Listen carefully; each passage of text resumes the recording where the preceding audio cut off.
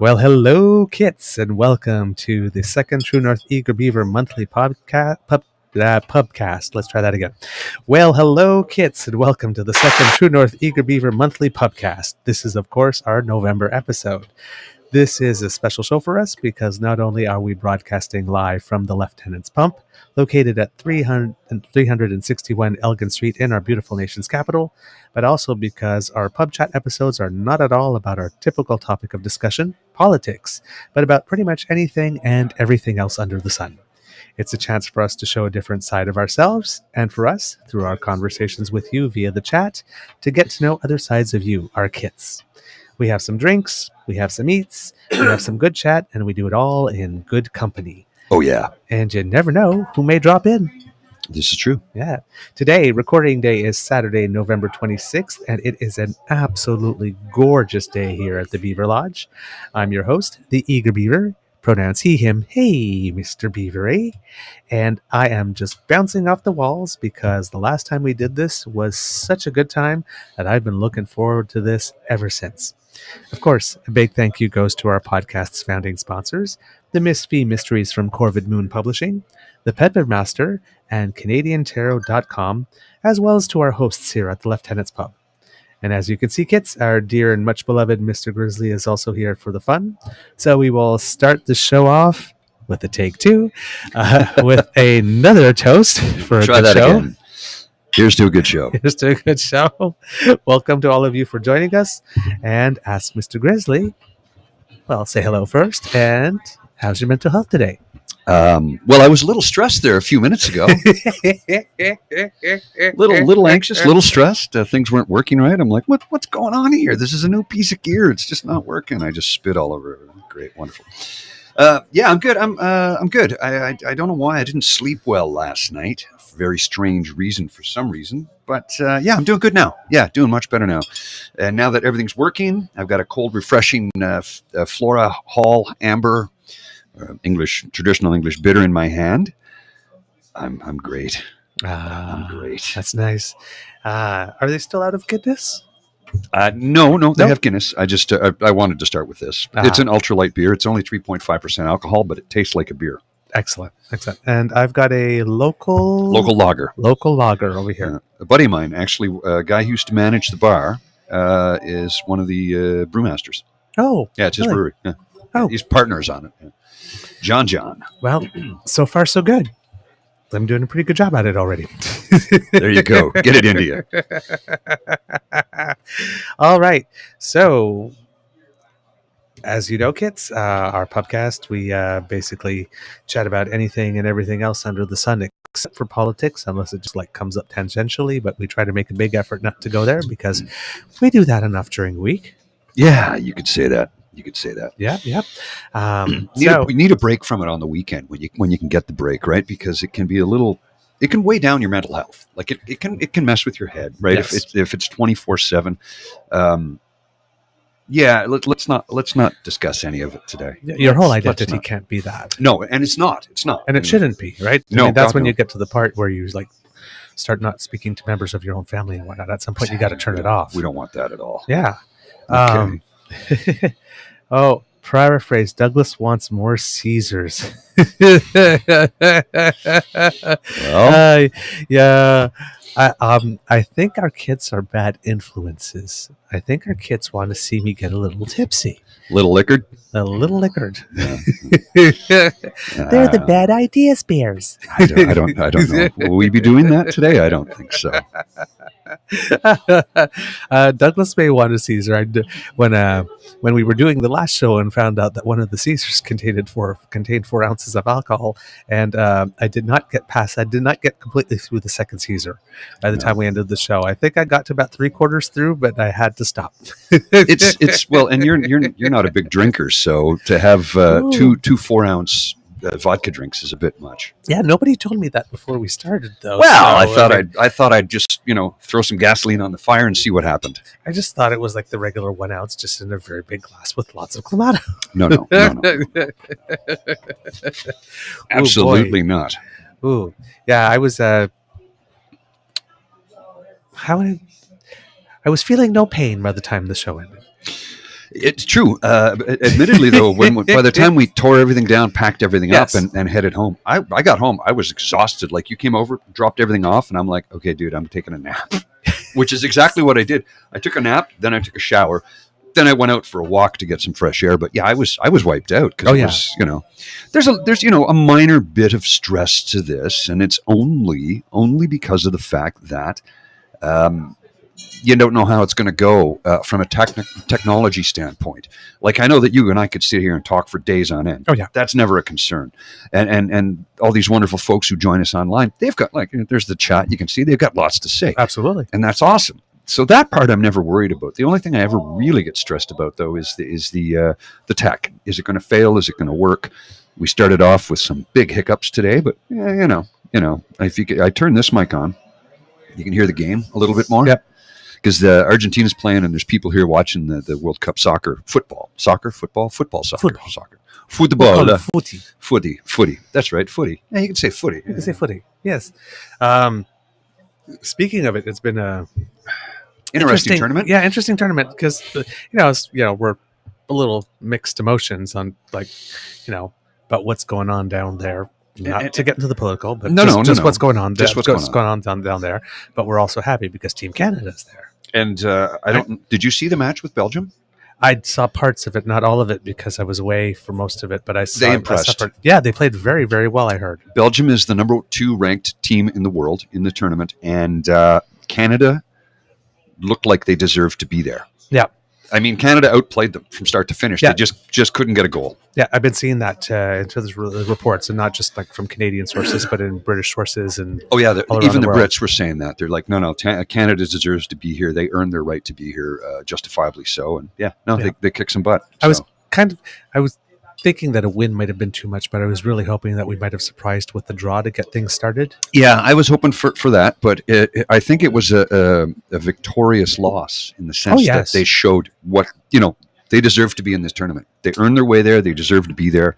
And I enjoyed every aspect of it, every second of it. Mm-hmm. I'm just going to send out a little. And they've definitely showed that they're ready. So hopefully for the next game, but is it this weekend? Tomorrow at 11 a.m. Yes. Yeah. So hopefully, with that big one and the nerves sort of settled a little bit, and showing that, and having performed to a good standard, even to an excellent standard, in the judgment of many, and they'll be able to take that and build on that and come up with a good result. Agreed. Now, of course, it's always a short tournament when there's only 3 games in the round robin before going up to the next stage. So anything can happen. It isn't any given Sunday type sport, as we saw with, I think, was it Japan beating Germany and Saudi Arabia. 2-1, and Saudi Arabia beating Argentina. Yes. And even, it would strike someone as a surprise a little bit, Wales and the United States drawing to a tie, but they were actually, I was looking at the rankings, and they were 16th and 17th in the world. Yeah, so that it made sense. It made sense. But at first I was, Wales, really? That tiny nation? And, it still is Wales. Well, I watched the England-US match yesterday. And I was here with guys who are massive footy fans, and I'm like, guys, this game they're like, it's boring as hell. Boring. To me, it looked like England was playing for the draw.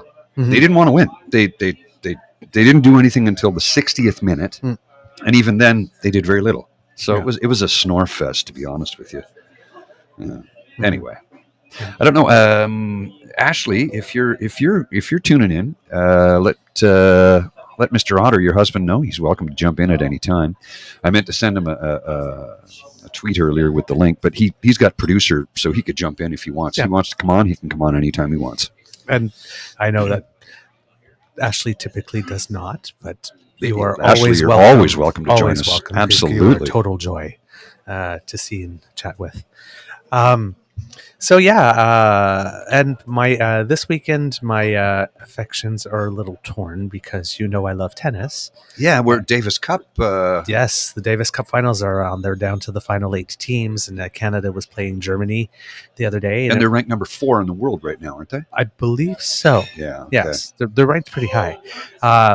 Because I don't know if there was a Davis Cup played in 2020 and 2021 because of COVID, but in 2019, Canada got to the final, lost in the final, but made it to the final. So we have our three best male players there. All three of them are ranked in the top 100 in singles, and all three of them have been. Vasek Pospisil in doubles has been as high as number 4 in the world. He's actually has a Wimbledon's doubles title under his belt already. Denis Shapovalov played with for a while with Rohan Bopanna, who is a legend from India, and he's actually our highest ranked doubles player. He's probably a little lower than normal, but he got close to the top 50 at one point, just playing with him, and just occasionally, not even regularly. And Felix has been in the top 100 at one point, but he's been playing a lot less doubles since he's been on his tear. I was just about to say he's been on a rip roaring snorting tear lately. So. Yeah. Yes, they beat Germany 2-1. It came down to the doubles, of course. And this morning they were playing Italy, and it was a very close game with Shapovalov and Sonego, who was playing lights out. And unfortunately for us, Italy won the first match. Felix had the first set won against Musetti, and was playing the second one. So it'll probably, hopefully if Felix wins, it'll come down to the doubles. But the doubles team from Italy is a very, very solid doubles teams. I think probably one of the top 10 teams in the world, and they actually play together regularly on the tour. So they're not just put together like Shapovalov and Vasek. So I love tennis. I love tennis. I love to watch it. I don't know the sport anywhere near as well as you do. One second, folks. I'm starving. We're just going to order some food here, actually. I would like, sorry. We had some technical difficulties there earlier, but now we're good to go. The grilled cheese for adults. On white, brown, or rye. Rye bread, yes, please. Mulligatawny or black bean? Black bean, please. Yes. Awesome, thank you. Oh, sorry, I didn't mean to do that. I apologize. Yeah, we because we had a little bit of a late start here trying to get things set up. I wasn't able to order food right away. Usually the idea is to get here a little early and have a bite to eat before we get started, but that didn't really happen that way today. So that's okay. I apologize. I'll take the pan-seared salmon, please. Sure. And my order's for gluten-free. It should be fine, but I've had it before. Yeah, thanks. Yeah, that's what you had last time, wasn't it? Yeah. That's good, eh? Yeah. Well, I figure, stick to something I know, especially if I'm on a live show, because the last thing I want to have to do is stop. Anaphylactic shock. Hey, we're going to have to call 911 and get, my headset there, get caught on that. All of a sudden, it's an accent show. Claire. Well, yeah, we don't need that. We don't need that at all.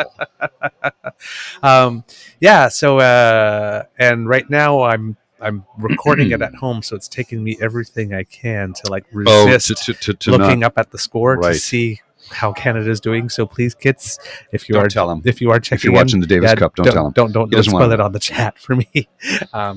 But yeah, I'm a little more nervous because I was really hoping they'd win the two singles match, because the doubles match is really going to be a tough one. Fognini and Bolelli play together on the tour regularly, and they're a pretty well-oiled machine. So. Well, I'll take your word for it, because you are the tennis expert in this collaborative effort that we have called a podcast. You're the tennis and curling expert. Yes, but you're definitely the CFL expert. But you're a CFL fan too, so I am. But I really don't know much about it. No, not even so much the players and whatnot. It's that you support it. It's that you support it is more important to me, because it's it's a small league. It's the only one of the things about the CFL that people seem to forget is it's the only game that is 100% ours. Right. Hockey is international. It's played all over the world by millions of people. American style football, I don't like to say it, but it's played mostly in the U.S. There's some European leagues. Right. Canadian Football League, they are expanding it, but the Canadian Football League is 100% Canadian in that no other country plays it. But where it makes difference is 50% of the players are American. But, well, there's a bigger talent pool to draw from, right? So, Yep. And up until I'd say maybe 20 years ago, there wasn't really a developmental program in colleges and universities in Canada, because college and university in Canada is different than it is in the U.S. Right? Yeah. But the university development program in Canada was never a big thing like it is today, because of the University of Laval, which can draw 20,000 people for a university football game. So they bring in like big numbers. So yeah, it's developed. Well, I mean, look at what's happened. Laurent Duvernay-Tardif. Right. right? Québécois, who played for the Super Bowl champion, and he got his ring, Super Bowl champion Kansas City Chiefs, who, then COVID came along. He's like, yeah, I've just graduated from med school, so I'm going to take this year off from playing football and go work as a doctor. Right. And all these people are going, you're an idiot. You're going to throw your career away. And he's like, I don't give a shit. I got millions of dollars. What do I care? And I'm a doctor. Right. So I'm going to do what I want to do. Here's a guy who is a Super Bowl champion defensive tackle in the NFL, which is the be-all, end-all for millions of young men in the United States of America. Here's a Canadian guy from Quebec who said, no, I'm going to go. I went to school to be a doctor. I want to be a doctor. This is what I'm doing. So I'm like, damn, respect the hell out of that, Absolutely, especially at the time where he did it, right? Mm-hmm. So my community needs at the height of COVID, pre-vaccines, right? Right. He dove head first in there. Yep. So it's like, God damn. And he was in long-term care homes throughout the province of Quebec too. Yep. So this guy's got a gigantic pair of cojones on him, like balls of solid rock, as they say. Yeah, but on the other hand, you just won a Super Bowl ring, and I wouldn't want to be the PR advisor advising the team that says we're cutting you. Yeah. Well, no, they were allowed. They were allowed to take that year off if they chose, and it would not harm their career. And it was not a contractual thing. Any player that didn't want to play during the 2020 season was allowed to walk away, and he did. But he walked away for a different reason. He walked away to help, not hide. Right. Unlike quarterback for the Green Bay Packers, Aaron Rodgers, who is a very skilled quarterback, but he's an asshole of a human being. He faked his vaccine. He got fake vaccine status card. Like, we talked about him on the show. What a dick. It's like, well, not only what a dick, but I mean, in a multiplayer team sport, where people are crushing each other, right? And you need to be able to depend on your team. That you have your team's back and that your team has yours, and you're lying about having gotten vaccinated, thus putting all your teammates at risk. It's ridiculous. It's just he could have gotten them all sick. It's like you can't shatter trust that way and then be considered a team player. Well, and also consider the fact that sure, a lot of people have had COVID and recovered and they're fine, but the people that have gotten long COVID are still. A buddy of mine had COVID, and 3 months out, he's like, "Dude, I'm tired all the time." And he says, "And the brain fog is still there." I'm like, "Really?" He goes, "Yep." We'll be sitting there having a conversation. He'll be right in the middle of something, and he's like, "Gone." Yep. He just looks at me and he goes, "I can't remember." So. I guess we did get a little political there, for a minute, but it was sports related, so that's okay. We'll give that one a pass, right? Oh man, so I'm looking forward to see those matches tonight when I get back home, and I'm trying to do that without, again, getting political. I'm trying to also catch up on the public order emergency thing, because we didn't do a show on Friday. By the way, Kits, we did do a show on Friday, and some people were worried or wondering. Absolutely nothing wrong whatsoever. It's just the night before on the anniversary with my Beaver sweetie, unfortunately, I caught a cold. So we couldn't do all the things that we had planned to do. So last night we did go out for dinner. Not yet our anniversary dinner, because it was just Eastside Mario's, and my sweetie deserve way better than that. Yes, that is about as trailer park as it gets. I mean, like, even Ricky and Julian are going, "God damn, dude!" Like, he was really in the mood for all you can eat garlic bread. So. Oh, fair enough. And who am I to deny him? Well, there you go. He keeps on saying we're Romanian. We used to line up for bread. So that's how much he loves bread. Well, he would have been alive during Ceausescu's reign, right? Yeah, the first 9 years of his life or so. Yeah, so that's he can actually relate to that. Wow. Yep. So what it's like to live under a real dictator.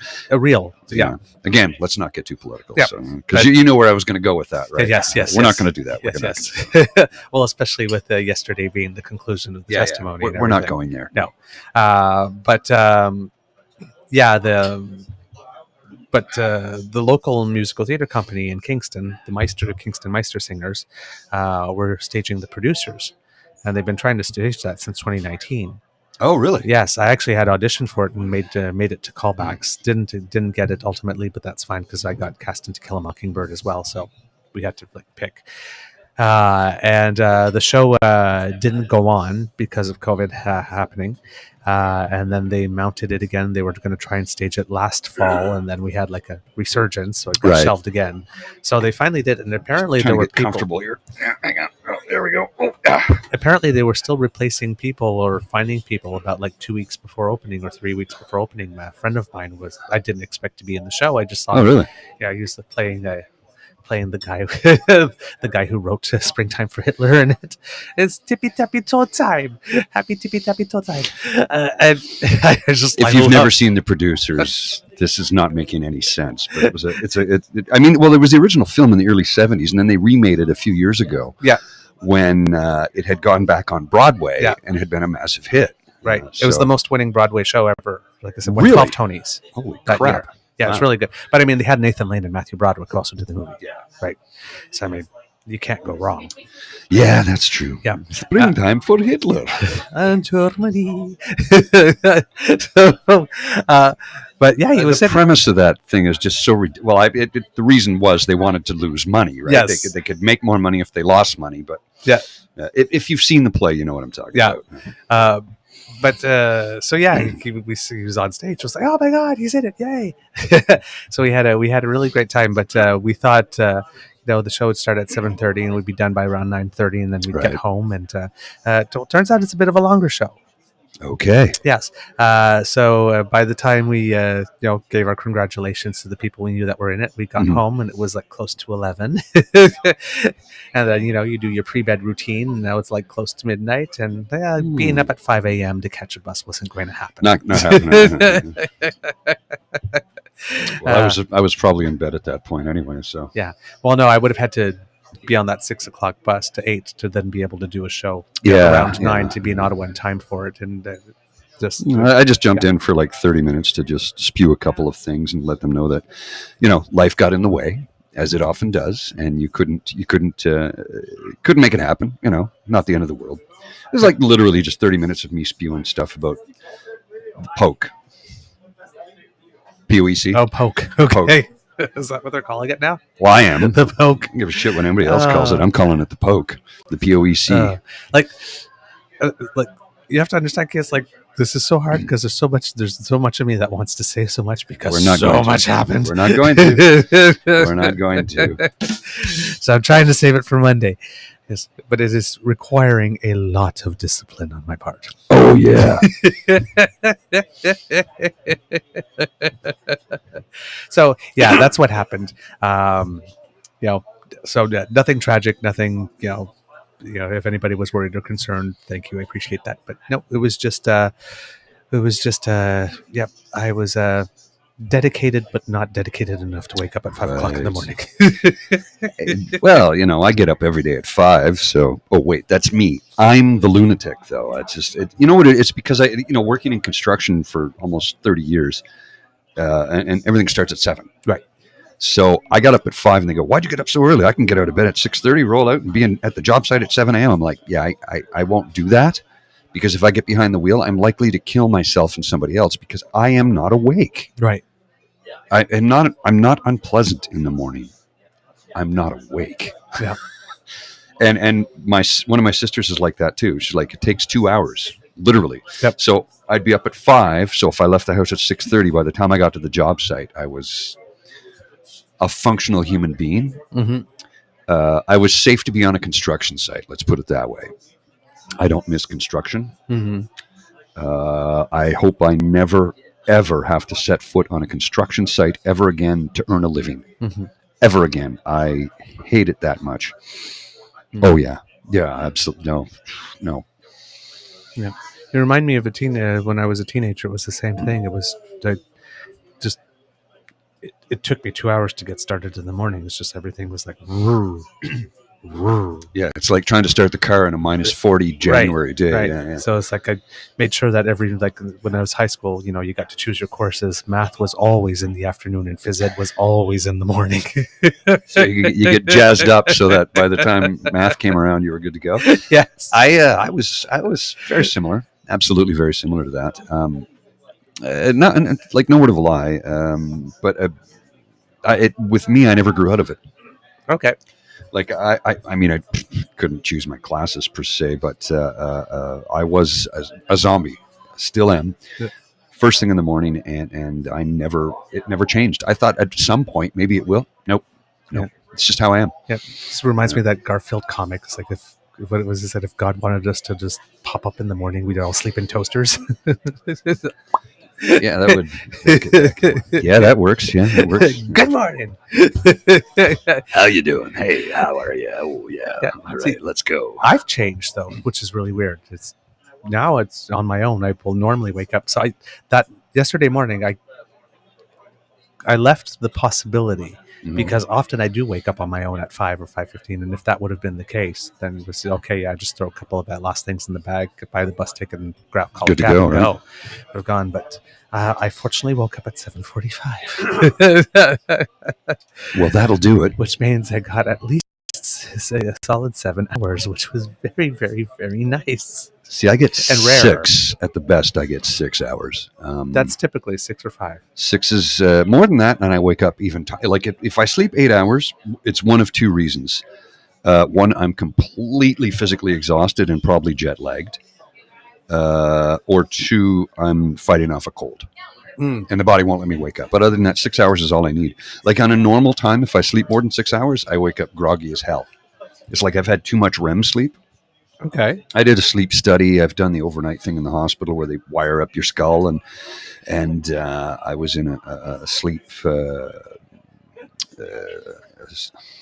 We had a group thing for people suffering from severe insomnia, like group therapy.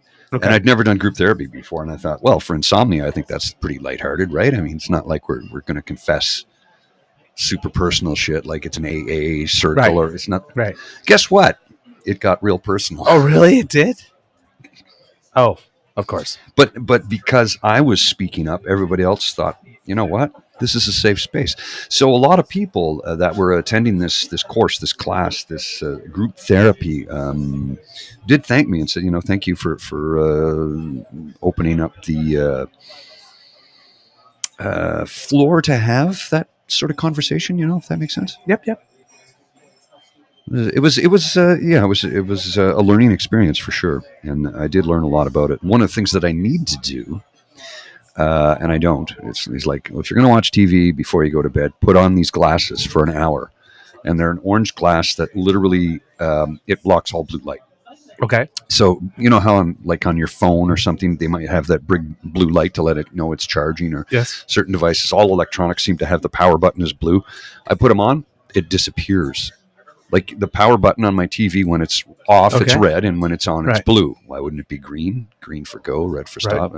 Anyway, I put those glasses on. You can't see it. It completely eliminates blue light. Oh. So the advantage of it is blue light stimulates the brain, and it keeps you a little bit, Yes. it's like drinking coffee almost, the way it affects the brain. So if you can eliminate the blue light, you can pretty much help your mind to relax and fall asleep naturally. Do I look fat in this corner? I think the camera's added 10 pounds. Come on, what the hell is going on? It's just the way I'm sitting. Does It's this just the way I'm make sitting. me look fat? It's because I had my backpack behind me there. That's better. That's better. Oh. Oh, come on. Look, I have a little bit of vanity. Little bit.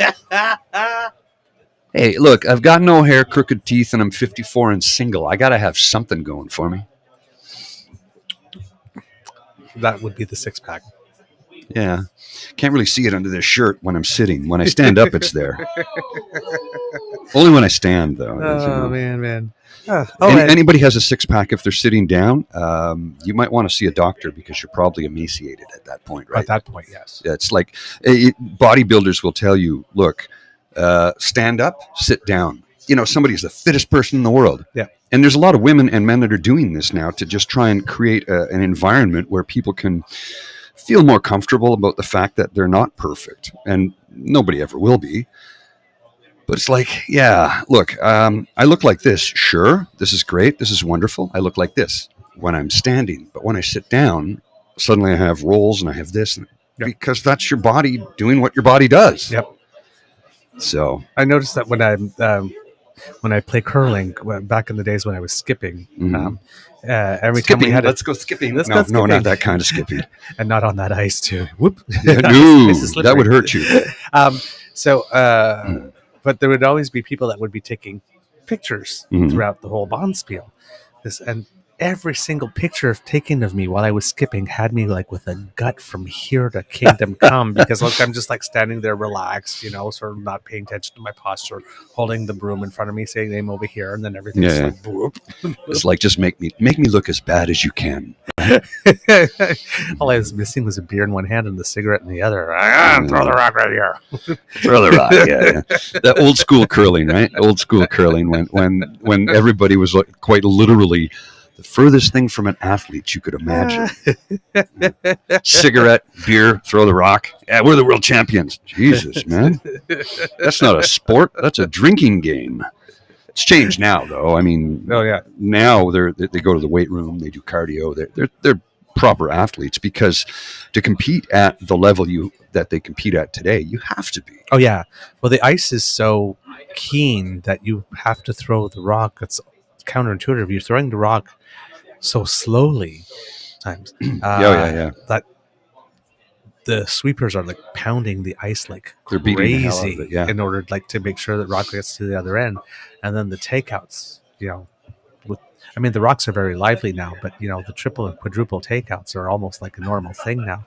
But you need a certain amount of leg power when you're pushing out of that. I would think, yeah. And then, of course, your core needs to be strong if you're going to be pushing out all that hard, so that you're not slipping to every side once you push out of the hack. And it's like, whoa, which is a thing that you hear a lot in the club curling, actually, is whoa, That's coming funny. up for a takeout.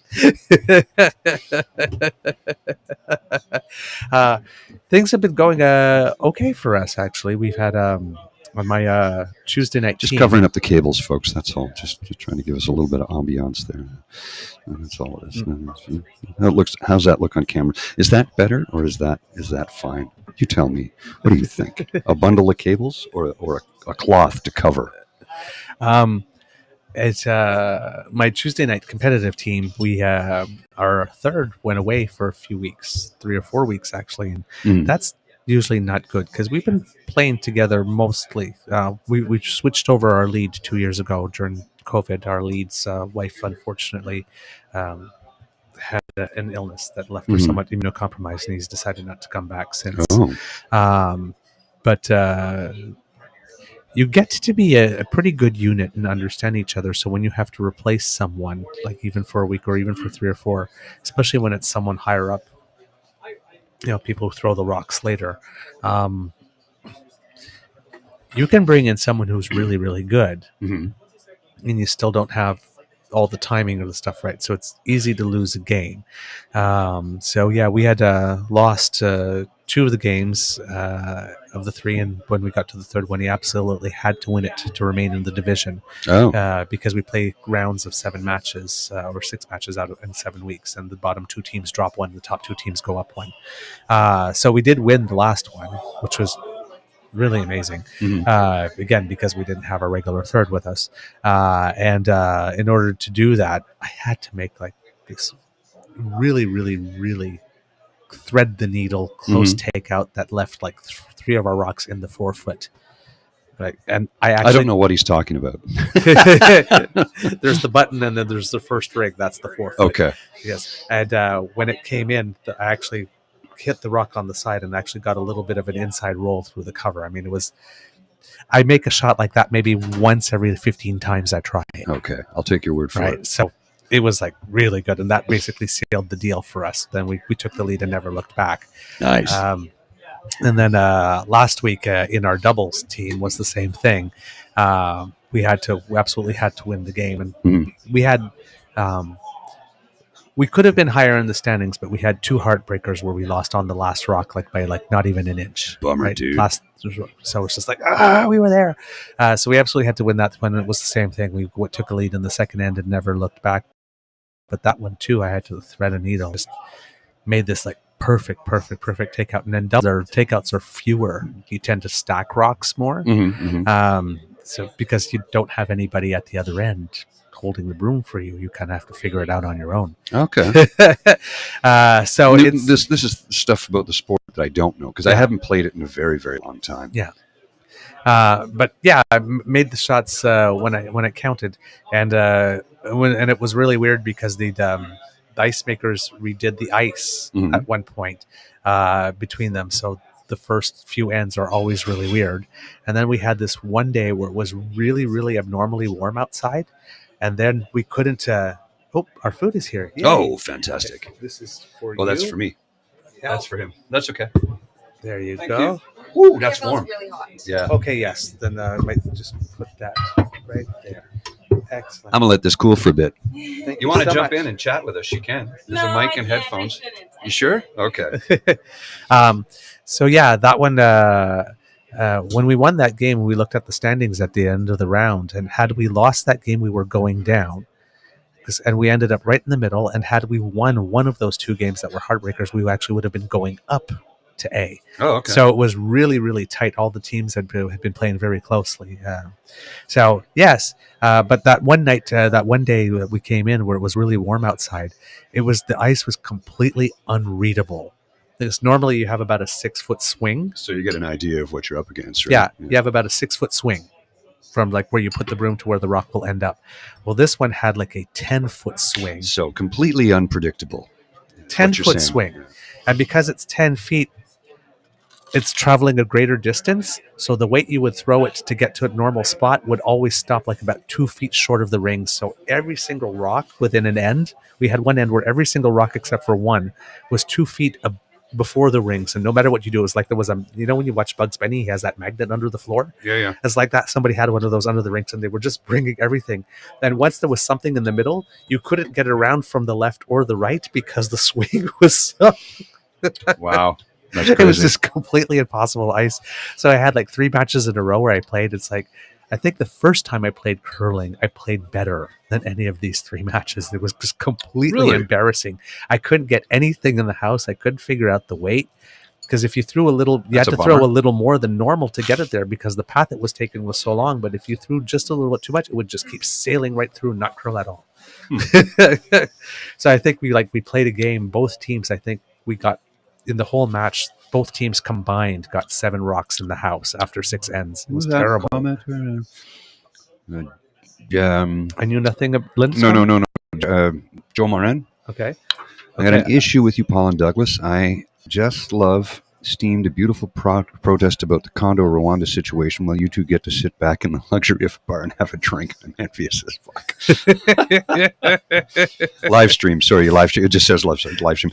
Sorry, dude. But, we gotta do what we gotta do, right? And we gotta bring joy to the people. I think it's because, because Monday to Friday, we're always talking politics.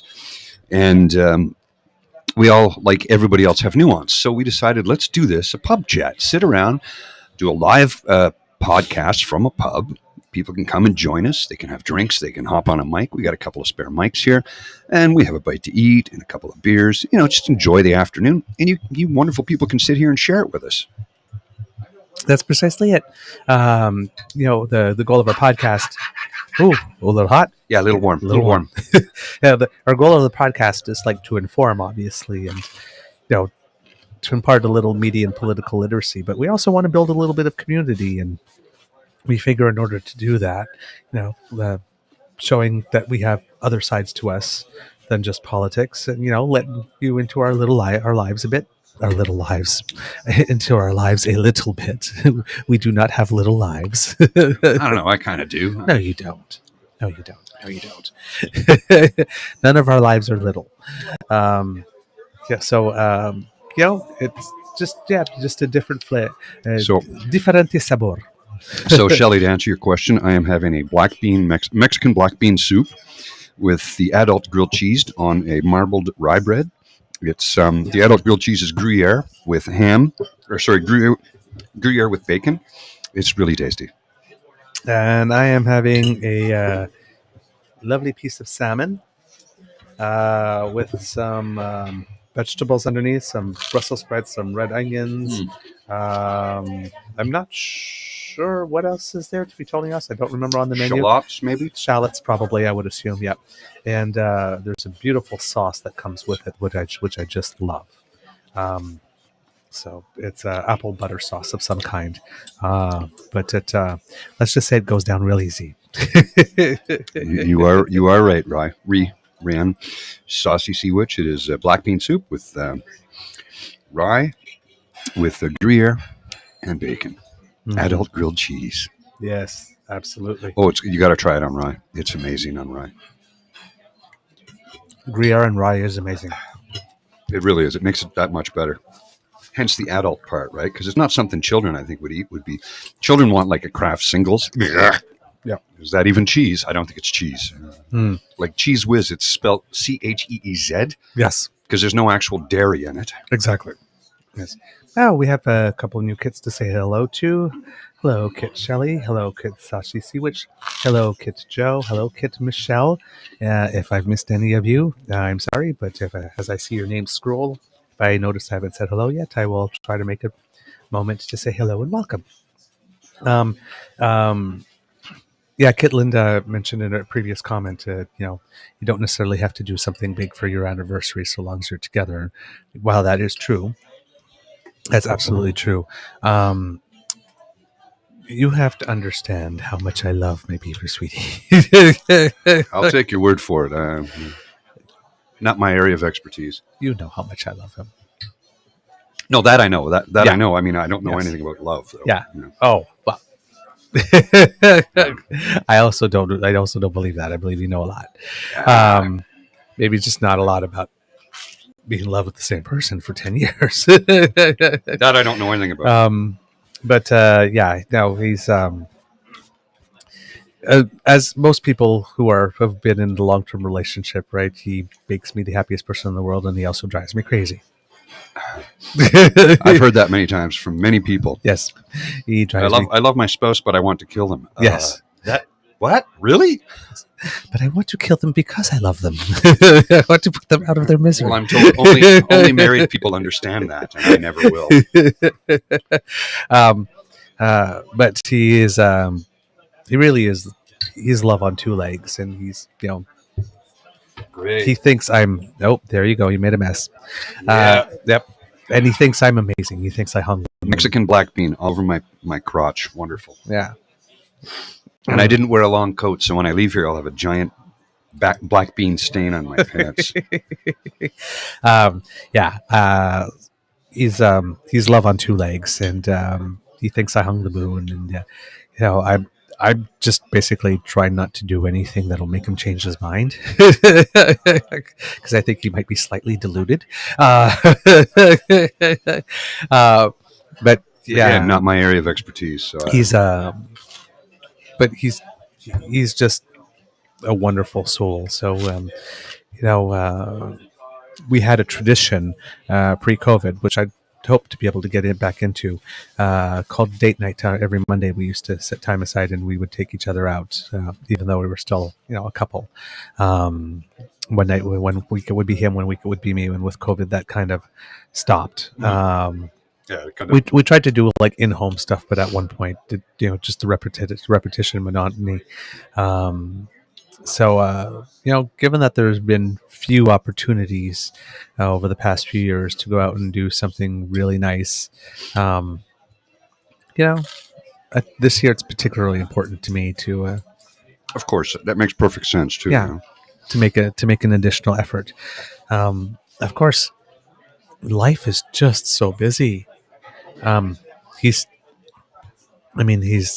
teaching schedule, along with with course preparation Right. and all that kind of stuff. It does take a lot of time, right? It's not just the time in the class. Well, and I'm sure there's a stress to it too, because here he spent years getting his PhD, and now he's working. So that it's a big change in lifestyle, right? It is a change in lifestyle, and this semester, because he's teaching both at a community college and a university. That's a big. It's course adjusting his teaching for different audiences load. Right. and different levels of skill set. So that's been a bit of a challenge this year, which he's taken on. and then he's doing the things that he needs to do in order to be able to, I guess you would say, expand his portfolio to be able to teach to different styles. But it's there's been a lot of learning and a bit of a vertical learning curve this year for him. And to his credit, he's been getting through it admirably, and like this, and because it's not always easy, when you're doing things, and especially things for the first time, and you're not having, you're not sailing through it, Right. right? You're hitting a couple speed bumps here and there, You're, and you you're have holding to on adjust. for dear life from moment to moment Yeah. sometimes, right? And last year that was the same thing for him too, but it was more as a result of him coming in and replacing people who had to take ill or take away, not take ill, who had to take some leave because of COVID or other things. Right. Or Just simple burnout. Yeah, or burnout. So I mean, finding out, 2 weeks before class is starting, you're teaching this class in here, figure it out and develop a lesson plan. And then I go back to work on Monday, and I'm sure I'm going to have several hundred emails to deal with and messages. And I work from home on Monday, and someone's like, "Why don't you go back?" No, I'm not going back to the office. First day back, I'm going to spend all day sorting through emails, for Christ's sake. Right. And last year, after he taken out that first course, about 2 weeks later, then the person he replaced had to drop 2 other courses. So he was actually teaching the course while developing the lesson plan. Oh, damn. So the lesson plan only really fully got in the 4th or 5th week, while he still has things coming in to correct, right? And Mark. So last year it was really hanging on the handlebars for dear life, and he got through it admirably. And then this year, like I said, there was just and it's difficult for teachers, but it's difficult for students too, because they've been away from the class environment. A lot of people feel that they've lost time, so they're trying to. Well, I was talking to somebody the other day, and I go, remember a couple weeks ago? And, oh, hey, I'll have another Amber, please. I'm so good for now, thank you. Yes. And I was like, remember the other day when he goes, Paul, that was 3 years ago. Oh, crap, it was, wasn't it? Yeah. Like the last few years. It's just a blur. It's been a blur for everyone. Yeah. Everyone. Yeah. So, they're coming back, but a lot of people, I remember we had one episode where we're talking about, students in high school and elementary school, and they said our kids are falling behind. It's falling behind who? They're all falling at the same rate. So what difference does it make? Well, not necessarily the same rate, but I mean, they're all. Yeah. Everybody is what I'm saying. Everybody is fallen. Compared to who? Which nation who got a competitive advantage? Nobody. Right? Nobody. So, but I can understand that. Because my very sweetie and I have had this conversation a lot, because I'm a few years older than he is, and he compares himself to his brother often, right? Who, before we got our house, which was just last year, has had a house for a while and has been married for close to 10 years now, and has 2 kids, and has been working. It's I'm comparing myself to my brother. My brother's got this and this. Don't do It's that. Don't ever do that. You've got a PhD. Yeah. That was a full-time job getting that. And you are in a relationship that now is 10 years, Yeah. right? And, like this. Look at what you actually have. Yeah. You And you sing in a choir, and you've held these jobs along the way, and you've gotten some teaching experience. And he was the health and safety officer for... Okay, I got to trim my beard soon, I think, because holy crap, I'm eating hair right now. He was the health and safety officer for a union. Oh, wow. For a few years, and did really good work there. I mean, when he got there was like 2 or 3 people only going around doing the assessments, and by the time he left, he had the full complement. Oh, wow. Okay. And staffed it all up. I mean, he did some really, really, really good work, right? And he's in, tried to play rugby for 3-4 years, picked that up, So, I mean, he has a well-rounded life. He wasn't all studies. He just wasn't seeing it that way. Yeah. And now... sometimes you can't see the forest for the trees, right? Yeah.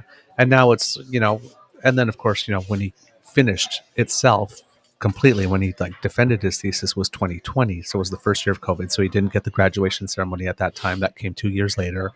And then, for filing for his patent, well, that got slowed down too, because there's nobody in the office. And, and that we got good news on that. It's officially everything at the university itself has been done. Right. And it's being sent for the last phase, where I guess it goes to the U.S. Patent Office and the Canadian Patent Office, and I guess the other ones, and they actually hire some type of.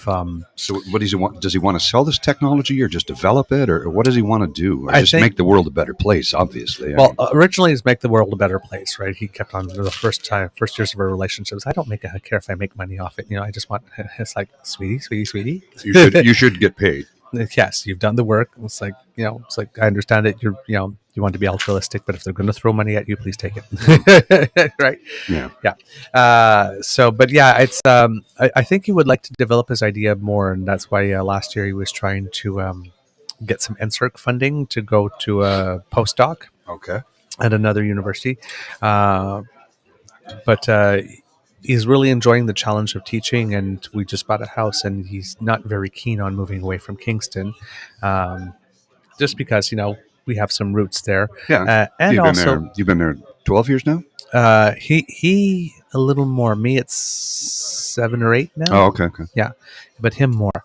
And the other thing is that he has a niece and nephew that he absolutely loves and adores. Right. And they're nearby. Richmond Hill, so not that far. Yeah. Okay. But our nephew's 14 and our nephew's 13 and our niece is like 8 or 9. So they're getting just at that age. What Ree's saying is correct. You have to make the money in order to help more people. Right. Exactly. Right. And he wants to be there when they're in their teenage years, right? To be a good influence. So he's, doesn't want to go away if he doesn't have to, which is why he's enjoying the fact that he's getting teaching opportunities in Kingston, where we are, so we don't have to move. And we probably could have a very happy little life there. I'm very warm right now. Just being a teacher, but I know that he's happiest when he's in the lab. Well, that's understandable. That's sort of being in the lab is sort of like home space. Yeah. Right. That's where he does his thing. Yeah. It's what he studied to do, is to work in a lab and develop technologies that will change the world. Mm. And he's well on his way to doing that. So he's like in that stage, like when you're a chef and you get popular enough that you're opening your own restaurant, but you're dealing with all the other things of running a business that you're actually not creating. Which is difficult. Yeah. Because you're a chef. The administrative portion of it is Right. never easy. Yeah. So yeah, he's sort of in that phase of life. But the patent is going to the next phase, which is nice. And I think the patent offices hire a type of litigator of some kind to try and disprove the patent. Right. To say that this works or it doesn't work or whatever the case is. Right? Well, no, that it's the ideas exist somewhere before. And Okay. Work or doesn't work. That part has already been established. But in terms of the intellectual property, and if they can't do that, then the patent is officially ready. Yeah, good to go. So this is the last phase. Okay. So and at the place of work where he was having a little more difficulty adjusting to the different student style, he was really worried that he might not get another offer as a result. Oh, really? Right. Well, things, right? It was the same thing when I did the directing thing, right? And it didn't go as well as I thought. And I thought, okay, here we go. I'm going to be blackballed now because people are going to talk. And then you've got the whole imposter syndrome going through your head. And right. And you think crap. it's worse than it's going to be. And turns out, he had an offer come in the other day. Already? Yep. Well, he's fine then. He'll be okay. Yep. And it was for what he asked for as well. Oh, nice. Specifically. So, I mean, because next semester he's going to be teaching something at RMC. Normally when you teach a course, you teach every week. But he's going to be doing a 2-week intensive where for 10 days from 8 to 5:30 or something like that, he's going to be teaching something, and that will be the course. Okay. So, but when you're doing that, that means that there's, if he's teaching twice a week at the other place for 2 weeks, he wouldn't be able to, especially if it's in between 8 and 5. Right. So I was like, how do you do that? So he asked next semester, rather than teaching the class, if he could be assigned the labs for all the class. One person would teach all the classes, rather all the sections, and he would do the labs for all the sections rather than teaching. Oh my! Rather than teaching, 2 classes and the labs for 2 classes, teaching labs for all 4 sections instead. Divide the work that way. And it seems that they like them enough to be able to accommodate them, and that with that he'll be able to accommodate that schedule, because he'll be able to take a week off in the classes and schedule the labs in a different way to avoid those 2 weeks.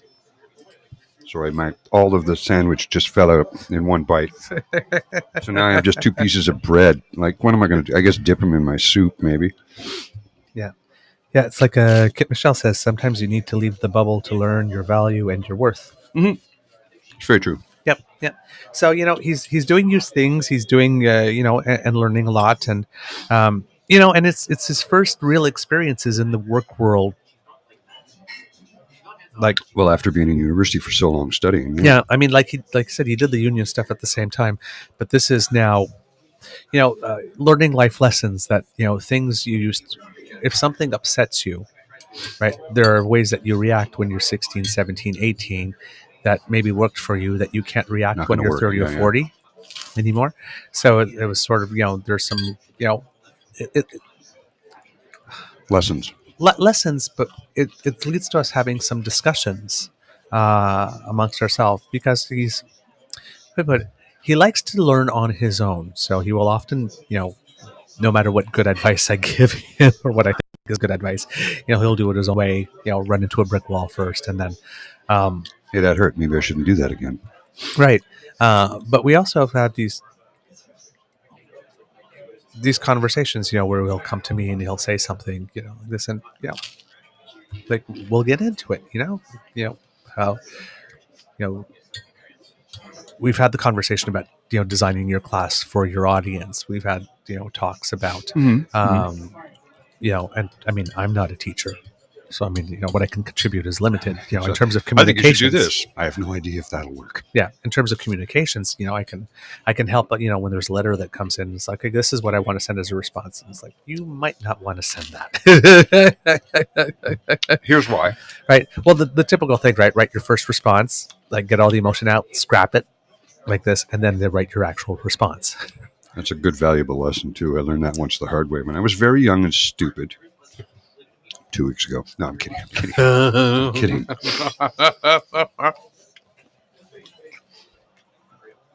Not like I was any younger 2 weeks ago. Well, I was 2 weeks younger, I guess. But here's a picture of me when I was younger. Dude, every picture of you is when you're younger. I love it. That was Mitch Hedberg. Rice is great whenever I'm really hungry and want 10,000 of something. Like, why do they put an out of order sign on an escalator? Thanks for the stairs. I appreciate the convenience. Although there was a commercial years ago where it was a couple of people going up an escalator in a shopping mall, and it just stopped. And they're like, help, we're stuck on an escalator. And I'm like, what? It's stairs. Just, oh, I see what they're doing. Or my favorite was the gym in Miami. Had an escalator to get to the gym. Like, do you see a problem here? And I chuckled. And then a friend of mine pointed out, no, that's for people who have mobility issues. I'm like, oh, right. My gym, there's people that have mobility issues, and there's special machines there for them to use to exercise and work out with. So it's like, yeah, okay. I feel like a real turd now, but that was a long time ago. Yeah. So yeah, we've had chats like that, and it's nice because you can. It took me a couple of weeks to figure out that I needed to get out of the. Well, here's what you should do, right? And broach it more from, okay. Here's what I would do. No, I hear that you're feeling vulnerable. Right. Right? Because you're doing something that you thought you would be good at. Because, I mean, you have a PhD. You know this stuff. There's still a learning curve no matter what, right? Right. And it's easy to get into a dynamic because I had just lived it in August. Oh, yeah. Where you're trying something, you're not being as successful as you would like, or you're not, as you said in your words, you're not being victorious in the moment, and as opposed to saying you're failing. And I've actually used that with Alex. So, yeah? Yeah. So you're not failing. Like, no you didn't happy like this. Nope. You're just not victorious in the moment. There's no such thing as failure, because you're always going to learn from whatever it was. Like, it was as much as of a douchebag that Thomas Edison was, and he was, because he stole from Nikola Tesla. But he did say, they go, you tried 1,000 ways to create the light bulb, and each time you failed. He goes, no, I found 1,000 ways to not make a light bulb. Right. You have to turn it around in that respect, right? Yep. So you didn't fail. You just found a way. You know, I tried all these ways. These didn't work. I finally found one that did. It's not a failure if you learn from it. Mm-hmm. Yeah. But there, you know, when I wasn't victorious in the moment this summer, there was a portion of time before I stopped to gather myself and stopped to take a look at what I looked like while I was not being victorious, where it was a lot of I'm talking and I can't shut up. Help me, I'm talking and I can't shut up.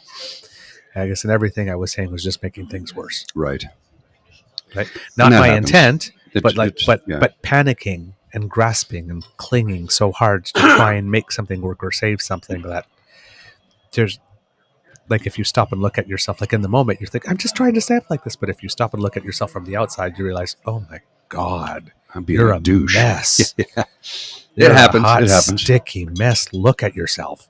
Yeah, you have to step away and take a look at the bigger picture sometimes, and then realize, is it a friend of mine? You know, because of the mental health issues that I have, I didn't recognize them for many, many years. And I remember my friend once, we're out somewhere, and she's like, wow, you're being a real asshole this evening. And I kind of went, what? She goes, yeah, you're just being a real contrarian. You're being a dick. Like, stop doing that. I'm like, I didn't even know I was. She goes, no, I recognize that. That's why I'm not yelling at you. And I'm telling you in a kind, polite manner, because I know who you are, and that's not who you are. She goes, you're just, you're being an asshole. Stop being an asshole. I was like, oh, I didn't know that. So it was an eye-opening experience and a learning experience for me, for sure. And I've always been grateful to my friend Heather for that, because it taught me to be a little bit more aware of how I was behaving. Mm-hmm. And this was before any of my diagnoses had come through, so I didn't really know what was wrong with me. So it might have been just high anxiety. That was certainly a part of it. Couple that with depression, and it just really can bring a person down, right? But luckily enough for me, she's such a caring, compassionate human being that she's like, dude, you're being an ass. Stop being an ass. Mm-hmm. Didn't yell at me. Said it very matter-of-factly. Mm-hmm. I'll never forget that as long as I live. It was a good lesson, and it was gently delivered to me, which is what I needed, right? Yeah. Well, my Beaver Sweetie, and I have that, right? He's always the one I can go to first with, am I crazy here, or... You're right. I mean, well, tell me, you're being a little crazy. You're being a little crazy. Settle down. And that happens because we're only human, right? We do that from time to time. It's like I need somebody to help me, nudge me in the correct direction sometimes, Well, like 360-degree feedback is always very helpful. Sometimes it's not welcome in the moment that it happens. There are times I've not been receptive. I have no doubt. It's part of the human condition, right? How dare you tell me I'm wrong? How dare you tell me I'm overreacting? I'm not overreacting. Well, sleep with me tonight if I'm wrong, but...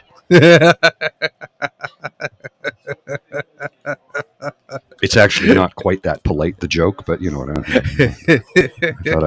thought I'd curtail it a bit. No need to get pornographic. No. So years ago, somebody gave my mother a birthday card, said, here's your pornographic birthday card. I went, what? It had Bullwinkle on the front. You open it up, it says, all you need now is a pornograph to play it on. I'm like, Christ. My mother's like, you want to see my pornographic birthday card? No, Mom, I don't. That's bizarre. What? She goes, come on, here, look. I'm like, oh, for crying out loud. It was good. She got me. My mouth was open. Eddie Murphy reference. I fought it. No, you didn't. Yeah, you did. That was a good one. My mouth is open. So yeah,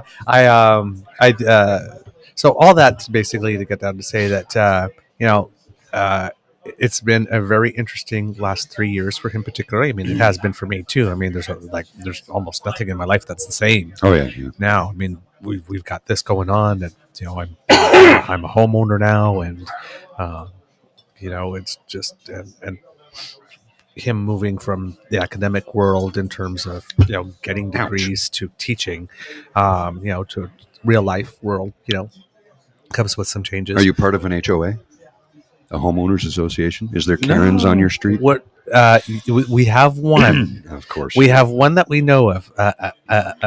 More of a Kevin. Okay. Yes, more of a Kevin than a Karen. Really, really nice guy. However, nitpicks everything. Yes. Well, not nitpicks everything, but let's just put it this way: the male equivalent of the little old lady who sits on the porch and knows everybody's business. Oh God, yeah. Or like standing watering his lawn. So, some people in Ontario might be familiar with a program from Rogers Cable called Lobby Watch. And if you live in an apartment building, what they would do is Rogers would create a television channel that you could tune into. And I used to install the cameras, and you'd have a camera watching the door of the lobby as people came in and out. And I'd have to go replace cameras or augment or adjust or whatever, and I'd show up and camera would go offline. I had a young guy working with me the first time, and I go, somebody will be here in 2 minutes to tell us the camera's offline. He goes, really? I go, within 2 minutes, 4 people. So I adjust all the camera and the one person, and the super's like, just talk to that guy. He'll tell you what. So I get the new camera put in, get the angle adjusted, and he goes, come over to my apartment. I'll show you. He just lived down the hall. I go down the hall. He's got an old style console television. Mm-hmm. That's got Days of Our Lives on it. And then to the immediate right, he's got a 21-inch TV connected just to the lobby. Mm-hmm. And I thought, really? Yeah. Oh, every time we did this job, every lobby we went into and updated or upgraded or whatever, same thing. Within 2 minutes, somebody be at your... my building, landlords were approached by Rogers, and they're like, no, we don't want it. Yep. And I went to my super, or the landlord, Mark, and I said, oh, thank God. He goes, Paul, I worked in enough buildings in my career. I'm not putting that in here.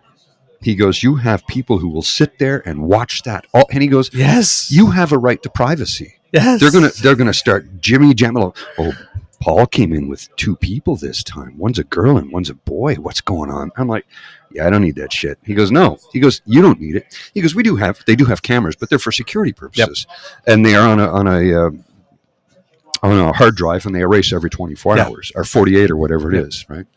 But that's just for if any incidents happen, it's recorded. But they don't want the residents to have access to that. Believe me, you don't want that. No, you don't want that. But it's a bloody nightmare. It's like it's a building full of Karens and Kevins who sit there all day long. Yep.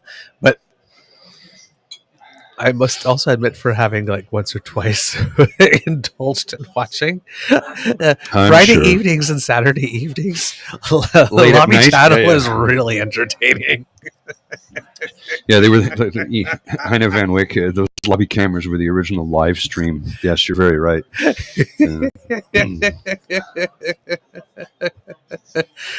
Oh man, yes, indeed. Oh man, I don't miss those days at all. No. I don't miss doing that work, and I don't miss the crap I had to put up with. And those were stressful because you'd go into the building. It's like, all right, here we go. Within 10 minutes, somebody's yelling.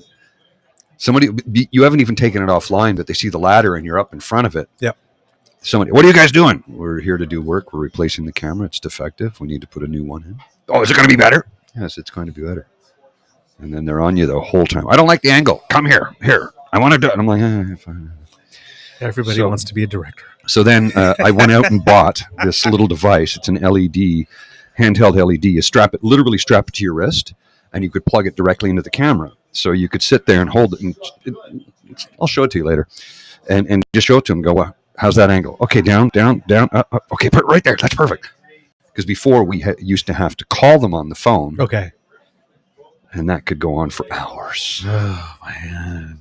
Yike. So, yeah. Oh, man. Oh, no. Yeah, that was, I think it was a good idea in theory. Yeah. Well, what it was, it was a marketing ploy by the service provider, whether you were with Rogers or Bell or Telus or whomever the service provider was. And what they would do is, and Rogers did this specifically in Ottawa, they went around to buildings and go, we'll rewire the whole building, upgrade everything for free. Mm-hmm. But anybody who moves in can only use our service. Oh. You can't buy an alternative service. Gotcha. It's them only. And they did that and signed 10, 15-year contracts with a lot of companies. Then they said, well, we'll put Lobby Watch in for you, too. It's like, no, you're not. No, we don't want it. Another thing, too, was because my service provider is tech savvy for internet services. Okay. I've been with them for 12 years now. And they just rent space off of Rogers lines. Okay. So I was able to get around using the Rogers. I mean, Rogers still gets a piece of the money, right? Because tech savvy's renting from them. It's a wholesale thing. But the way I see it is the bulk of the money is not going to Rogers. And they can, you want to give me shit for it, go ahead, Rogers. I'm a consumer and I'm allowed to make my choices on what services I use. And I didn't want to use your service. I went with an alternative service provider that I've been very happy with. Mm-hmm. Yep. And a small independent company from Chatham, Ontario. And I loved how when wholesale prices went down a few years ago, before the CRTC got into bed with Robellis, Rogers, Bell, and Telus, which they've always been in bed with them anyway, but they really raised and they said, we're going to raise the rates, and here's why. It's like, no, this is terrible for consumers. But when the price went down, I actually got money back from the service provider. Oh? Yeah, they said, prices dropped, so here's a rebate check, and your amount will be like $1 less per month. And I talked to a few friends, and I'm like, have you ever... Oh, yeah, sure. Sorry, just a second. Oh, you're welcome. Thank you very much.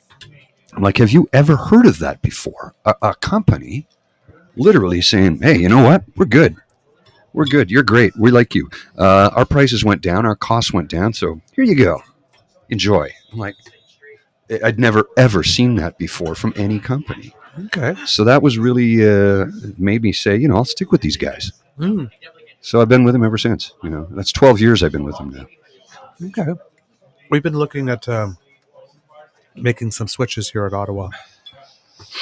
Just because it's getting a little expensive, but and just getting a little expensive. Yeah.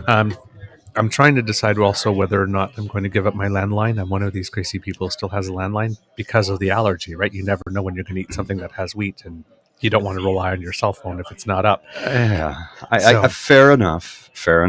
But if you have to call 911, your phone doesn't even have to have a connection. No, it doesn't. You can call 911 from any cell phone on earth, and it will work. Okay. That's the law, actually. All right. That was made a law. Your account could be cut off. You haven't paid your bill. You don't have a service. Doesn't matter. You pick up the phone, you dial 911, it goes through. Okay. Well, that might make me feel a little better about it. But yeah, I'm just just one of those things. I'm looking to, it's inflation for everyone, so I'm looking to see where it is I can save a couple of bucks here and there. Mm-hmm. Well, anyway, you can save some money. Well, the other day I got a notification. They're like, there's such and such went through. I'm like, God damn it, I meant to shut that off.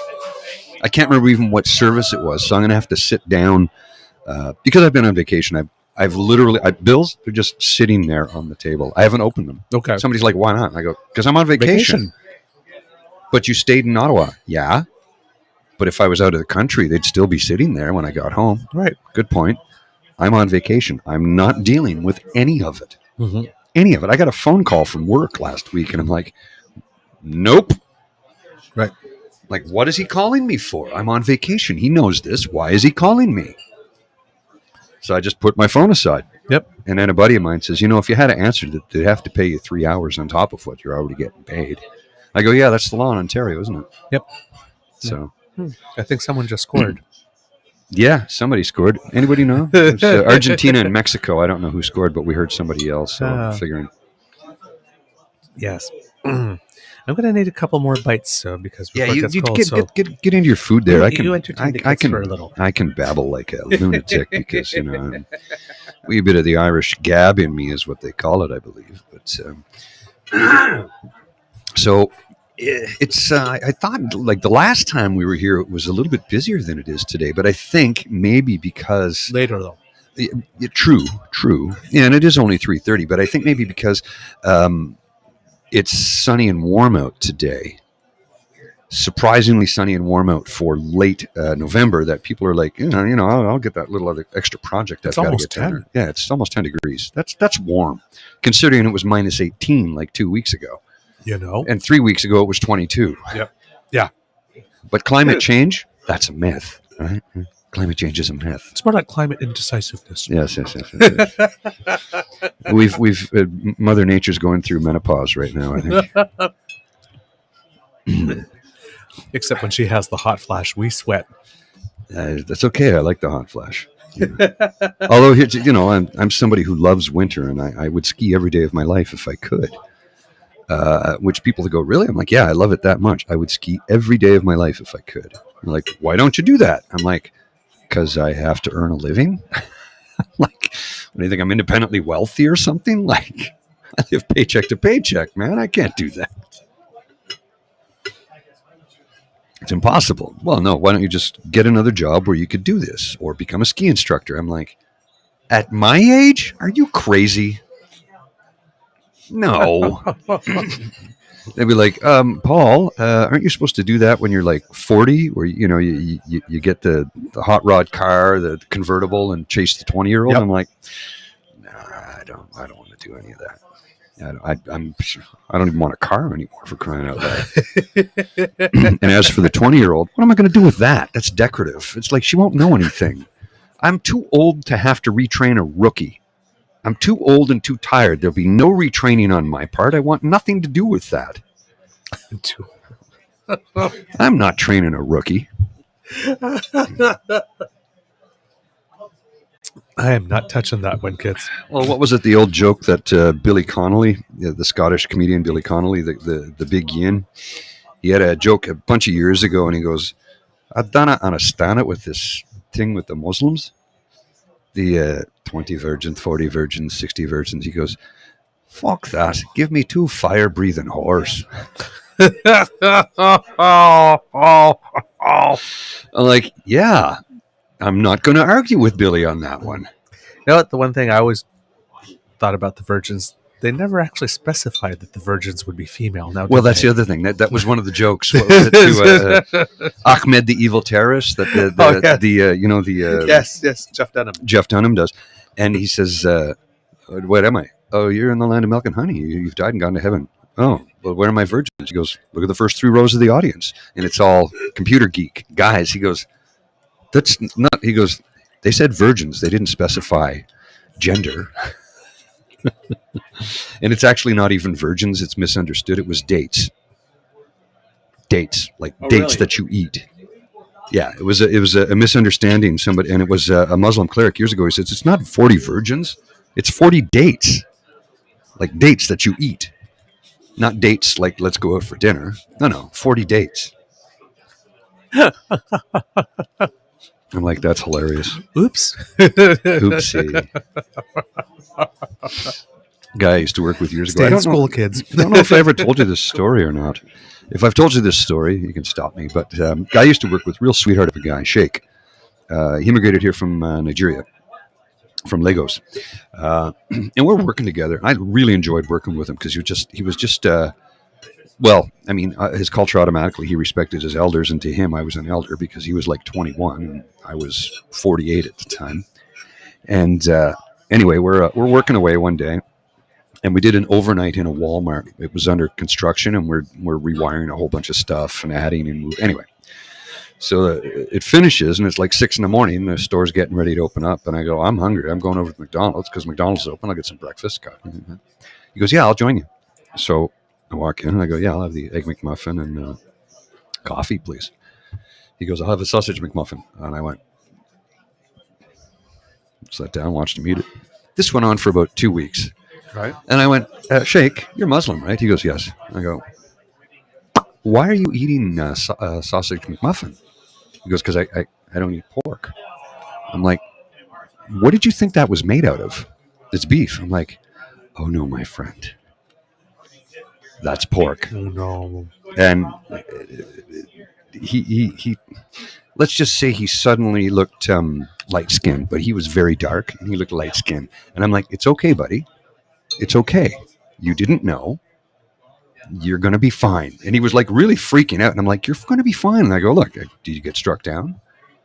Allah is not going to hate you for this. You didn't know. You just ate. And it was, you know, I literally didn't know. The first time I saw him order it, I'm like, do I say something? Do I, you know? So 2 weeks later, I was letting him know. I'm like, dude, sorry. He was like, thank you for letting me know, Paul. I really appreciate it. I'm like, dude, I just. Well, I can see how you'd make that mistake. I mean, because there is beef sausage, right? But and that's the not egg what they're serving. comes with ham, which is obviously pork. Yeah. But he didn't realize. But I'm like, no, that's a pork sausage, my friend. It's not beef. Oh my! I can understand. Yeah. I can understand how someone would feel a little, I'm a little bit beside myself here. He was okay with it in the end, but everybody else who had been working with him for the longest time saw him do this all the time, and nobody said anything because they didn't know how to broach the subject. But you know, you work literally side by side with somebody on a scissor lift, 30 feet in the air for 3 weeks. You know, you develop enough of a comfortable rapport where you can just say, you know, guy, here's the thing. Michelle says maybe very little pork, mostly meat glue. That's true. That's very true. Oh, man. Oh, by the way, there's a little bit of bacon in this kid's. Bacon with the salmon? Yeah. Oh, a little wow. bacon with Brussels sprouts is always very good. Okay, I'll take your word for it. I don't care for Brussels sprouts, but I do eat them when somebody serves them to me. But I would not go out of my way to purchase them. I don't either. But when I've always liked them when I was a kid. If they're well prepared, my mother used to know how to prepare them very well. Yeah. So I was like, I'm not adverse to them, but I don't particularly know how to prepare them well. That's not my thing. Yeah. We didn't grow up with them. The first time I had them was maybe about 15 years ago. Okay. Yeah, we didn't grow up with them. Never had them. I mean, look, we were not. We were poor for the most part. Really, very very working class family. So, lots of wax beans. Yes. Canned peas, canned vegetables. If you serve me canned vegetables, I won't eat them. To this day, I can't. They got to be fresh or fresh frozen, right? Yep. I can't eat canned vegetables. I have trouble with beans for that reason. I do have beans. Traditional Quebec beans? Yeah. I'll have them from time to time. Not often, but I'll have them from time to time. If I never see another order of them for the rest of my life, it'll be too soon. I know the expression isn't very good, but to me, that's us too. We grew up rather poor. And I was like that literally is poor people food. Oh, yeah. You know, I understand. In my brain. Yeah. And it's just, it's like at least once a week, if not more, because of leftovers every single week of my life. Growing up, I hated Kraft dinner, right? God. I hated KD. Okay. Hated it. I like it now, though. Okay. But I prepare it differently to begin with. I don't use butter or milk or margarine. I use olive oil mayo. Okay. And then some Dijon mustard. Throw in a can of peas, steam some peas, throw them in, fresh peas, and a can of tuna, along with sriracha sauce. And you've got yourself a protein bomb, my friend. Ooh. Tuna, peas. Yes. It's nothing but protein. Okay. It's also, every now and then I'll just have it on its own. Just the KD with throw in some mayo instead of milk or butter because I don't really do dairy for the most part. So KD itself, I just had a Gruyere sandwich. I'll pay for that later, friends. Dearly. Oh, no. It's okay. I knew what I was getting into. The beer will soften the blow. Blow being the key word. Yes, I know. That's why I was laughing. Don't come over to visit tomorrow. Which reminds me, I got to go pick up some TP. Oh. Sorry, I got something in my throat. That was a cheers. You all right there? You going to survive? Excuse me. Not when I'm swallowing. Yeah. Not when I'm swallowing. Okay. All righty. Oh man. Go ahead. I'm just gonna get this Oh, okay. there. Go over here, and then I'm just gonna send a thing to myself so I can send it out to somebody else. Okay. Excellent. Well, now that CFL season's over, what are you going to be doing I'll watch for the your sports NFL. entertainment? I watch the NFL and NHL, and I'll go to a couple of games. I usually attend a few games. I have friends who have tickets, and they'll say, "Hey, you want to?" Every now and then I'll get a freebie or something. I don't know if I've ever actually paid for tickets. No, I did.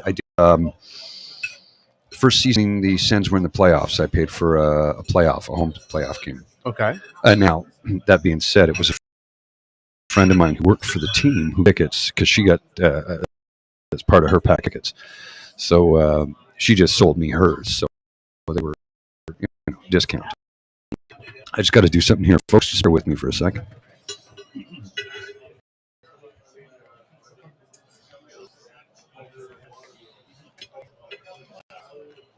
On my end, my mixed doubles curling partner is not in town because she's, I believe, in Edmonton at the Everest Club Championships, which is like the national championships, but for club level play. So if you win your club, Okay. you go and play downs. And her son is playing for Team Yukon, actually. Oh, cool.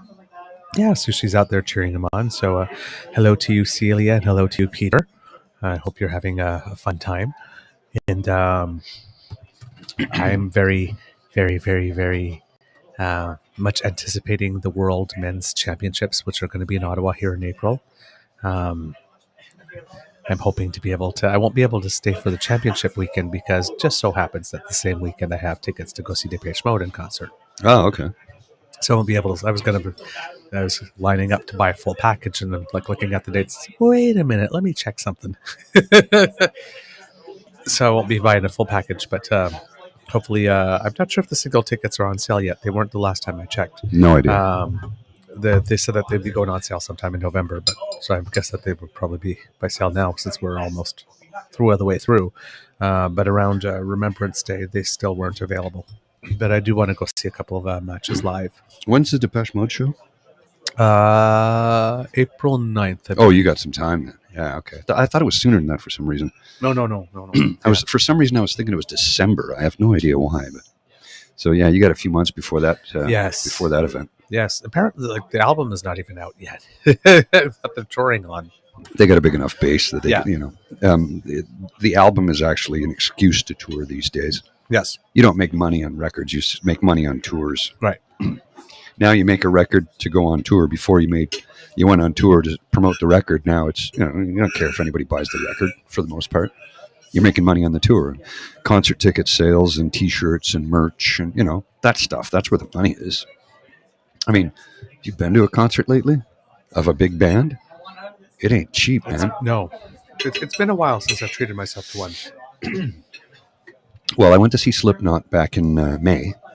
It was supposed to be a triple bill. One of the bands couldn't make it because they had COVID. So the show let out early.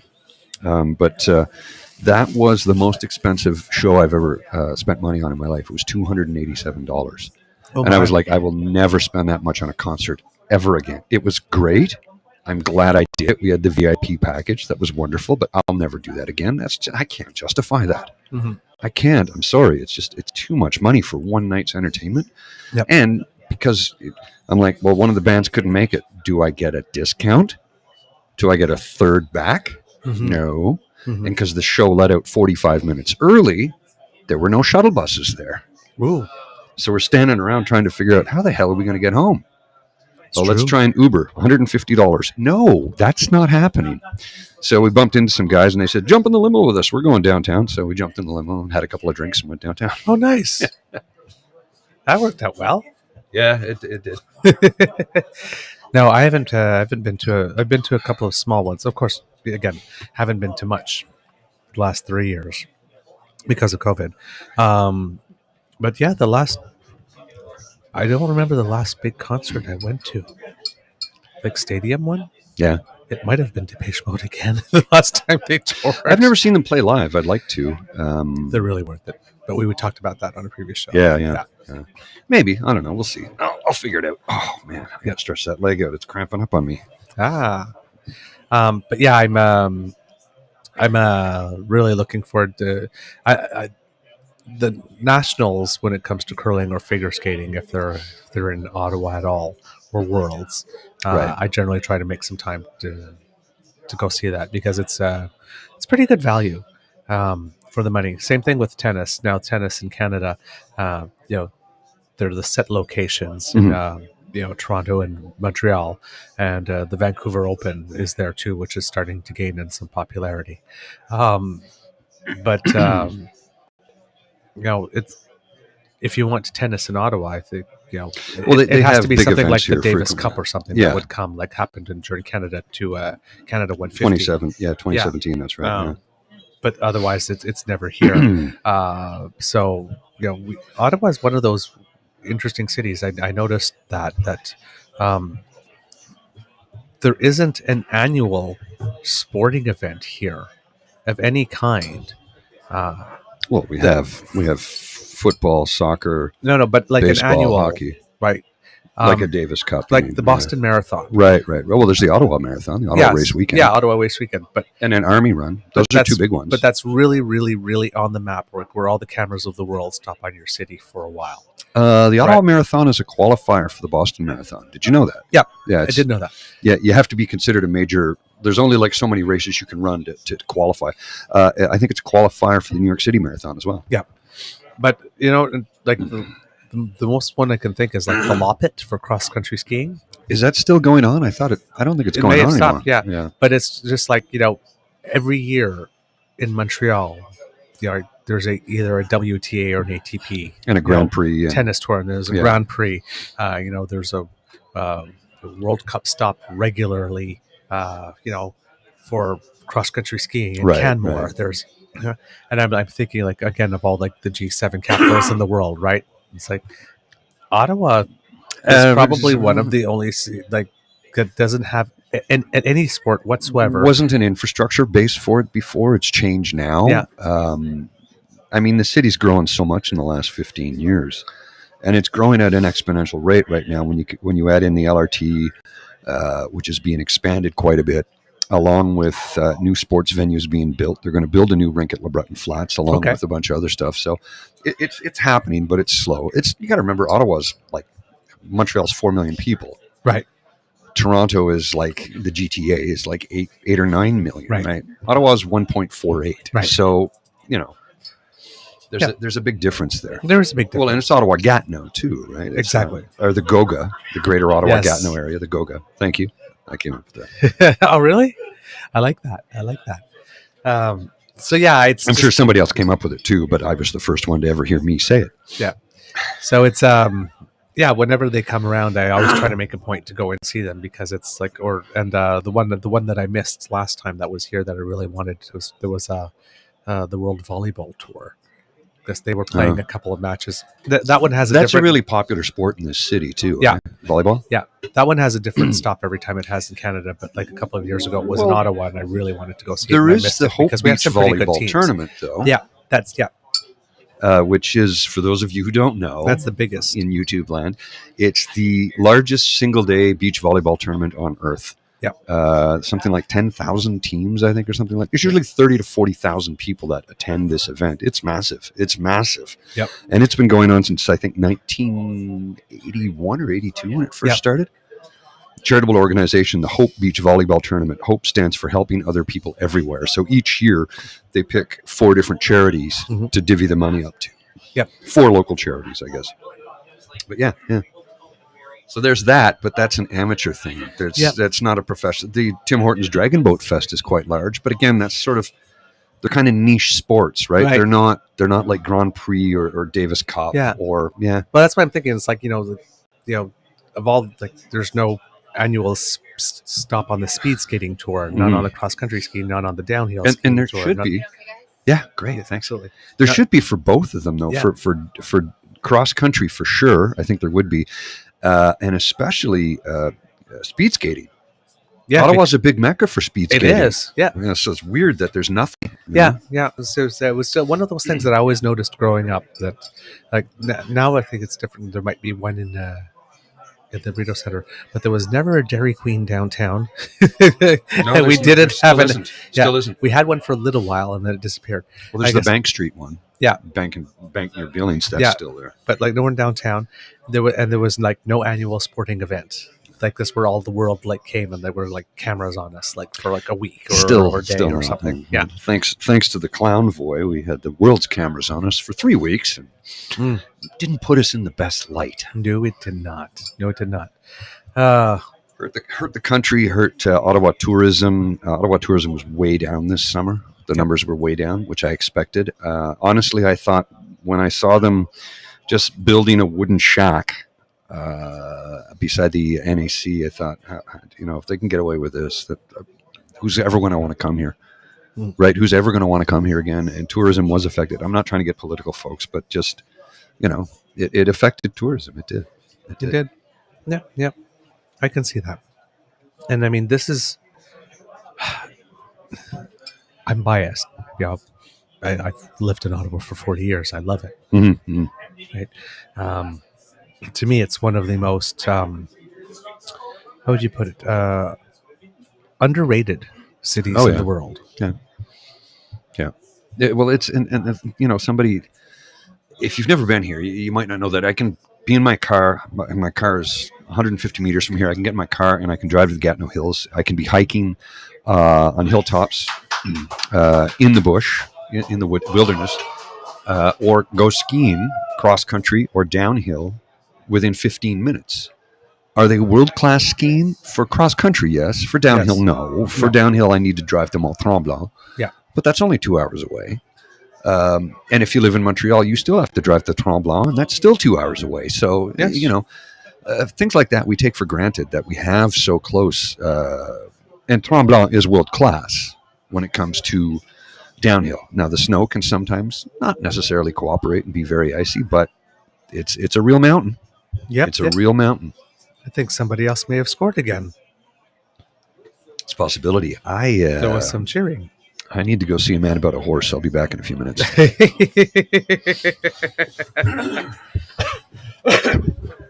So I'm just looking through some of your comments, kids who have been chatting with us here. Linda says, I knew Jewish people love the shrimp buffet. I remember when I was in university, my friend Alana, who is very, very Jewish, we were at a breakfast. We were traveling for the communications games, and she's sitting right across from me at the table, and she had this big piece of sausage like this, and she's just sticks her fork at it, and she goes, watch me betray my religion, and she stuffs the whole thing in her mouth.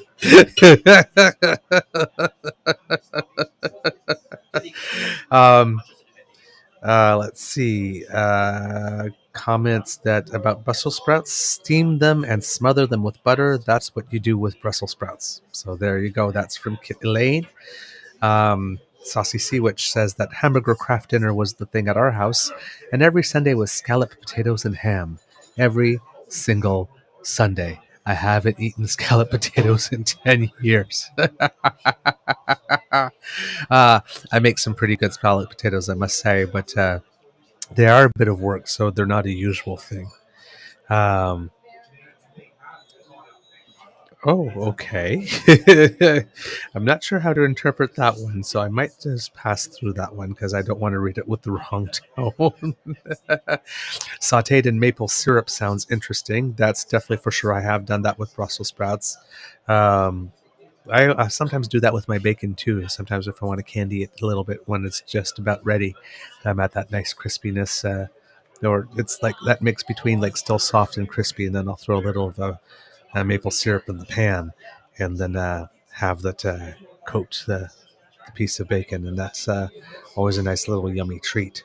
And it because of the with the sweet and the salty, it gets to play on different flavor centers on your tongue, and that's great. Hello, Kid Ashley. Nice to see you. Hello. Big kisses. Um, Kit Linda says there are several dragon boat festivals down this way on both lakes. I'm not exactly sure which down this way is, Kit Linda. If you'd be willing to give us a bit of an idea. 2-0 Argentina. 2-0 Argentina. There we go. The realist PJ says, I've been dying to know if Canadian cars turn left. What the hell does that mean? Well, I know it's a joke, but I don't get it. I don't get it. Hey, Ashley, how you doing? We're going to say yes. I get that it's a joke, but what do you mean Canadian cars turn left? What? I don't even know what that means. Ooh, another Brussels sprouts recipe. Bacon lardons, sprouts, garlic, and pine nuts at the end. Blue cheese if you like it. Good Parmesan if you don't. Balsamic and pepper to finish. Num num. I want that. I want that. I really want that. I'll take the pass, but join your. Feel free. Order some up. The kitchen's around the corner. Please. Yes, please. All right. Thank you so much. There you go. Thank you so much. All right, kids. I'm about to start my second. So, thank you. I'm about to start my second. So he's going to have another beer. I'm going to have a third. Yes. That beer tasted so good, I decided I'd have another. So yes, you might have to carry you out of here. Yeah, well, we're getting into after two is where you get loopy. Every now and then, yes. Okay. Now, I've just eaten, so maybe there'll be a little bit of a delayed effect. Yeah, that'll help. Yeah, but yep. Peel me off this Velcro seat. Get me moving. 2, I'm starting to slip under the table. 3, I'm under it. 4, I'm under the host. So just so 1 you know. tequila, 2 tequila, 3 tequila, 4. It's good and it's not good to be a lightweight. Well, yeah.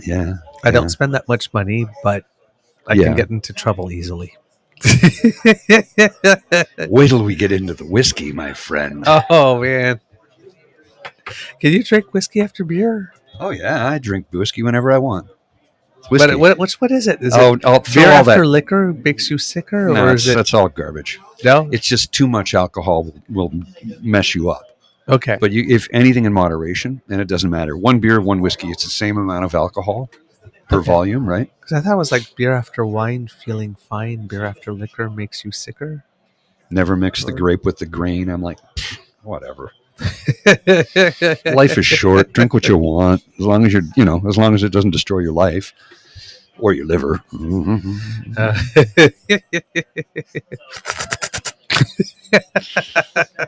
That's where I was going.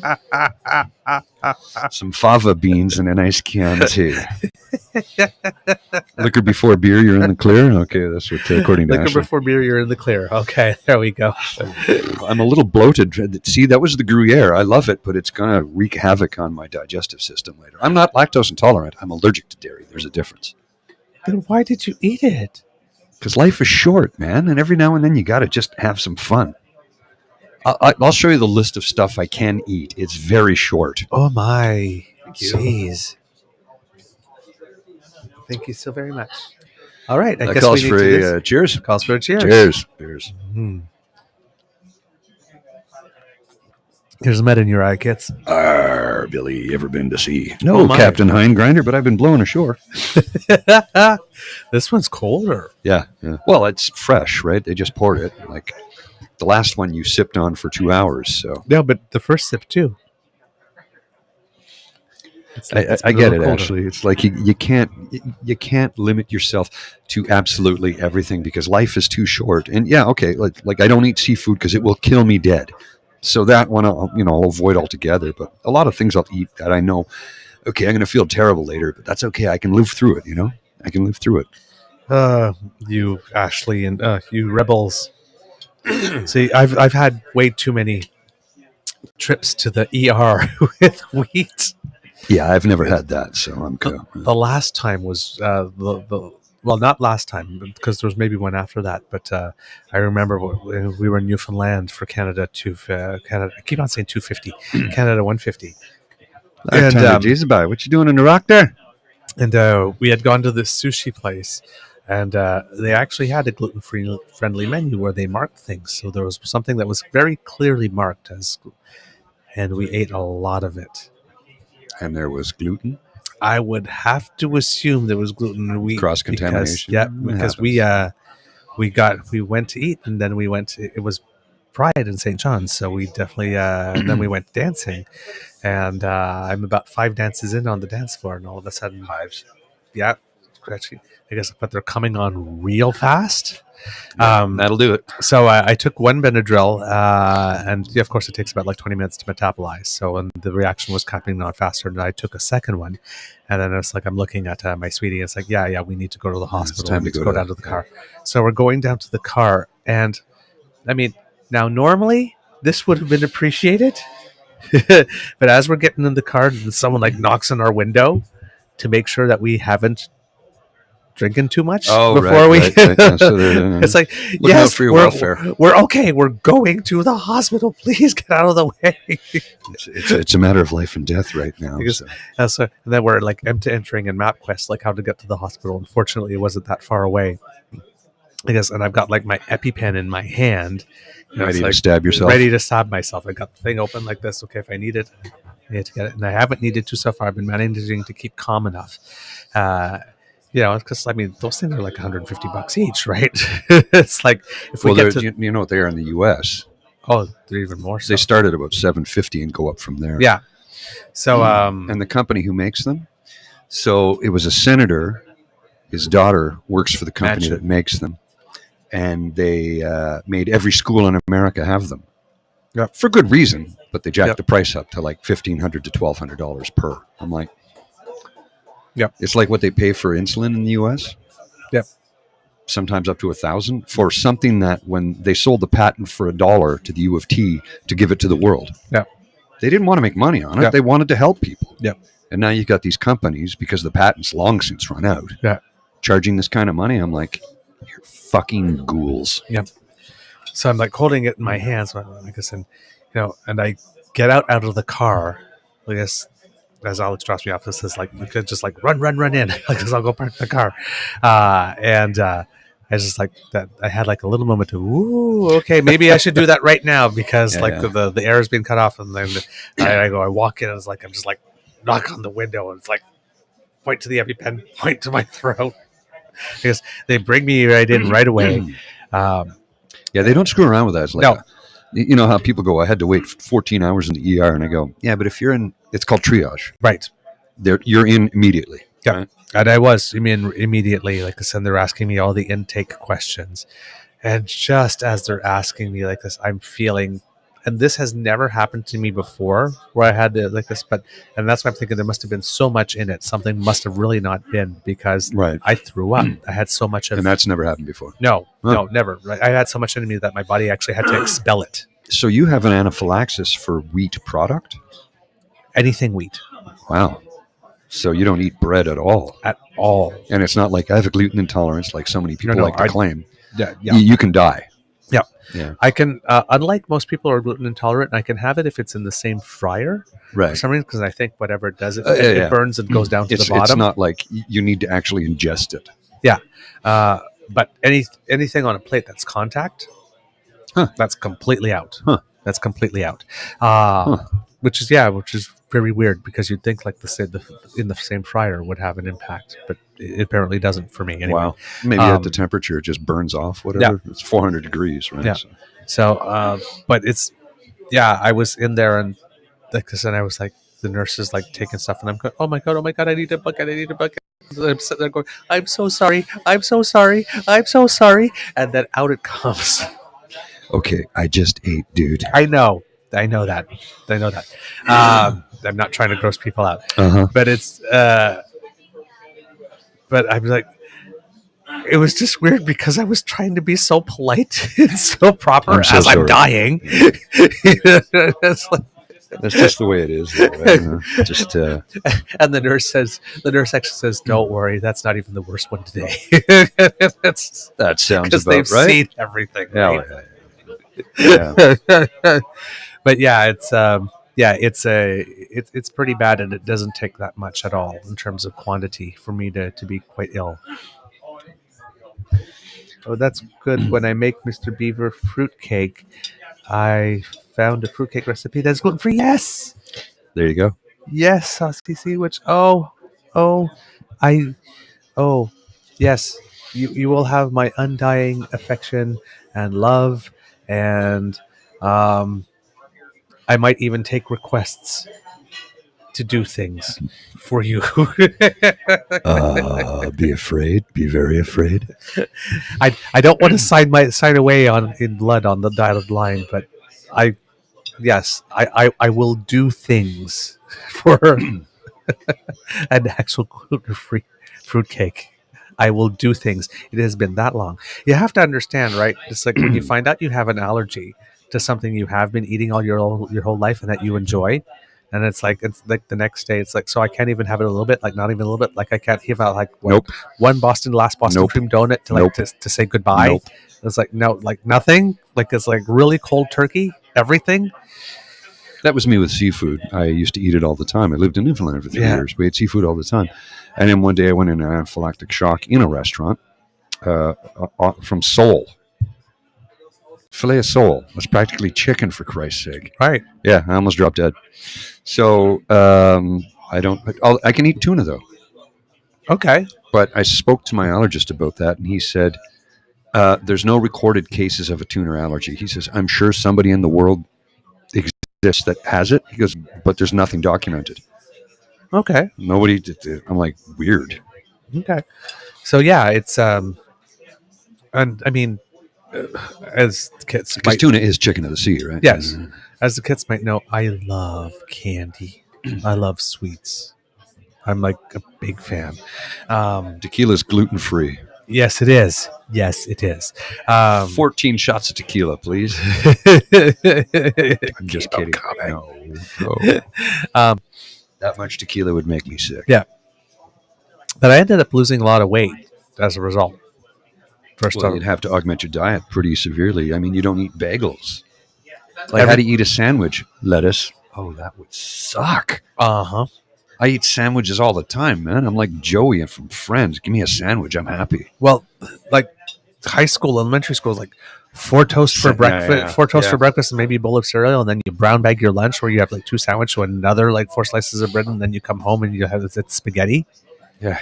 Like or bows or right. It's just like wheat plus wheat plus wheat plus wheat. I mean, jeez. Well, food baby. Well, that's basically what I had when I was younger.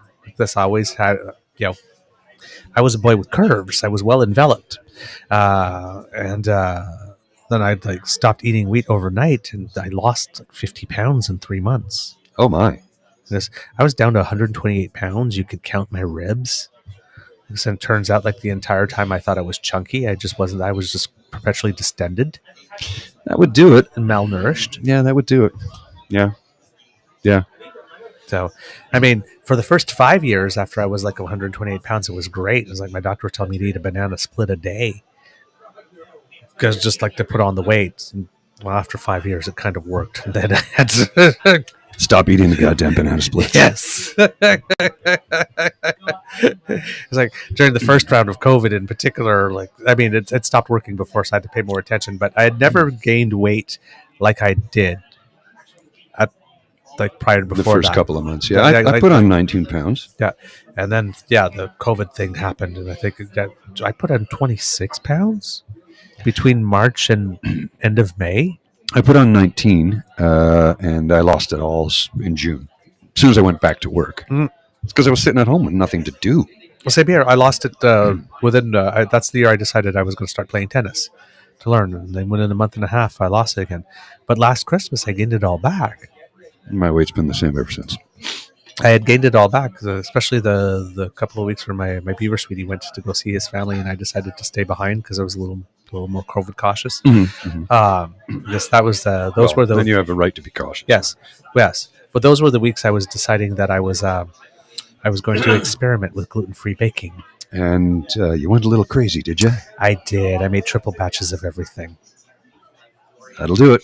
Well, I figured, if I was going to spend so much time trying to make a cookie, I was going to make myself some cookies. And we can't let Not them go just bad. 12. Cookies don't go bad.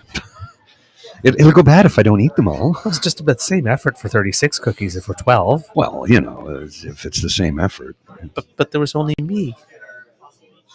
For me, it was the thing I To eat discovered. them. The thing I discovered more than anything else, being home for 2 months straight, was the amount of dishes I had to do. Because you're Yes. eating all your meals at home because everything was closed. You were never eating lunch. Right.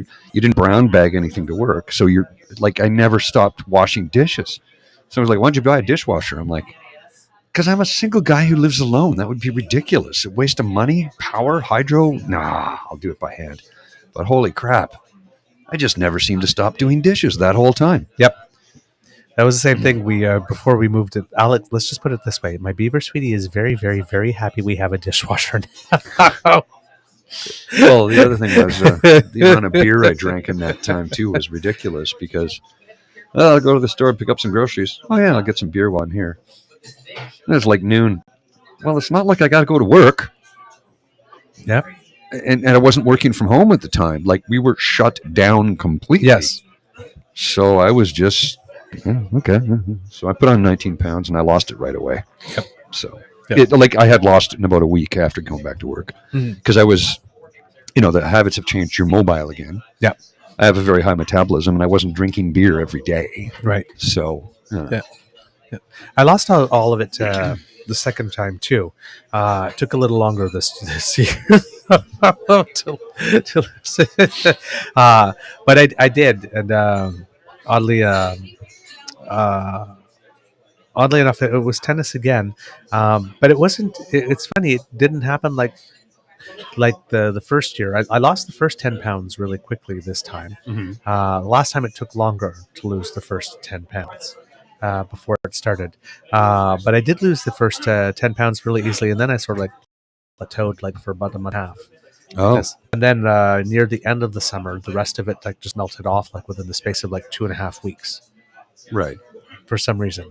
I don't know exactly why or how or what it was, but it was weighing myself, and it's why am I still at 165? I've been running I've been playing tennis 3-4 times a week and running like crazy because I've been getting better. So I've been able to play faster and hit harder and whatnot. So I'm burning more calories. But it wasn't showing.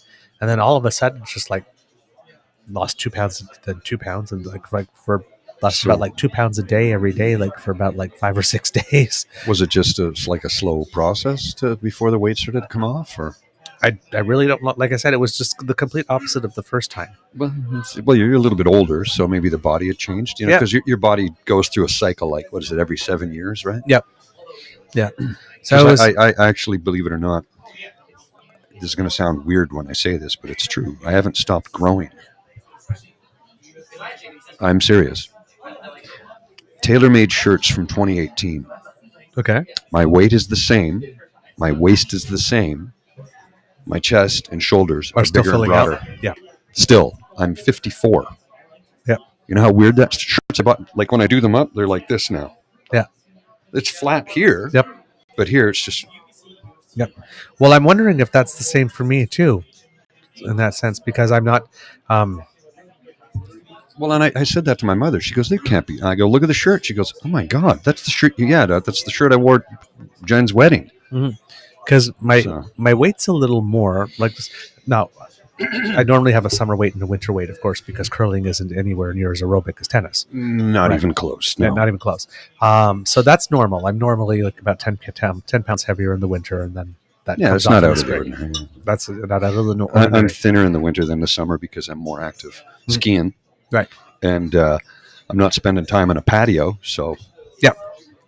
But I've been wondering, too, if it's maybe I'm filling out still more up here because I'm weighing a little more. My weight's the same. Because about 7 pounds more. Yes. But my waist is getting smaller.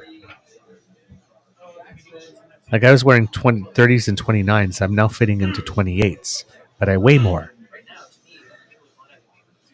Yeah, maybe some muscle mass. Yep, it could. But that's the other thing I'm wondering, especially like when, when I'm curling.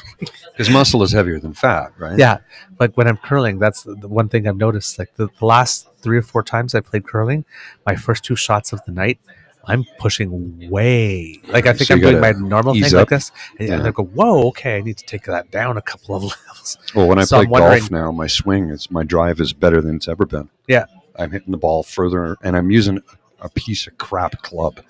Like it's nothing. It's one of those. You're driving down the highway and you see it drive by a hotel and it says, "Ooh, golf sale." You know how they have those sales in like the meeting rooms and at hotels.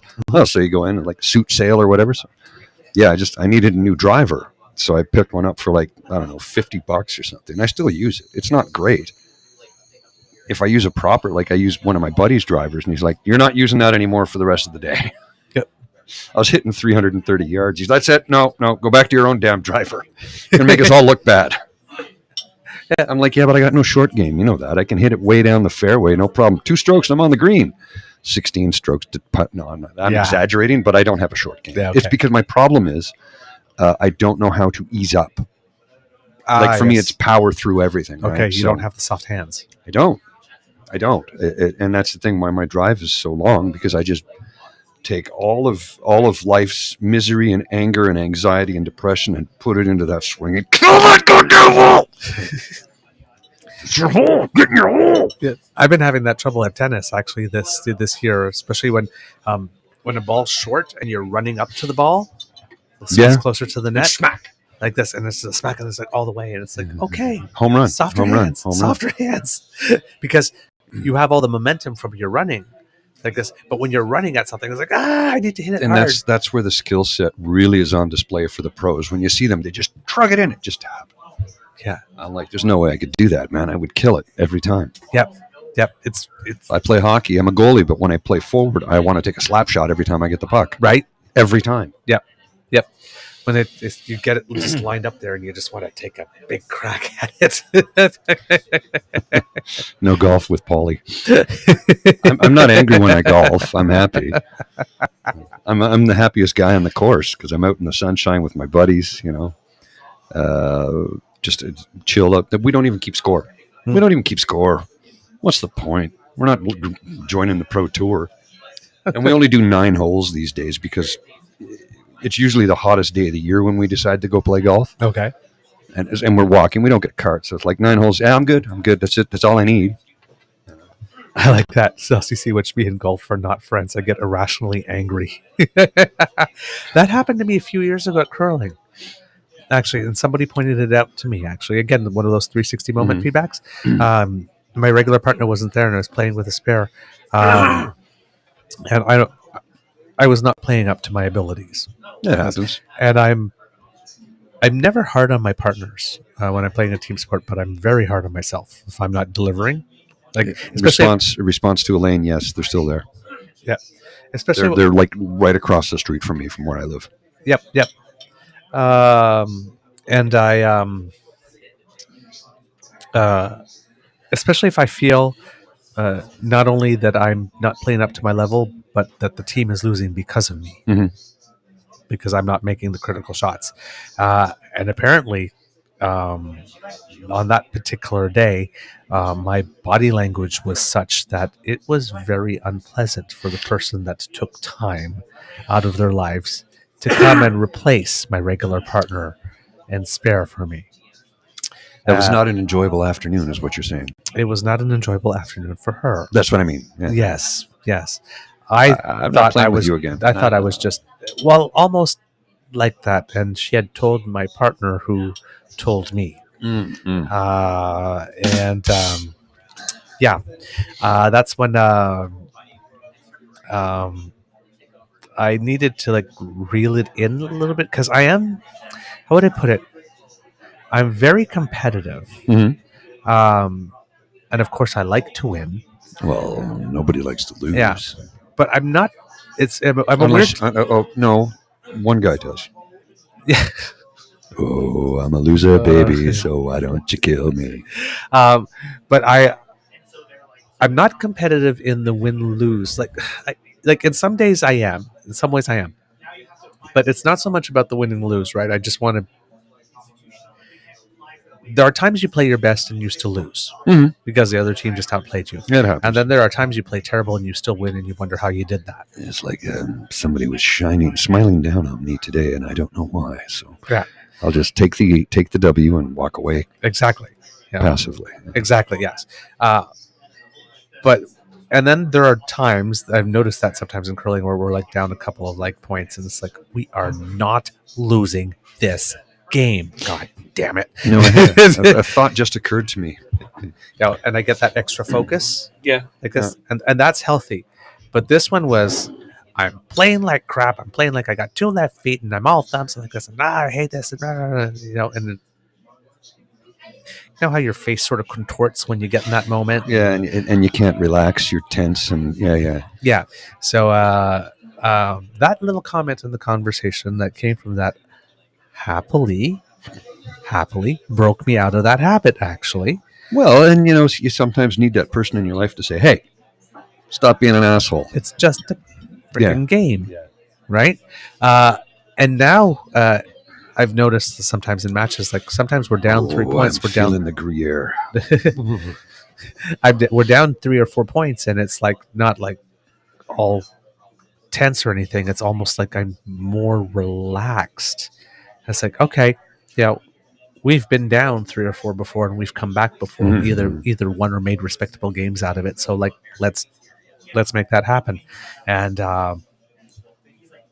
yeah, just taking a couple of extra breaths. Especially like when you've thrown a good shot, but it just doesn't happen to land at the right spot like this, or like Not my sport, dude. I know, but it's like sometimes curling is a game of like.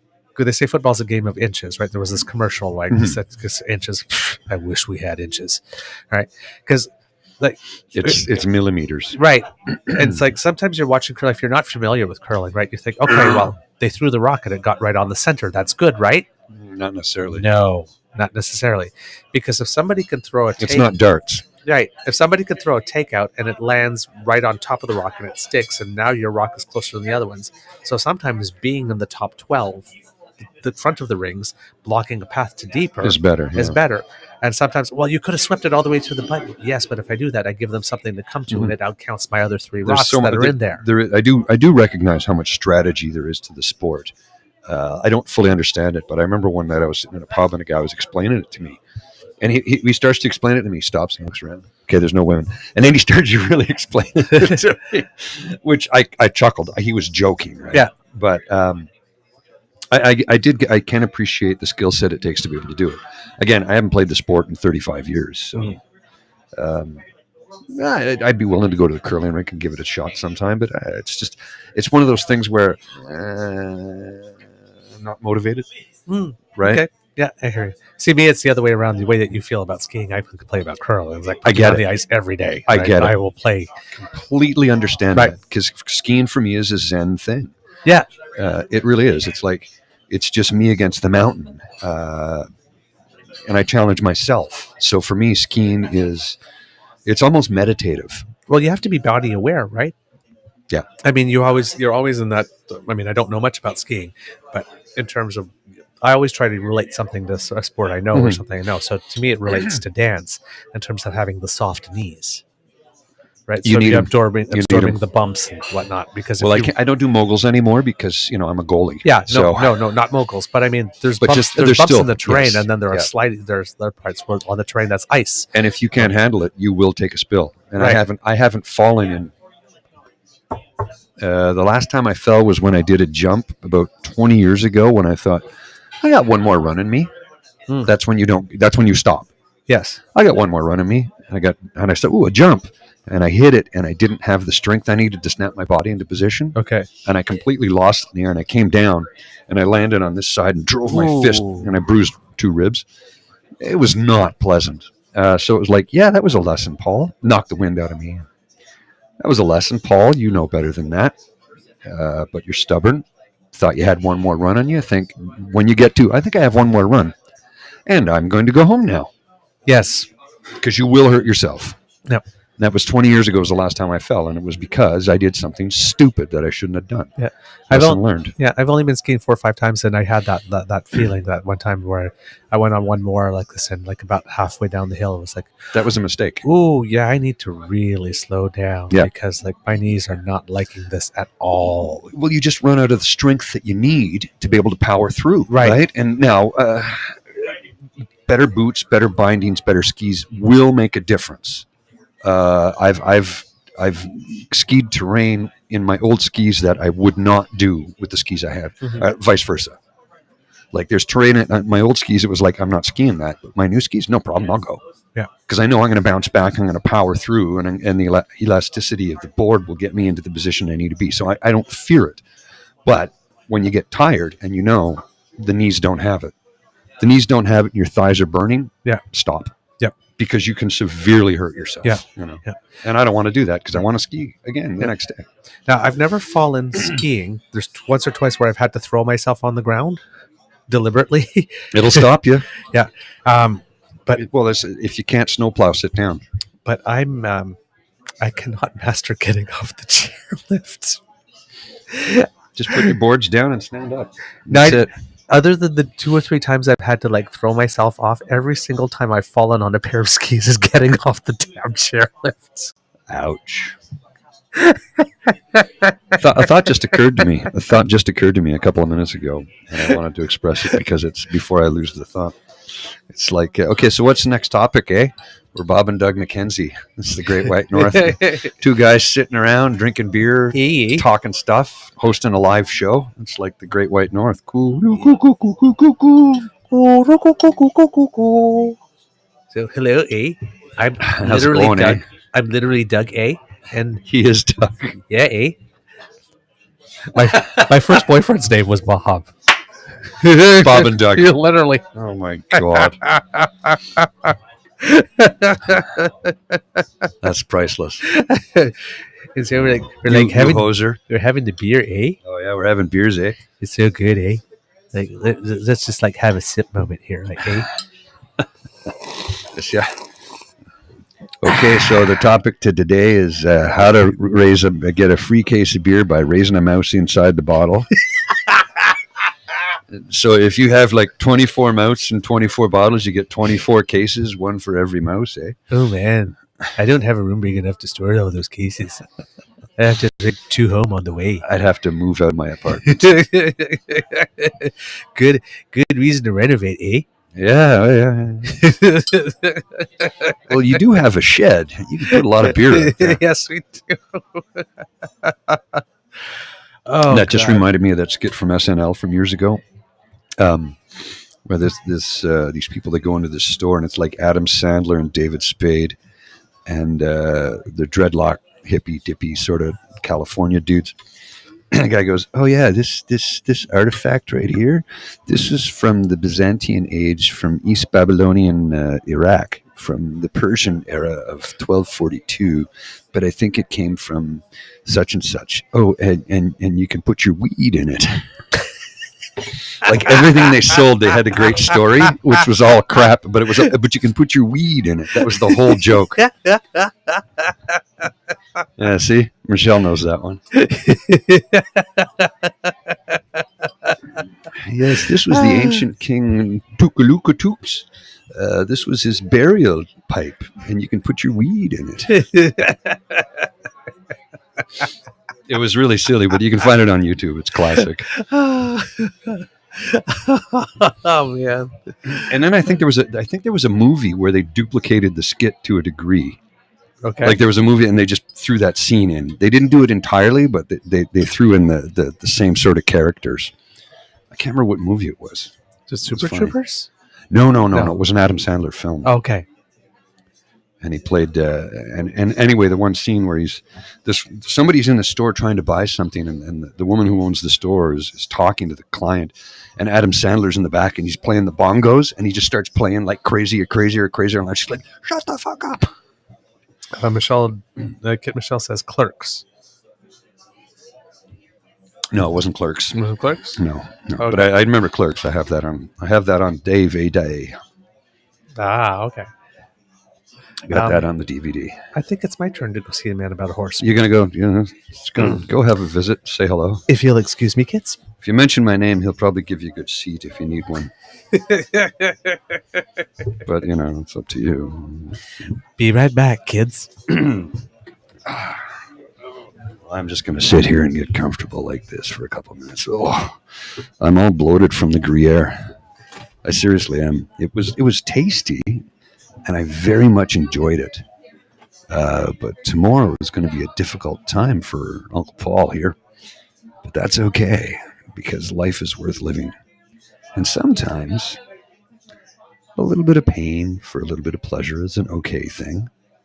Get your mind out of the goddamn gutter. I was talking about food. Settle down.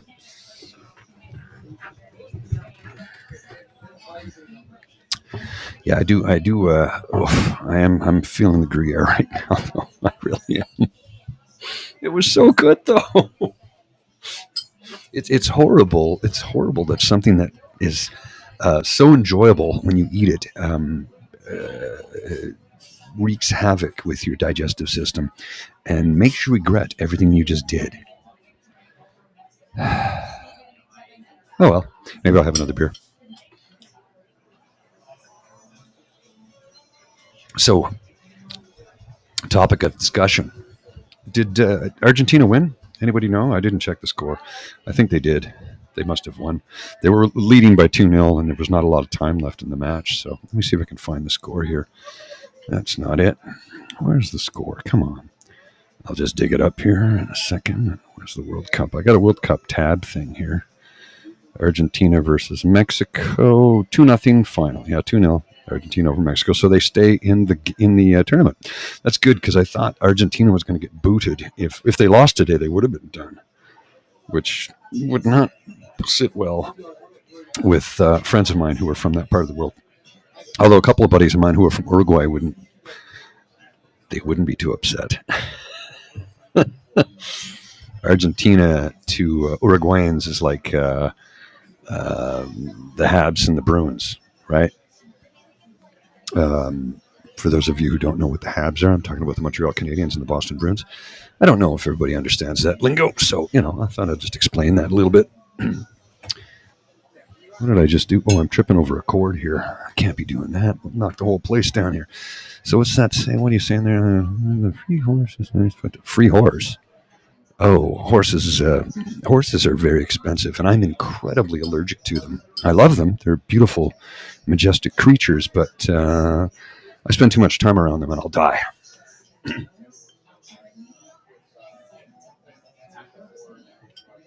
Because, my allergy is really severe. Years ago, my ex-girlfriend, she had a pony. I'm not kidding. And a couple of horses. And I still chuckle at that. When she was a girl, she had a pony. I'm like, really? Like, really? Yeah, she had a pony. Anyway, she takes me up to this ranch where she has her horses. And I'm like, well, I'm pretty allergic to horses. And she didn't really believe me. So I didn't touch the animals because I know what happens if I do. Anyway, I had my hands in my pockets, and, kind of like that. And a horse came up and just sniffed me right here.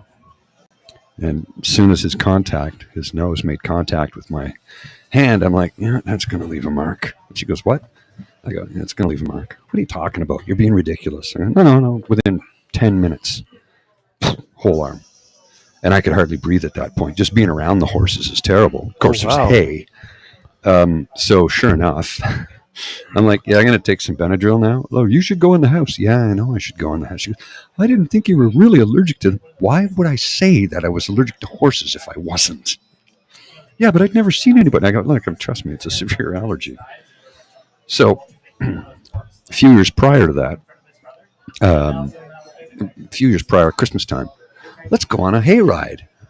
I'm like, I don't want to do that. Oh, come on, it'll be fun. I really don't want to do it. I'm allergic to horses. I'm allergic to hay. It's winter. You'll be fine. Fine, I'll go. Suffice to say, the entire family felt horrible because what am I doing? I'm sitting in behind 4 horses on a bale of hay. And as they're marching, they're pulling us through the snow. well, they're sweating. And what am I doing? I'm breathing it all in. So by the time we got back to the car, I'm like, oh, okay, well, you should get some Benadryl and get out of here. I'm like, yeah, so don't ever invite me on this again. When I say I don't want to do something, there's a reason. When I said I'm allergic, but it's funny how even people who know that I have these allergies, I'll say, no, I'm severely allergic. No, you'll be fine. No, I won't. Fine. Let's play prove it. I'm going to win by losing horribly. Right. They all felt guilty about it, and still to this day. And I'm like, look, I'm not mad about it, but when I said I didn't want to do it because I was worried about that, next time don't try and guilt me or peer pressure me into it. Mm-hmm. And, I was gripping the hell out of that thing. Yes. It was just the anxiety about that Yeah. that moment. And one of the great things about turning 50 was, no, I don't want to do that.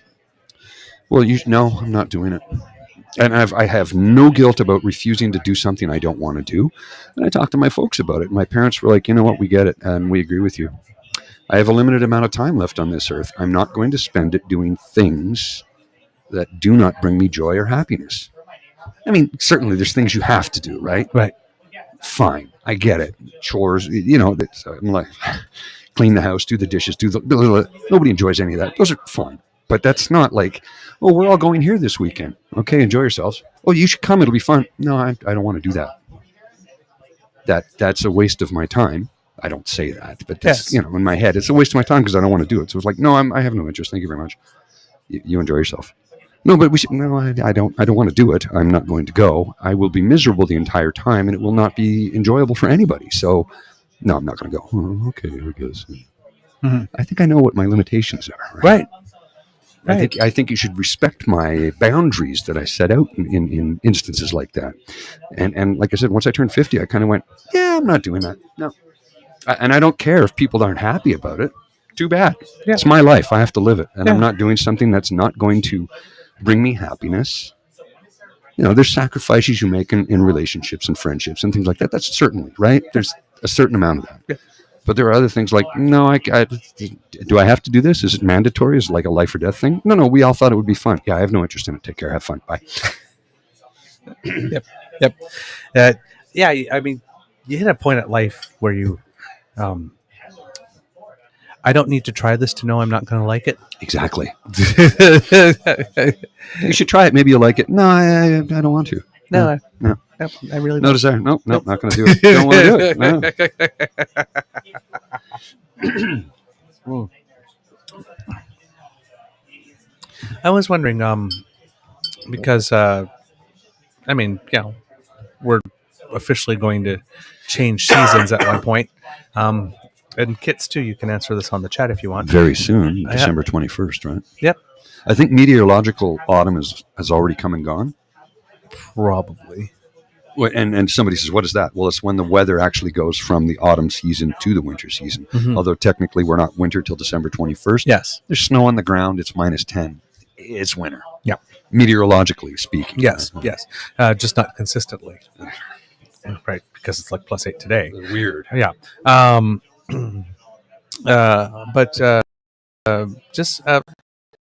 As I say often, Kits may have heard me say before, I look tropical, but I'm not.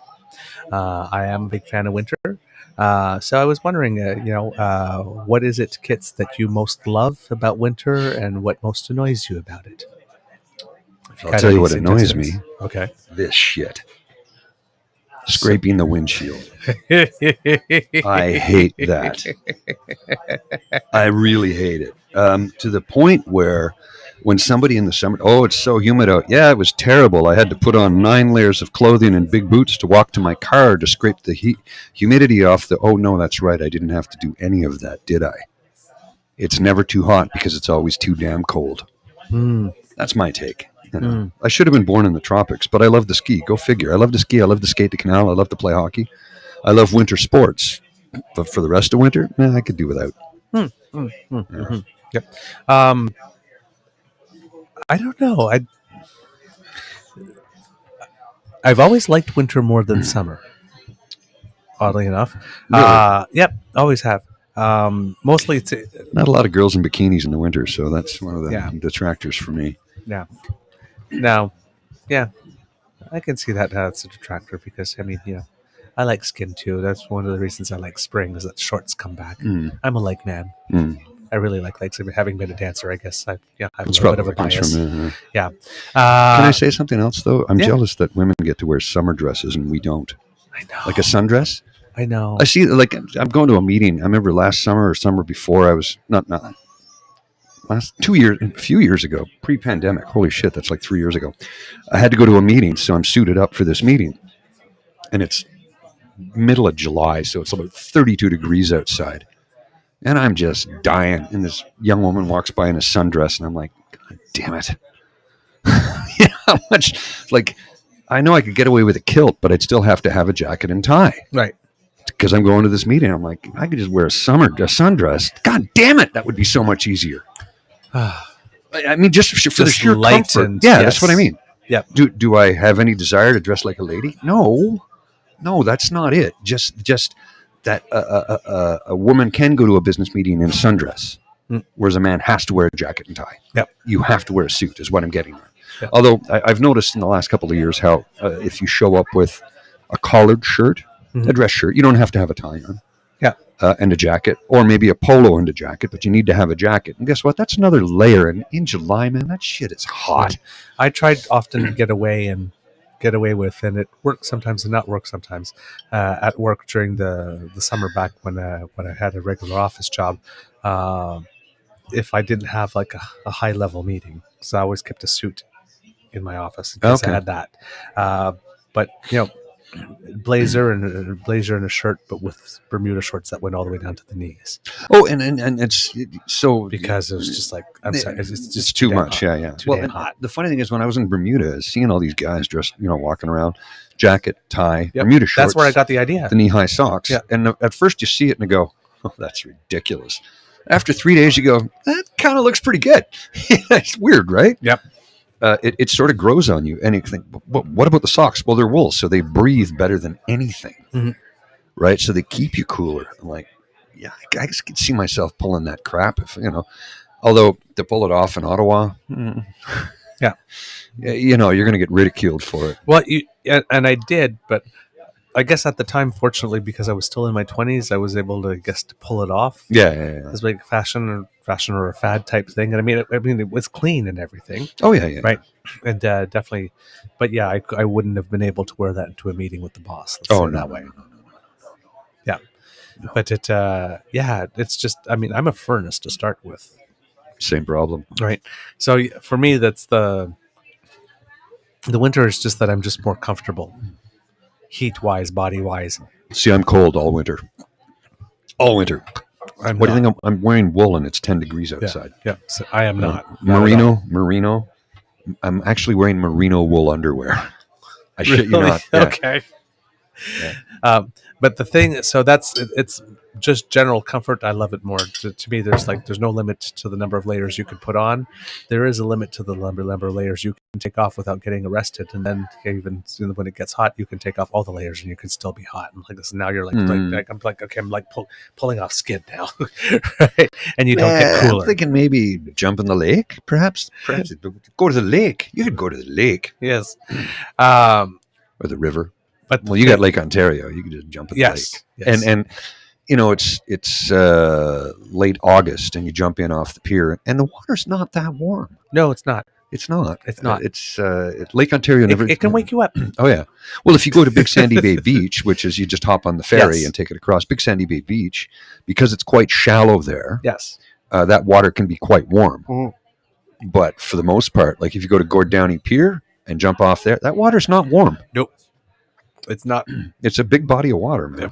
Yep. My Beaver sweetie jumps in there all the time. It's like you coming in and it's like, nope. Speaking of Kingston, I was watching this show on that streaming service. I don't Paramount Plus maybe. Okay. Which is part of Disney or something. Anyway, I saw this thing. It's called The Mayor of Kingstown. Yes. So I'm looking at it and I see the promo. I go, that's Kingston Penitentiary. Yes. And my buddy goes, how do you know that? And I go, I worked there. So I look it up. Sure enough, it was shot in Kingston. Yep. Jeremy Renner, Kyle Chandler. I've been watched the first season, about 8 or 10 episodes. I really enjoyed it. It's really good. I sent my name in to be an extra on that. Oh, one. did you? They Yeah. did not call me. Oh, that's too bad. Well, it's Hugh Dillon who wrote it, right? Yeah. Because Hugh Dillon grew up in Kingston. Yeah. And the show is semi-autobiographical in that sense. Okay. Talks about his childhood and growing up and living in Kingston. He came from the rough side of the city. And believe it, folks, if you've never been to Kingston, it's only, 150,000? Yeah, about that. A beautiful city. Yep. I love Kingston. And I think they have per capita more patio space in the city of Kingston than anywhere else in North America. Yeah, and they have the most eateries per capita. That's right. Yeah. Yep. Yeah, it's crazy the amount of food you can. Yeah, it's insane. And I love downtown Kingston. I do. But the tough side of town in Kingston Yes. is damn tough. Yes. We're talking Winnipeg tough. Yes. Like, and I think a lot of it has to do with what's the three biggest employers in the region. Well, Millhaven, Kingston. Well, not Kingston Penitentiary anymore because they've shut it down. But it was KP Kingston, or KP Millhaven, and what's the other one? Oh shit, I forget the name of it now. I can see it in my mind. It's a beautiful looking building from the outside. Collins Bay. Collins Bay. Yeah. Okay. That's actually, if you drive by Collins Bay Prison, it's like, that's the nicest looking prison I've ever seen. It almost looks like it almost reminds me of St. Pancras train station in London. Okay. Just big, gigantic, Gothic, beautiful building. You don't want to be in there. I mean, No. but yeah, they shoot the whole thing at Kingston Penitentiary, which is just a museum now. So they use it for different movie sets and all kinds of stuff, which I think is pretty cool. But yeah, really gritty, really good show. And I think they're shooting their third season right now. Oh, really? Yeah, or they're doing a third season anyway. I think only season 1 is available to stream, but yeah, they're doing a third. They're having a third season. But it was cool because the other day there's a scene they pulled up to the Wolf Island Ferry. I'm like, I know exactly where this is, right? It's kind of cool when you're watching a movie on TV and you know every single scene. Yeah. I'm like, I know where that is. I've eaten there. Hey, they're having greasy breakfast at Morrison's restaurant right downtown. I'm like, yeah, I love going to that place. Yeah, I remember in I don't remember the name of the place of it in Toronto now, but I was watching the movie Gattaca at one point, and they had like this room where not this room, but there's like standing in this sort of big hallway, and there's that place in Toronto that has all those white structures. Yeah, I know what it is. I don't remember what the name of the place, but it was like I was just there like a couple of weeks ago. Wow, yeah, the Hockey Hall of Fame is at one end of it there. Yeah. Yeah, I can't remember the name of it now. Yeah. But they're building another structure like that at the Well, where they have a giant section between the buildings, something similar to that. Mm-hmm. I'm trying to remember the name of that. I've been through it a million times. Oh, well. Can't remember it. Yes, I did see that. We're talking about clothes, and Kit Linda said clothes do not have a gender, and Kitty Lane said men do have sarongs. A guy in my neighborhood has a bunch. I have a bunch. Yeah, I don't think I can wear it to work, though, is my point. No, can't wear it to work. I love sarongs. They're great for lounging around the house, too. What's the difference between a sari and a sarong? I don't know, but I'm sorry if I got it sarong. Oh, the sarong is sarong. That's right.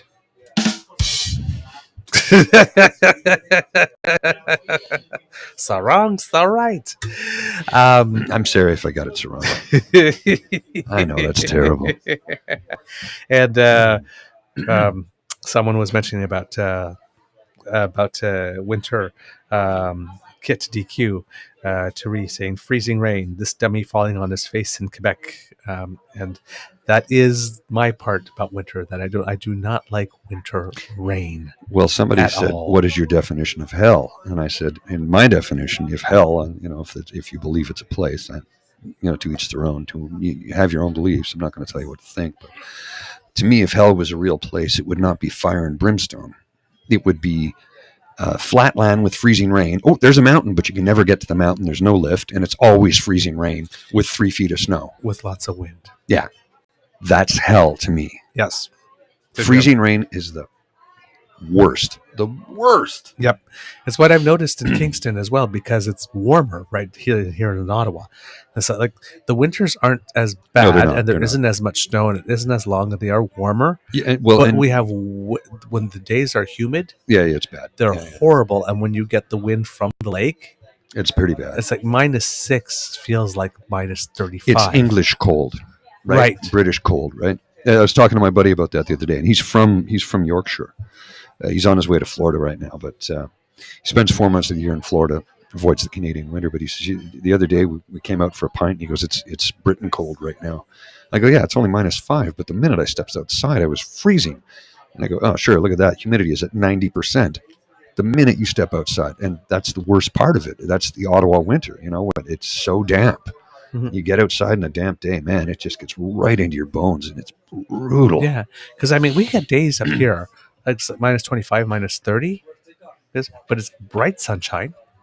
Yeah. Right, and there's hardly any wind. Not a cloud in the sky. Not a cloud in the Not sky. a cloud in the sky. But hardly any wind. And it's like that's the day you put on your long johns, you put Go. on an extra Yeah. shirt like this, you put your scarf, Because the your tube humidity on, is zero. and you go skating on the canal, and it's Yeah. great. And you're thinking like, oh my god, I can't believe this is -25. It'd be so cold, but no, you're great. And then it's like 2 weeks later, it's like it's -8, like with 90% humidity. 90% humidity, and you're like, Yeah, you're cold instantly. Yeah. And I've tried to explain to people who want to move to Ottawa, and I'm like, well, you need 4 different coats for Ottawa winter. I'll have one more, please. Yes. And then I'm actually finishing up. Yeah, that's cool. We can cash out. Yeah. And I said you need 4 coats for Ottawa winter. You need early winter, late autumn, early winter, right? And you got to be prepared. You might have to wear a different coat in the morning than you have to in the afternoon. Yep. Right. And then there's winter, which basically from Christmas till mid-January.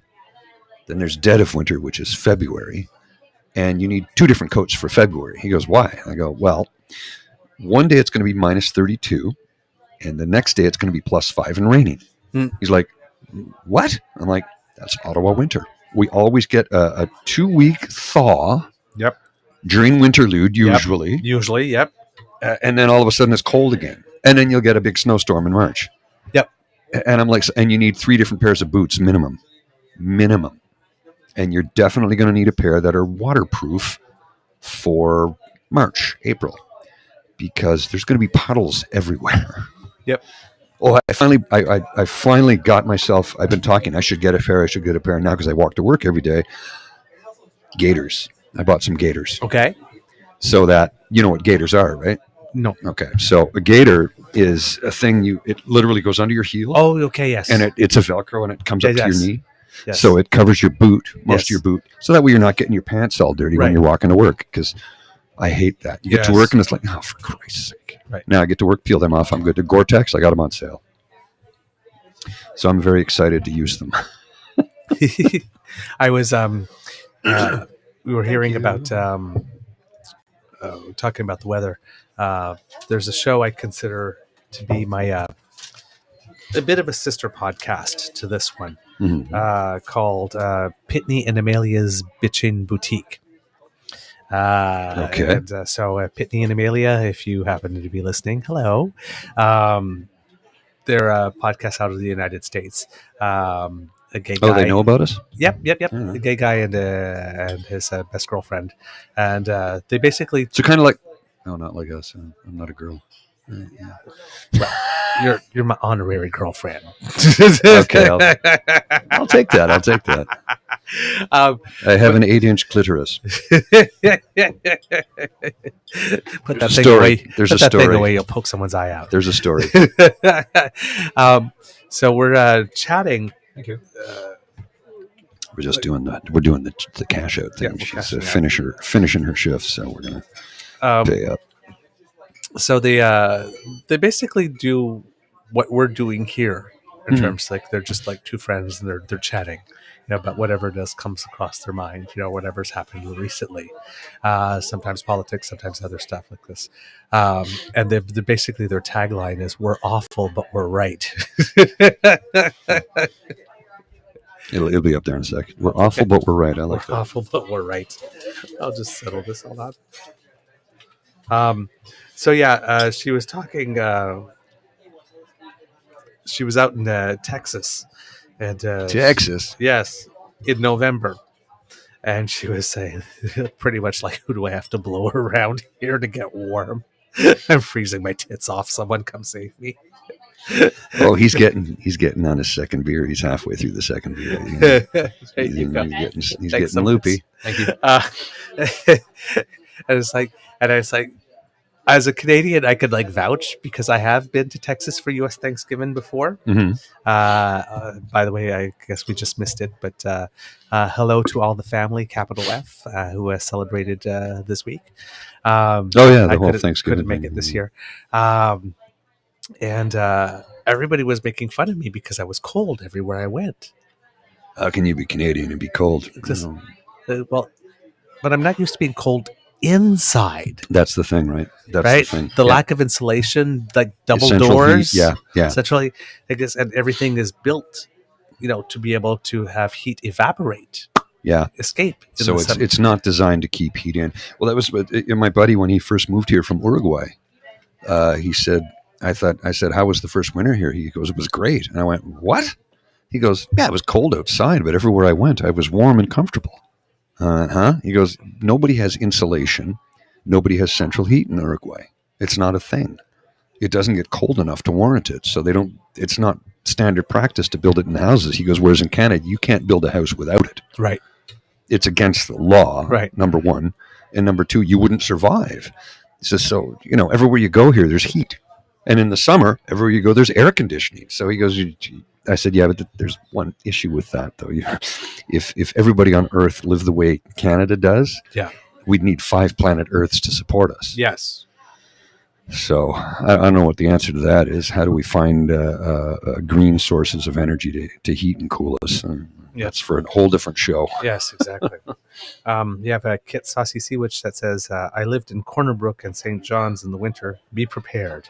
Be very prepared. Yeah, well, Always keep your snow shovel inside the house so you can dig out. It's not a joke. When I lived in Gander, we would get a meter to 2 meters of snow overnight sometimes. Wake up the next day, I was like, where the hell is the car? Wait a minute. I'm on the second floor. I could go out the window right now. There's that much snow. Yep. You have Kit Linda that said, winter could be scary when we lived up north in the bush. There's nobody around, and if you need help, a lot of our lives were spent managing snow so we wouldn't be stuck. Yeah, that would make sense, yeah. Yep. We can see that. Kit Michelle says, my 1951 house can get chilly and is hard to acclimate to in November. And that's what we're going through too, actually, Kit Michelle. We talked about it on the last morning show that we did. So my Beaver Suite had taken a bit of a dip. We have this old World War II house. Oh, right. There was a landing strip not too far from where we live. Like, I think there's a school. Sorry, I have a different thought when you think that. Yes. There's a school. Sorry. I can't help it. My mind goes right there. Landing strip, you say? Oh, I have to mention something. You reminded me of something. I don't see landing strips very much anymore, and I'm okay with that. But I remember when they were a novel thing. Now they're like hardwood. There was a landing strip for planes around the area. We have this old World War II house, and like I said, we're noticing that the improvements that have been made to it since it was probably its original size were probably somewhat built to code, but probably not permitted. Well, like the electrical outlet in the floor in the living room. Yeah. I'm like, that's completely illegal. I mean, it might be to code the way it's wired, but it's completely illegal. Yes. Because you can have an outlet on the floor. You can. Yep. But it has to be standing up and angled. Okay. So that and it's a GFCI as well. So and the reason is, like, you can't have a flat one because you could dump water or something directly into it, right? Okay. But if it's a GFCI and it's standing up, so it's got like a roof over it, and the outlets are angled like this. Okay. It's so that water won't get into it as easily if you drop anything. Number one, and it produces GFCI, so it switches. It's like the outlet in the toilet. Okay. Not in the toilet, in the washroom. Sorry, I think like a Brit sometimes, because when somebody says, "Where's the bathroom?" We're in a pub. There's no bathroom here. There's a toilet. If you say washroom, yes. But my mind immediately, I think it's because I spent a lot of time in You're not Europe. going to take a bath at the pub. And no. Well, maybe with your credit card. That's about it. Yeah. Yeah. So, I forgot what I was saying. Illegal wiring upgrades to your home. Yep. Things that were upgraded that weren't done to code. Yes. Yeah. So. See, I got you back. Yeah. Thank you. So yeah, hence the chilliness that we were noticing, and in November too. It's I think that's you're right, because in the summer, I think sometimes in April too, it's a little weird because it's like cold one day and too hot the next day and something. Yeah. And November's the same thing. We're having a trouble to. Well, then this has been a strange November. We're just constantly cold. Minus 18 one day, 4 days later. Well, Remembrance Day was 20 degrees out. Right. Usually it's a freezing cold day. So yeah, I mean, within 1 month, we've had like a swing of 40 degrees Celsius. Massive. Yeah, because we did have a minus 18 day. Yeah. So I'm like, what? Huh? How is it even? What? Yeah. Yeah. Welcome to Canada. Well, not only welcome to Canada, but welcome to climate change, because holy crap, dude. Yeah. How many countries are going to be underwater soon? You know? And I'm not trying to be political, or just, we're talking about that. Yep. Somebody was mentioning geothermal and nuclear. Nuclear.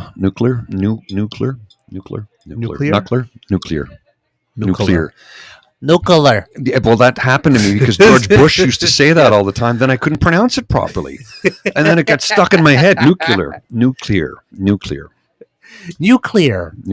From ponds. Ponds, nuclear. But geothermal and nuclear, yeah, and the CANDU reactors, which are Canadian, of course. Can do, not do. Can do.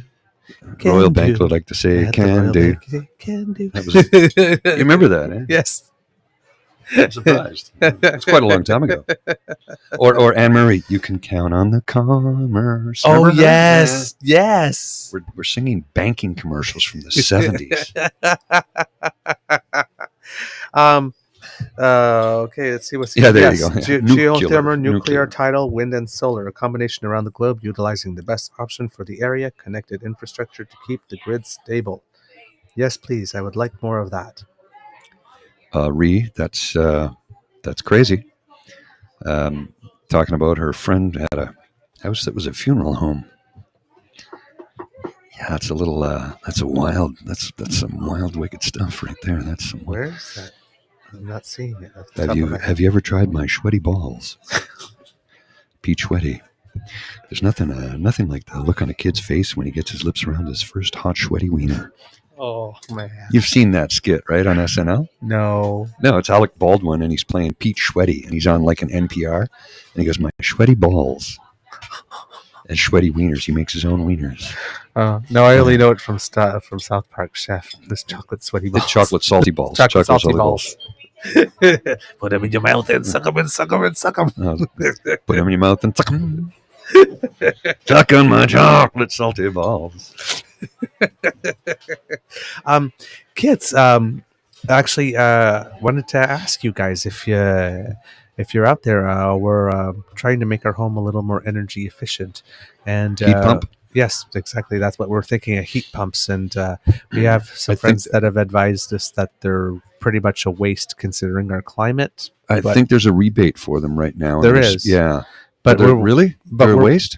Well, somebody have told us that, and then but I've been to some chosen family friends that have installed one, and they're very happy with it. So, okay, yeah. So, anything that you can tell me about them on the chat, if you have any experience with them, and I guess that's a we'd like to know, because we're at the moment of considering at the moment. Well, everybody's experience is different, right? So it's like.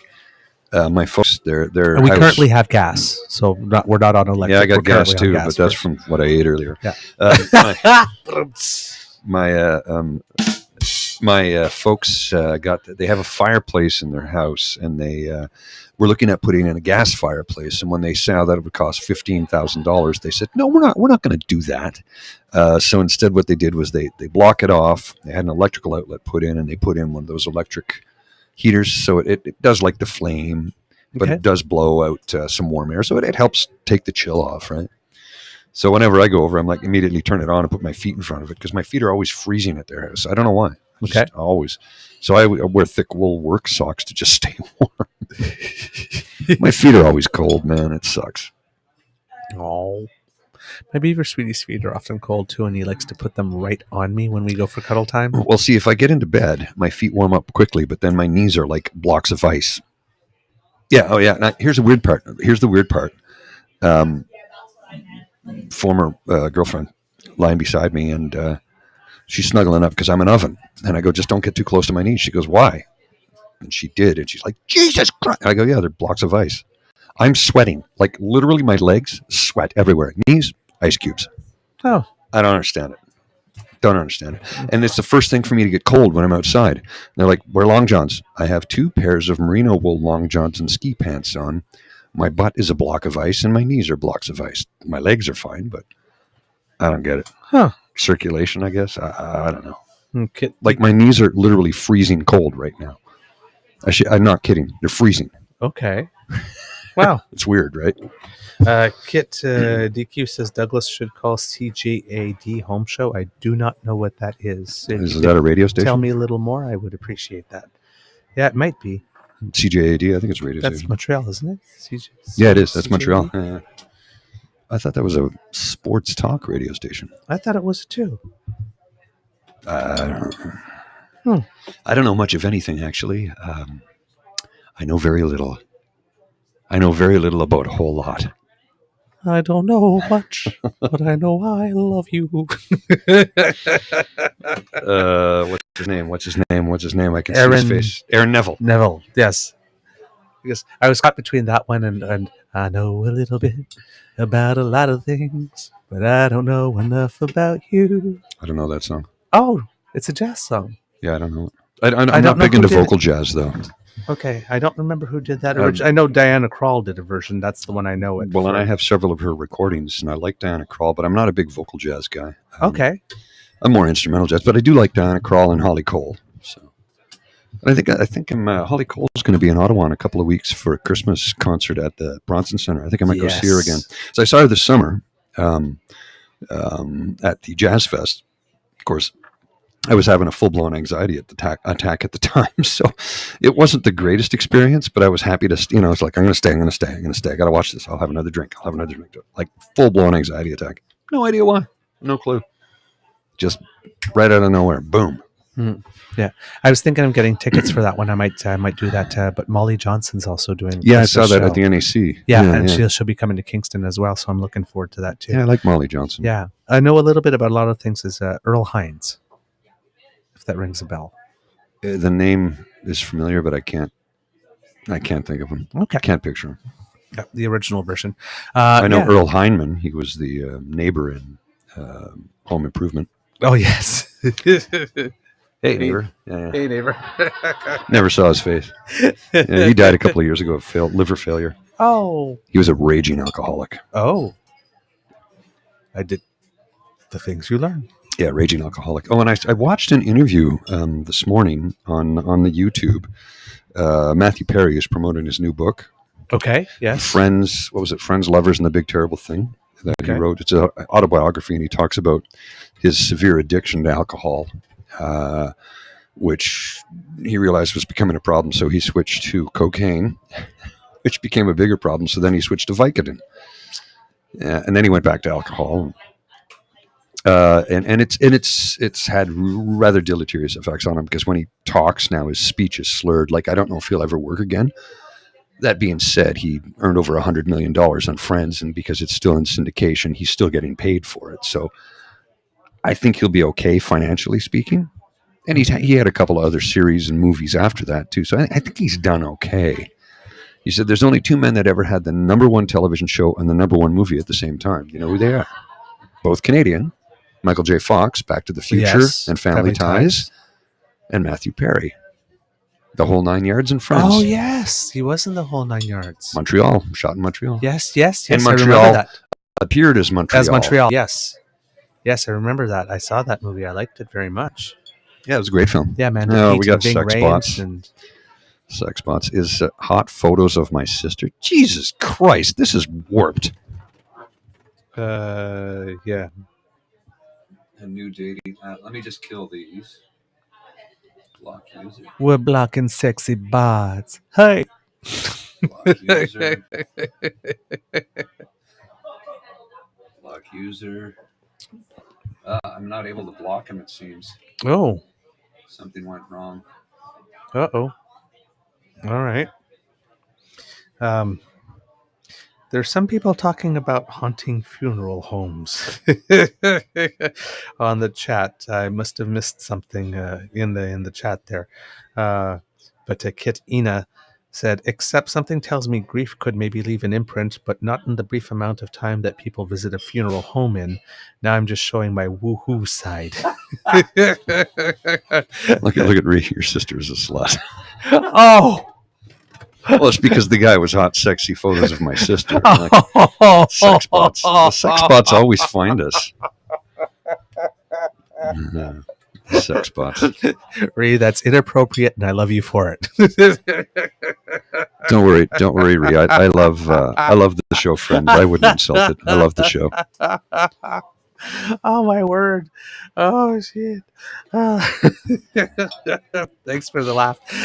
No, it's just I'm reading something and I saw woohoo side because I'm familiar with woo. Woohoo. It's how would you put it? The woo kid. No. That was a movie that Patrick, what's his name? The guy who used to be on Grey's Anatomy. Patrick Dempsey. Thank you. Yeah. He was in a movie called The Woo Kid. Okay. No, there's a conference I used to go to called the Southwest Leatherfest. And it had a very... oh, shit. I'm sorry, Ree. I blocked you by accident. I didn't mean to. I'm not sure how to unblock you. I'll try and figure... I'm so sorry. I tried to block a sex bot and I accidentally blocked you. I apologize. I'll figure it out. I'm so sorry. Oh, no. Can you click on it and unblock? No. I don't know how to do it. Oh, no. I'm sorry, Ree. I'll figure it out. Might have to wait till the next show because I'm not sure how to unblock you. My apologies. I did not mean to do that. I was trying to block a sex bot, and I blocked Saucy Sea Witch by accident. I'm so sorry. Oh, I feel terrible about that. I will figure it out. I might need Ashley to give me some help with that because she helped me set her up with the wrench, but we'll figure it out. Okay. Yeah, Kid Ashley, if you're still on. Yeah. Well, I'm trying to scroll through because we're doing it through a streaming service, Restream. So we're appearing on Twitch, the Dean Blundell Facebook page, the Dean Blundell Twitter page, our YouTube page, my Twitter page, my Facebook page. So it's restreamed to a bunch of services. So it's not so simple as just unblocking from one source. But I'll see if I can do it on the YouTube here. Okay. Oh, by the way, Kits, also thank you for mentioning that. If you're wondering where I went to on my personal Twitter feed, for those of you who are connected to me, somebody reported me for... counterfeit. Yes, for promoting counterfeit content, and the counterfeit content was our podcast. Yeah, go figure. So I've tried to appeal to Twitter because I didn't want to click on the button that said I acknowledge that I'm spreading counterfeit, because then that sets me up for bad situations every time I try to promote the show by actually tweeting a copy of the show. And as I on my personal feed, I try to every day have each episode that's still in circulation on every hour, once every 2 hours, be promoted so that you can find it. I'm not exactly sure. And Twitter being a little bit of a shit show these days, I'm not sure whenever anybody's going to get around to it, or if anybody's ever going to get around to it. If I haven't personally disappeared or anything, but it seems that maybe somebody wanted to cause me a little bit of trouble by maybe didn't like something I said and tried to stir the pot a little bit, and was successful, at least for the time being. But fortunately, the True Eager account is still working, and in case the Twitanic happens to hit an iceberg, I have set up a space for myself, the same handle I have for my personal account on Mastodon. Haven't set up the True Eager yet on it, but Yeah, just prepared a little homestead in case we have to pack up all our things and move fairly quickly. Um, so yeah, just if you haven't seen me or you wondered where I am or why I've become quiet, I haven't. I've actually been silenced. Um, so there you go. Sounds like Douglas plays Sims. I'm not sure what that means. As in Sim City or The Sims, perhaps, maybe. Um, yeah, Elaine, you'll have to clarify that for me, Kitty Lane. I'm not too sure what that is. But about the woohoo. Um, yes, email, we got it. Rhiannon got sexy time blocked by accident, guys. Almost like a tradition. um, we there's this conference I go to. I used to go to for a while. It's set in Phoenix, and because it's like close to Sedona and all that area, and um, crystals and stones and rocks and all that things. There's always a more spiritual element to the conference itself. It has the themes are always divided and according to the four elements, and we always when we start getting into that side of the discussions, it was okay. Now we're getting into the woo woo part of it, a touchy feely kind of stuff. So yeah, I have a pretty developed woohoo side or woo woo side as well. I get weird messages here. I'm trying to get Ree back, and yes, the not Sims sure. game has woohoo. Okay. Not sure how to do it. Oh, I'll have to figure it out later. I don't know how to do it right now. I'm so sorry, Ree. I apologize. I didn't mean to block you. I was trying to block the sex bots, and somehow I clicked on your name because the thing is in the chat they keep moving. yeah. And while I'm trying to block it, I might click, and it moves just before I click, and I don't realize it until afterwards when it tells me. So I'm so sorry. I'll figure it out. We'll get you back somehow. Yeah. It should be a little easier than that, though. I might have to send a message to Restream Management and say, "Listen, help me out here." Oh, okay. Oh, that would be. Yeah, I don't have a way to do it here, right? Okay, I see what you mean. Yeah. Here, it's like sex bot. Okay, right. There's a sex bot, and I'm like, I can't. There's nothing. I can't do anything. Yeah. Oh, darn. That's really sad. I'm so sorry, Rhiannon. I don't know how. I don't know how to fix it. I'll have to fix it for next time. I promise you, I will. Mm-hmm. I'll figure it out. I just don't know how to do it right now. We're getting some comments about our beautiful booth as well, which we talked about last time. It sort of looks a bit like we're in a train car. Oh, that's the Christmas. Too soon for Christmas. So yeah, they're very nice. It's as Mr. Grizzly was saying last time, the ceiling is right here. Right here, yeah. So it's a bit of a low. Yeah, we call this the mafia table because it's like literally a secluded table. No, I'm not using Chrome. I'm using on this laptop. I'm using Microsoft Edge. Reason being, Chrome is a total resource hog, and I don't recommend using Chrome with this software because it just chews through your processor, and as a result, you get a lot of lag and a lot of issues. At home, I use Generate because it is the most energy efficient process or browser. But Edge is designed for this laptop, so it does a better job than Chrome. So yeah, I don't use Chrome on this machine. It just slows it down. Mm-hmm.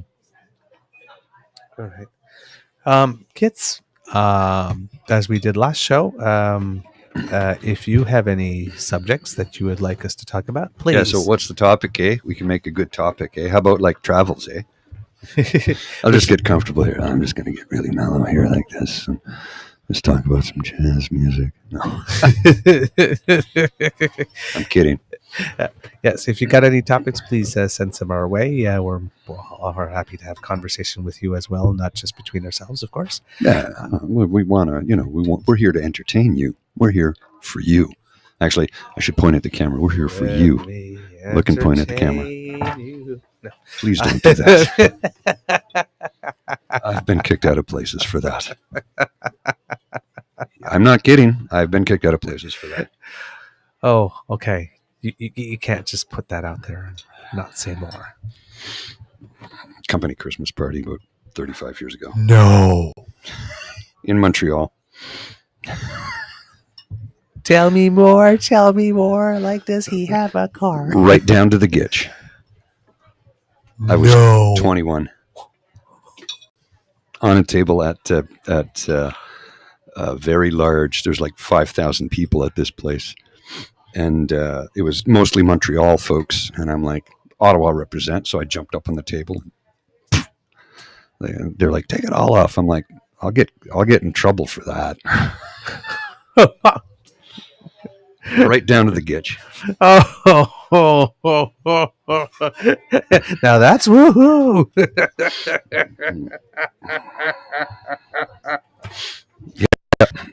Yeah. Kit Dharma Karma asked, "What's?" I didn't get fired though. It was the 80s, dude. Oh, well, If anything, that was encouraged. Half the people were on cocaine. I was the only one who was just drinking beer. I'm not joking. Half the people in the building were on cocaine. People photocopying their butts. Yeah, and nobody had a camera in their pocket bags, right? Right. Well, you know the old saying, it's like, oh God, thank goodness that nobody had an HD camera in their, and I'm like, well, I'd admit to it. I'm not embarrassed by it. I did it. It was a thing. I was a dumb young kid. I did it. Mm-hmm. Yep. Kit Dharma Karma asks, what's everyone's plans for Christmas? I actually don't know. Last year I went to my sister's place in the country where I went for Thanksgiving this year. And this year they're coming up here. So I'm going to guess probably Christmas Eve at my sister's, and then Christmas morning I'll head to my mom and dad's place. Usually Christmas Eve, the Fox and the Feather up the street. Oh yeah, that's not the Fox and the Feather anymore though. It's Harmon's now. So,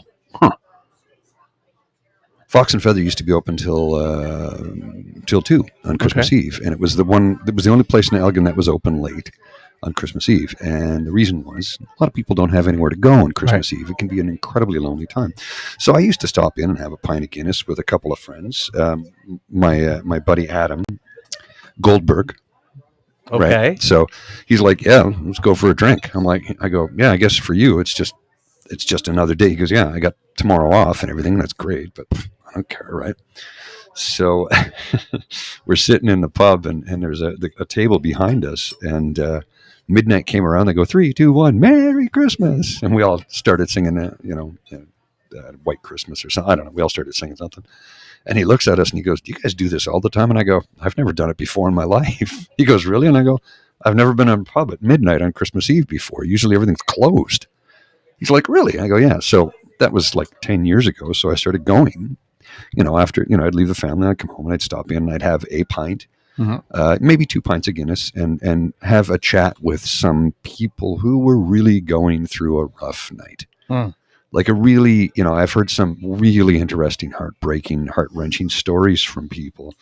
And I think I did it, one, because I wanted a beer, but two, it was sort of a remind myself of how good I have it. And that may be very selfish. It's like, see somebody else suffering so that you know how good you have it, but sometimes you need to give yourself a kick in the arse like that, if that makes any sense. Yeah. And I'd sit and I just listen, and I think to a certain degree it was comforting for them to have somebody to talk with on what can be the most lonely time in the world if you are somebody who grew up celebrating Christmas. But now that they're not there anymore, it's a different place. I don't know. I know the Heart and Crown, the Snug Pub, but they're only open till midnight. Okay. On Christmas Eve, and it's packed. For the same reason. Yeah. People have nowhere else to go. Yeah. And I've stopped in there before on Christmas Eve, around 9 or 10 o'clock or something like that years ago. But I don't know. I'll probably just, like I said, get Christmas Eve at my sister's place for a bit, then head home, and then get up the next morning and go to my mom and dad's and open a present or two. And then I think my sister's hosting Christmas dinner, but I'm not sure. Nobody's told me yet. So. Okay. And yourself? First, it's still up in the air. We were recently with family last weekend, actually, because it's my sister-in-law's her birthday. So we all went out for dinner, and we heard that side of the family. So the my Beaver Sweetie's brother, sister-in-law, and their two kids would be going someplace for skiing, actually for the holidays. Not sure if that's completely confirmed yet, but that's what the plan was. So, and I know that every few years his dad goes to see other members of the family as well. So I'm not sure if this is one of those few years in between where we don't do anything together specifically, Right. or not. But if it's not, if it is, sorry, then we'll be getting a tree because last year we didn't get one for our new place. Oh, no? No, well, with COVID and stuff, and my Beaver Sweetie going to spend time with his family and me staying home. Yeah. We didn't do it. Now we had some plants that we had in. We had like a Japanese rose bush. So you and stuff decorated like that. it? So I decorated. Yeah, I did. I did decorated it, and just made myself all. He had. Well, we had done a show soon after that, and I was mentioning how we, I felt good about it, and I was okay. But about 2 hours after he pulled out of the laneway, I stumbled upon a song by a British singer called Fleur East, who has a song called Sax that you may have heard. That became popular across the ocean. It was fairly popular. I don't recall. But she did a Christmas ballad called Your Christmas to Me. I'll be right back. And just heard it for the first time like this. It was like 2 hours after he left, and I was bawling my eyes out.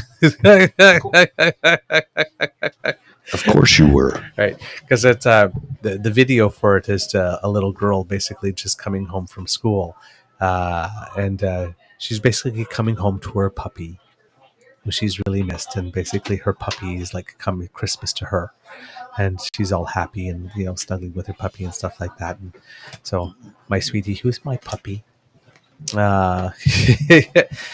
was gone, and yeah, I was in between baking and decorating the Japanese rose bush and all that kind of stuff. It was sort of like, oh, I love this song. Oh my God, it was making me think of my sweetie. Oh, here I go, I'm crying. And I think I listened to it like something like 30 times. And then of course I tried to think, okay, so I'm gonna try and stop crying when I see it by learning to sing it. And then I get to the second verse. that failed miserably, didn't it? That plan did not work out well for you at all. So what's your favorite Christmas song? Oh my! You can have 3 or 4. It's not just one. Right? Well, of the traditional ones, the one that makes me happiest is Sleigh Ride. Oh, okay. I really like that one. Just hear those sleigh bells jingling, ring ding. Yep. That one. Yep. I like that one. I also, for some reason, liked. I love the Charlie Brown Christmas music. The Charlie Brown special. Yeah, I get that. Yeah, I get that. I'm a big fan of that. Anything like that. There's Rhea. She's back. Oh, good. Sorry about that, Rhea. And it's like I have 3 accounts because this has already happened before. Yay! I just got her on the thing. Sorry about that. Yeah, Thank you for being prepared. I trying to block a sex bot, and I ended up blocking somebody we love and respect and care about. I'm not going to lie. I love the Mariah Carey. Yes. I love it. I do. It's a good tune. And for me, it's mostly because of Love Actually, Yep. which is one of my favorite movies of all time. I'm a big sap. I love that movie. I know how problematic it is. I fully admit that it's very problematic. The whole boss getting a little too close to his employees' personal lives. Yeah, all of that, right? And then the writer who wants to sleep with his housekeeper, and I'm like, I get all of that, but it's still, the film makes me happy. So I do love that. Love the Mariah Carey song because of that film. But my favorite Christmas song was Christmas Eve, babe. I was in the drunk tank. An old man said to me, the Pogues, Fairy Tale of New York. Yes. Oh man. Well, I mean, the lyrics just make me think about, I've never been in the drunk tank and I've never been arrested. I've never done anything like that. But the whole thing about, oh, that's your coat. I there. Yeah, I just love that song. I love the sentiment. I love the lyrics. I love the storyline. I love there's a documentary I watched about the making of the video, and it was Matt Dillon was a big fan of the Pogues. And he's like, yeah, I'd love to be in the... So he appears as a police officer in the video, and that's why he's in the video, because he loved the band. Did I not tell you this? I told somebody this recently. Nope, not me. Oh. Anyway, I've had a lot of concussions. My memory's not once what it was. Anyway, there's the scene where they say that the boys of the NYPD choir still sing in Galway Bay. Well, there's no NYPD choir. But there's a pipe and drum band. So they got the pipe and drum band out there, and they're like, well, what are we going to sing? Well, they didn't know what to sing, so they sang the theme to the Mickey Mouse Club. Okay. For hours on end. And they filmed it in slow motion, so you can't really tell what they're singing, right? Okay. Well, anyway, Matt Dillon says, it was getting chilly because it was in, they shot it in Boston, not New York. Or no, they did shoot it in New York. They did shoot it in New York, yeah. It was getting chilly, so... the Irish fellas from the Pogues, being the Irish fellas from the Pogues, decided to go into the pub and have a couple of drinks. Well, they were licking out of their minds by the time the video shoot ended at about 2 a.m. And the real police came in to bust them up. So they actually incorporated that into the video. Okay. So what happened was there was some trouble. So the police came in to break it up, and they're like, why don't we put that in the video? So what you see isn't what actually happened. It was like a recreation of what happened. Gotcha. Yeah. So we have Spike on Degrassi loved the Pogues. Yes, he did. We have Christmas with the Devil from Spinal Tap. I don't remember that one. I Want a Hippopotamus for Christmas. Best Christmas song. Yeah. I want a hippopotamus for Christmas. I like that one too because there's a fromage factor to it that I really enjoy. I like that. Lindy, you've never seen Love Actually? Oh, it's a classic. Yes, it is. Well, I mean, there's scenes in it that are wildly inappropriate, and yet they're funny. And especially the scenes for the stand-ins on the film set, where. So I don't know what you folks know about film sets or films or movies. You need to block. So stand-ins are designed for blocking and framing, and what they do is they will sort of literally stand in the position of where the actor will be filmed, but they adjust the lighting, they adjust the camera, they get the proper angle, they make sure that the mic is the proper for the boom and all of that, because a lot of the sound is recorded live on set. A lot of times they don't get it and they go back in and they do Foley work and redub it. But the stand-ins are filming a sex scene. So as each time we come back to it, they're in a different form of undress, and they're just having a chat. Because it's very politely British the whole time. It's like, yeah, I really do enjoy your company. Yes, it's nice to just have a lovely chat with you. And it's great. It's funny. I think it's hilarious. Oh yeah, the naked stand-in scenes are hilarious.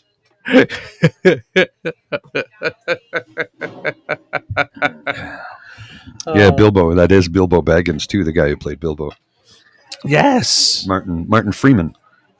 Oh, that's true. I'd never put two and two together. Yeah, and the guy who runs the art gallery, who's in love with his best friend's wife, Keira Knightley. Mm-hmm. That's the guy who played Rick on The Walking Dead. If you ever watched familiar. So for anybody who's watched The Walking Dead, that's the same guy, same actor. Okay. He's British. Anybody who's ever watched The Walking Dead, yeah, the guy who played Rick is British. So. Wow. Well, there you go. No, I'm not familiar. I've never actually seen an episode of it. It's on Netflix. Okay. I watched it. It took me forever to get into it. I enjoyed it, but it was like... it was entertaining. I don't know that I enjoyed it. It was entertaining. It's kind of like Breaking Bad. Everybody talked about how much they loved it, or Sons of Anarchy, how much they loved it. And I'm like, I didn't love it, I thought it was well-made television. It was a good program. The stories were good, but they were all horrible human beings. Yep. Not a single person on either one of those shows had one single redeeming quality to them. Mm-hmm. They were all terrible people.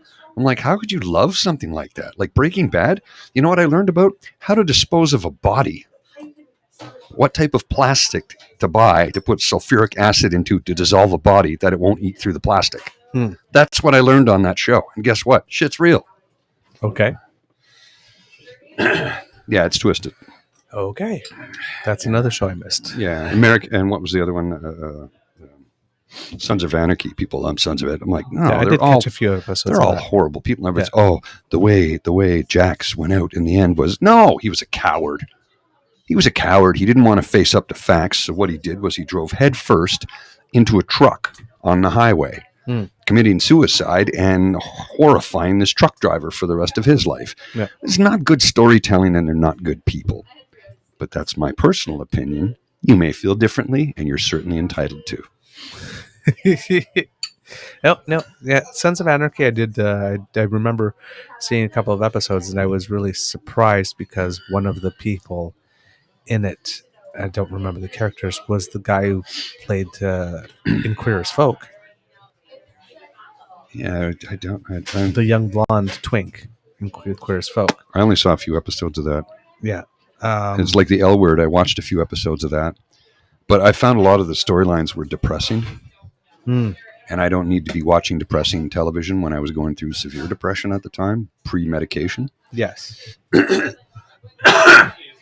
Yeah, I can understand that.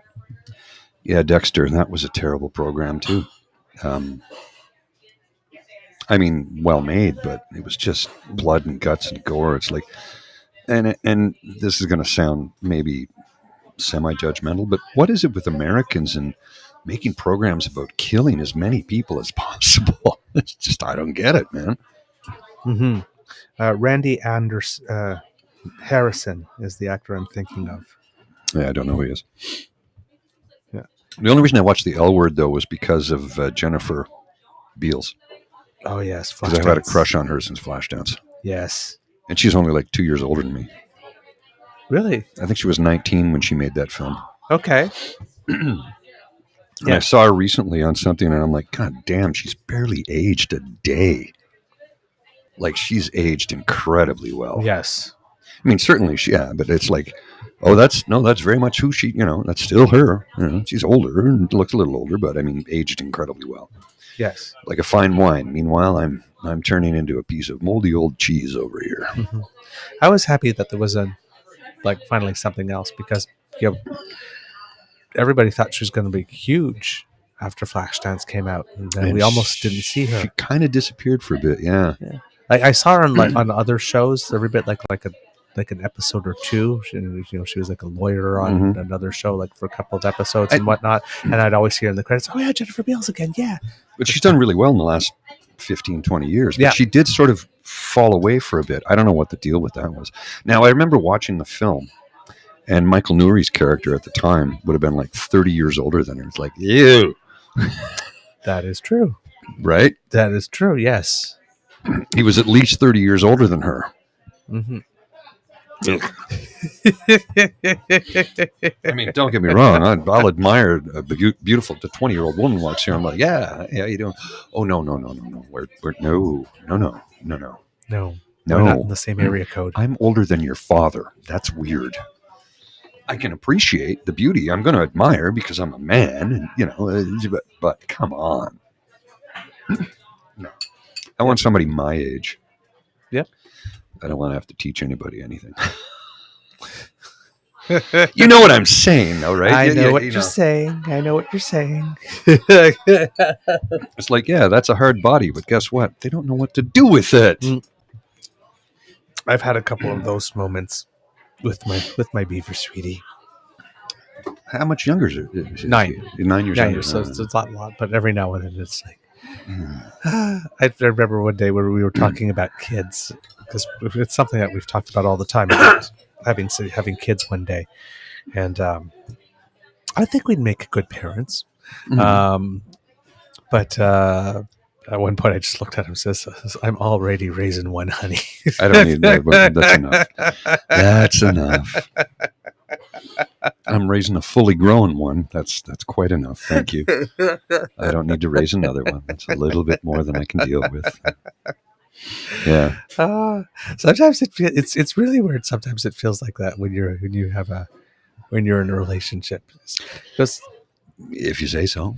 Yeah, honestly, I don't know. No, it's really weird. It's because you're growing together, right? And you're going through things together, but then you hit a speed bump, and it's mutual. It goes both ways, right? You hit a speed bump where there's a life event happens in your life where your limit specifically. And it's like, yes, I'm a mature 49-year-old man, except when this happens, I revert to being a 6-year-old spoiled brat. It's like in every other aspect of my life, I'm mature, I'm composing together, except this one, I'm going to be petty. and the funny thing is, though, there's a certain amount of truth to that. I think to every man at any point in his life. I mean, I have. I don't think I strike you as somebody who lacks self-confidence. Right. I'm quite self-assured. I'm quite comfortable. I will chat with anybody at any time. The most beautiful woman in the room, I'm happy to have a conversation. And I'll find 9 different things to have a conversation that she will find interest in too, because I will ask her about what her interests are.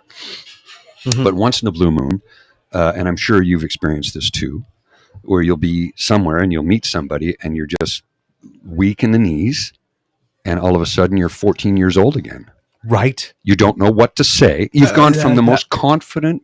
5 minutes ago, you were just convincing somebody that this is what you should do with the rest of your life, and you're correct. And then it's like, that was my entire cruising game. Yes. Hi. What's your name? I don't think that's going to land you too many guys, but yeah. I'm still amazed I'm not a virgin still. Well, I had no game whatsoever. Well, by all rights, I should be a virgin still. But again, because you're a man, you can say to another man what you're thinking and vice versa, right? And you won't be horribly offended. Oh. You won't be horribly offended. Man. Unless it's a really unattractive person who says what they want to do to you, and then you are offended. But a man saying that to a woman is going to get hit or punched, and justifiably so. Yes. Right? But as a gay man, you don't need to have the same kind of game that a straight man has to have to woo a lady, is what I'm getting at. There's different subtleties and nuances there that you don't require necessarily. Let's just unless, of course, you're chasing like a unicorn. Yes. A unicorn's different. Right? Yes. Well, let's just say when you're, I'm not sure how it works. I don't know. You landed a PhD. I think you did okay. Yes. In the straight community, but in the gay community, if you're young enough, just smiling and looking down. Yeah. can do the trick for you. Yeah. No, I know. It's been explained to me before. I've had a lot of buddies go, dude, you would do so much better if you were gay. I'm like, yeah, I know, but I'm sorry. It's not working for me. It's just like, yeah. Just smiling and looking pretty can go a long way. Oh, and I've had some wealthy gentlemen offer to take very good care of me. Mm-hmm. I'm like, I'm sorry, dude. I can't. Yeah, but you think of the money. No. That's the last thing I'm thinking about. That's no. Like Army cuddles. Now we maybe. It's not going to work for me. Not going to work for me. I get how some people are willing to sacrifice themselves for that. Yeah. I'm not. I'm not capable of it. It's not within me. It just isn't, And I'm not judging anybody. Do what you got to do to get through this life. Yeah. Don't hurt anybody. We're cool. Yep. Yep. It's not something I could ever do. I've had a couple of ladies offer to take care of me too. Mm-hmm. Older ladies with lots of money, and I'm like, sorry, I didn't say I wasn't attracted. I wasn't, but I didn't say that. I'm just like, I'm sorry, I don't have those feelings for you. Yeah. No, I had, and that was true too. Yeah. There was no attraction, and I had no feelings. So no. I had a boyfriend once who was very, very, very, very well off. And dating was a little difficult between us, actually, because I was old enough. You know that Sinead O'Connor album? I do not have what I do. I do not want what I do not have. I do not want what I haven't got. I do not want what I haven't got. I was pretty much at that phase of my life. It's like, there's a few things that I still want that I can't afford. Oh yeah, of course. There's a few things like this, but for the most part, if I don't have it yet, it's not because I can't afford it. Because I don't really want it. Well, because if you wanted it, you'd find a way to get it, right? Right. And clearly, that's not important. And it's not like I'm not a determined kind of fellow. I mean, one thing that scares people about me is my determination if I set my mind to something. Well, and once you reach a certain age in your career, you can just buckle down, save, cut back here, cut back there, find the way to get to whatever it is. So if I don't have it, I don't want it. Yeah. And in our wooing phase, he was trying to impress me with certain things. And it just made me feel uncomfortable. Oh, yeah. Yeah. I remember one time we were in Florida and Fort Lauderdale, and we actually went to eat at, it had become a restaurant for a while after, but Versace's house. Oh, yeah. I'd been there a couple of times. Yeah. I think I was there 2 months or 2 weeks prior to his murder. Yeah. So it had become a restaurant for a while. And, we're ordering the appetizer. I mean, it was beautiful food and, of course. Outrageously expensive. But outrageously expensive. That's my rent. The lunch was about half my mortgage payment, right? Yeah. In U.S. dollars, by the way. In U.S. dollars. And I'm like, the bill's coming, and it's like, I'm awkwardly uncomfortable. Yeah. Right? It wasn't like, wow, look at this guy. Like this, he's like treating me just like nice. I like, woohoo. It was just like, I don't feel good this about this. This makes me feel weird. Yeah. Yeah. It's like, do you own me now? Well, I didn't think that, but it was, it was like, okay, next time we're going out for dinner, I'm buying. Right. And it was, and I don't think that he had ever encountered someone or had dated someone, which is, I understand that you have a lot of money. I understand that you have a lot more money than me. And I understand that you can buy me anything that I want, but I got my own. Yeah. Thank you. Like I've got mine. I don't need you to do this at all. Meanwhile, I've had women leave me because I don't have enough money. Yeah. Yeah. But it's like, if we all have our go-to cards, right, that we play. So what happens when someone takes your go-to card away? Yeah. Yeah, I can see how that could be awkward. It's like, you don't have to do that, and I've got mine, and it's like, yeah, you can treat me to a $300 lunch, but I can treat you to a $100 dinner tomorrow. It's like this. I'm going to feel it more at the end of the month. This is nothing to you. Like this, but I can if I want to, and I have, and I will, right? Because you're worth it. Yeah. I'm not counting. It's like, if we feel like having burgers tonight, we're having burgers tonight, and it costs $15. That's what it is. If we feel like going someplace a little swanky, we're going to do that. It's not the price, right? It's the setting, it's the event, it's the company, it's the mood, right? Oh yeah. And whether that takes $20 to achieve, or whether it takes, whether this time it's 70 or 80, so be it. And then within the limits. You don't want to be crazy on your budget and blow the bank, and you don't want to be taking out loans to do that type of stuff. But oh God, no. But right, and it's yeah, so it's one of those things that I had sort of taken away his card, so he was disarmed. Like for me, what would do it is someone who's very, very not extremely independent, but someone who never needs anything. And I used to be that guy, and I've had to learn to let go on that stuff. I'm pretty self-sufficient. So no, I don't need you to do this. No, I got it. Yeah. Like, well, if you always got it, then when can someone show that they want to be there for you? So it's like, even if you've got it, sometimes you have to say, no, I don't have it. Or, yeah, I would like you to do that for me. That's something I have in my life, in my experience. This is weird. It's weird. I'm going to get personal here for a few minutes, but it's going to get a little weird too at the same token. So my ex, who last thing she ever said to me, one of the last things she ever said was, Paul, you simply don't have enough money. Long since before that, she said to me, "You don't have to take care of everything. I'm going to take care of you this evening." Mm-hmm. Oh, wow. Nobody had ever done that before. Mm-hmm. And then I get the, "You don't have enough money." Do you know how much of a head twist that was? Yep. It's like, "No, I'll take care of you." Really? Nobody's ever, I've always taken care of the bill. I've always taken care of the bill. So finally, I had this person in my life who wanted to contribute. Mm-hmm. And then one day said, "You don't have enough money." And I went,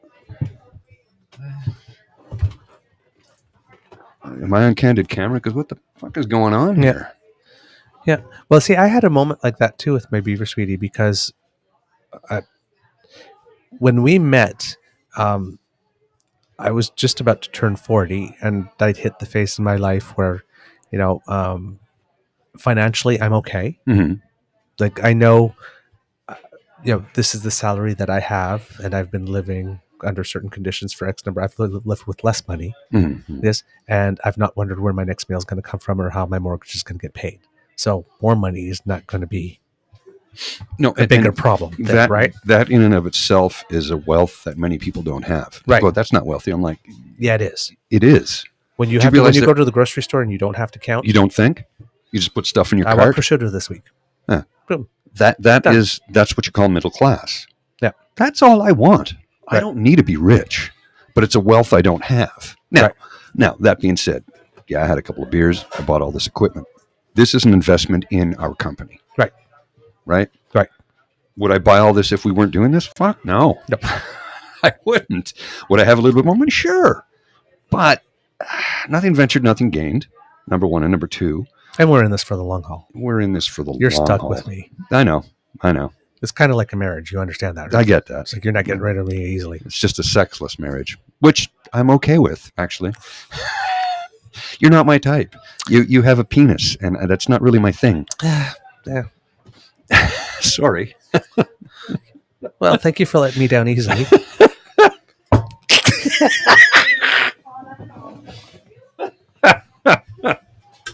Oh, speaking of, I got Damn to pee. freaking penis always gets in the way. My penis always gets in the way. It's always causing me problems. I got to see a man about a horse. I'll be right back, I promise. It's love and it's real, kids. It's love and it's real. He is going to have to cuddle me someday, though. No. Kidding.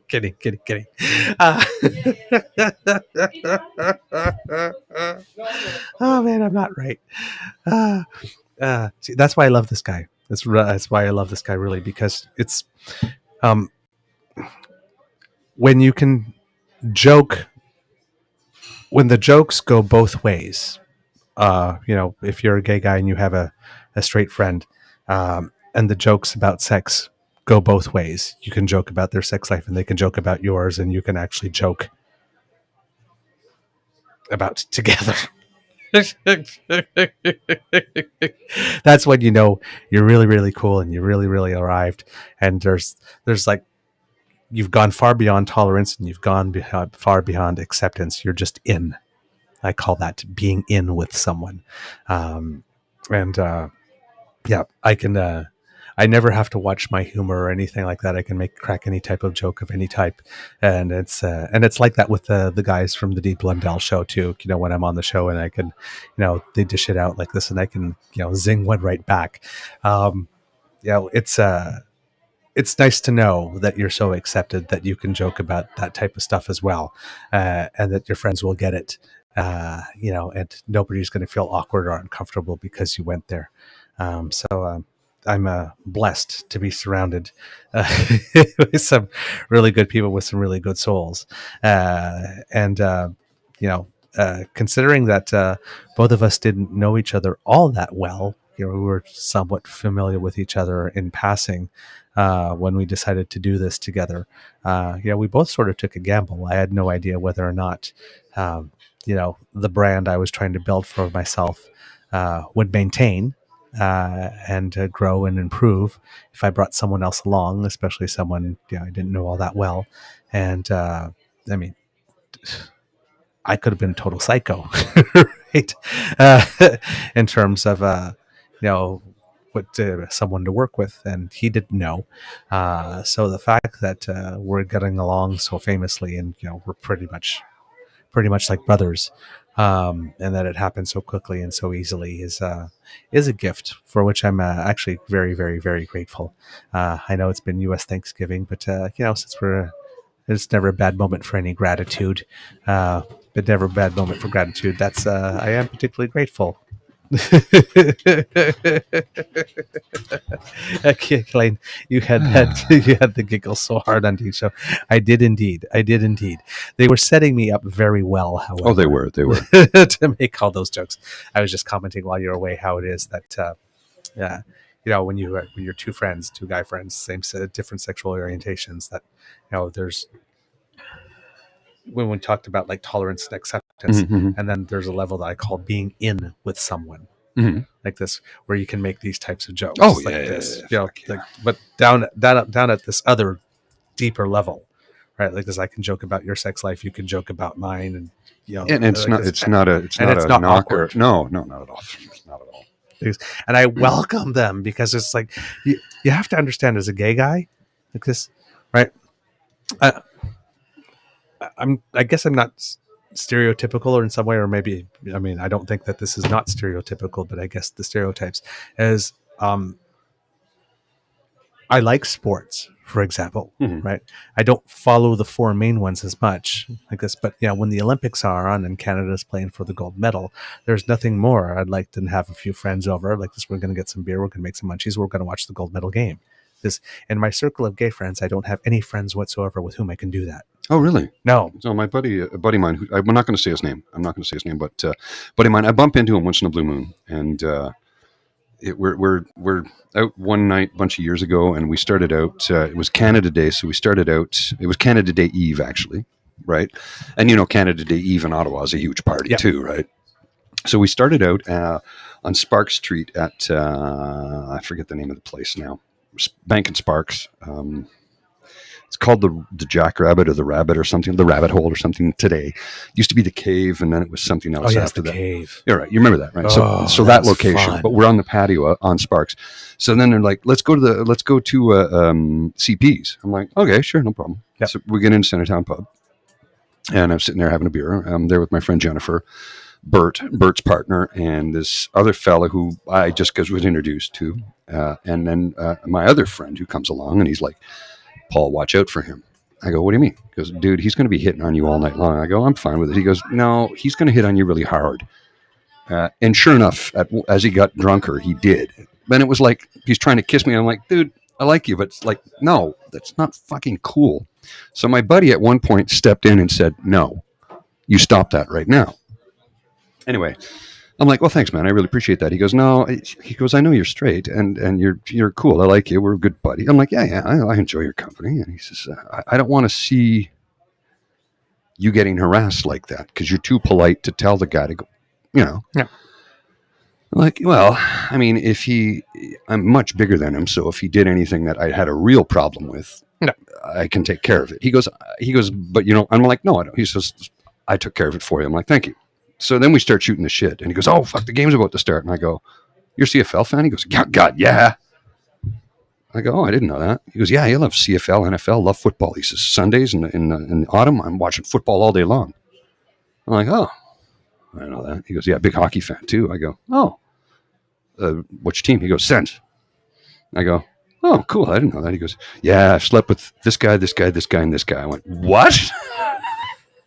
He goes, oh, don't ever repeat their names. And I never have. Right. Never have and never will. Yep.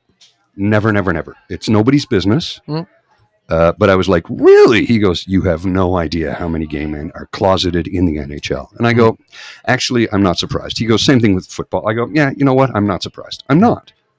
Odds are there's going to be tons. Just because you're gay doesn't mean you don't like sports. Also in politics. I can attest. Yeah. Well, and a lot of them are completely closeted. And then there's the ones that are the open secrets, like John. Yeah. It's an open secret. Well, let's just say, without telling tales out of school, there are a couple of notches on my belt or bedpost. Members of Parliament? Mm-hmm. Yep. When we go off the air, he's going to tell me. Not current. No. Not current, but in the past. And it was Are they out now? Are they still? no. Oh, so No. they have a beard then? No, probably, yes.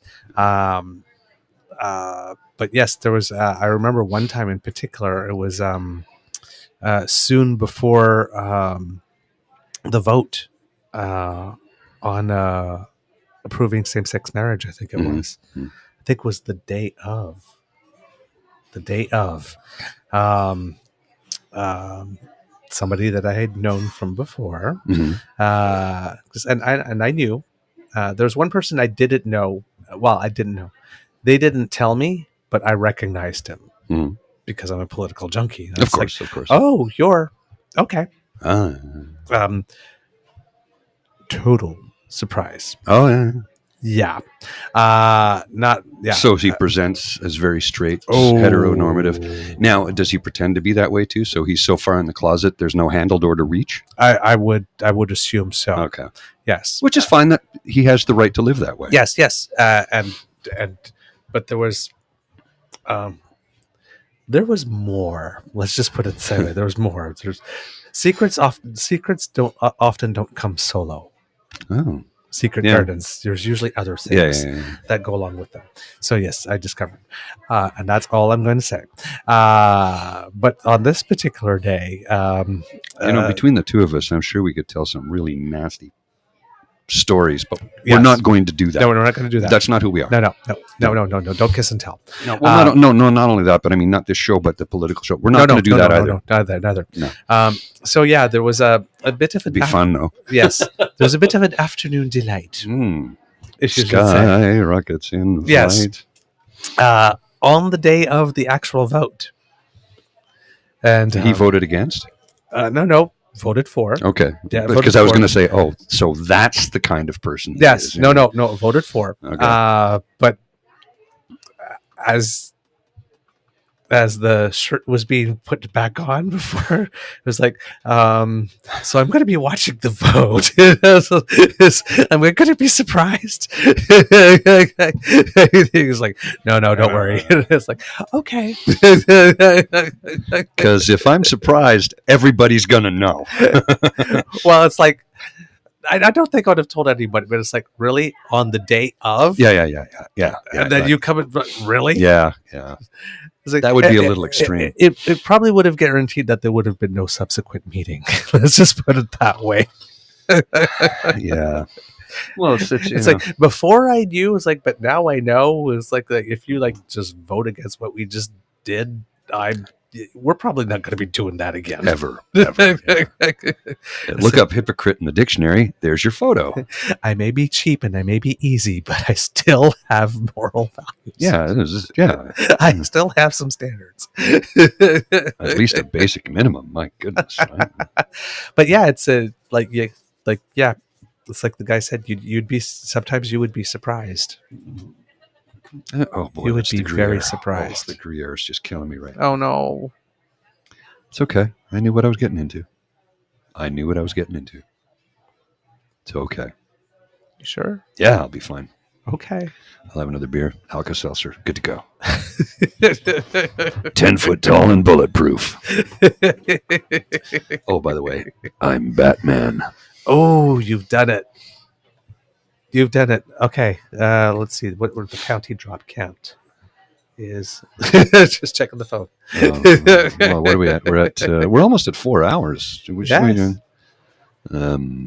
See if the kitchen has some cider vinegar. Yeah, they do actually, Michelle. I will ask for some. Oh, that's what the cider vinegar reference Yeah, was it'll for. help Okay, your I saw it stomach. a little earlier. And You know what else is a wonder worker is ginger tea. Okay. Ginger ale. That's why ginger ale. Now, of course, ginger ale is mostly sugar today. But back when we were kids, Schweppes ginger ale had little to no sugar in it.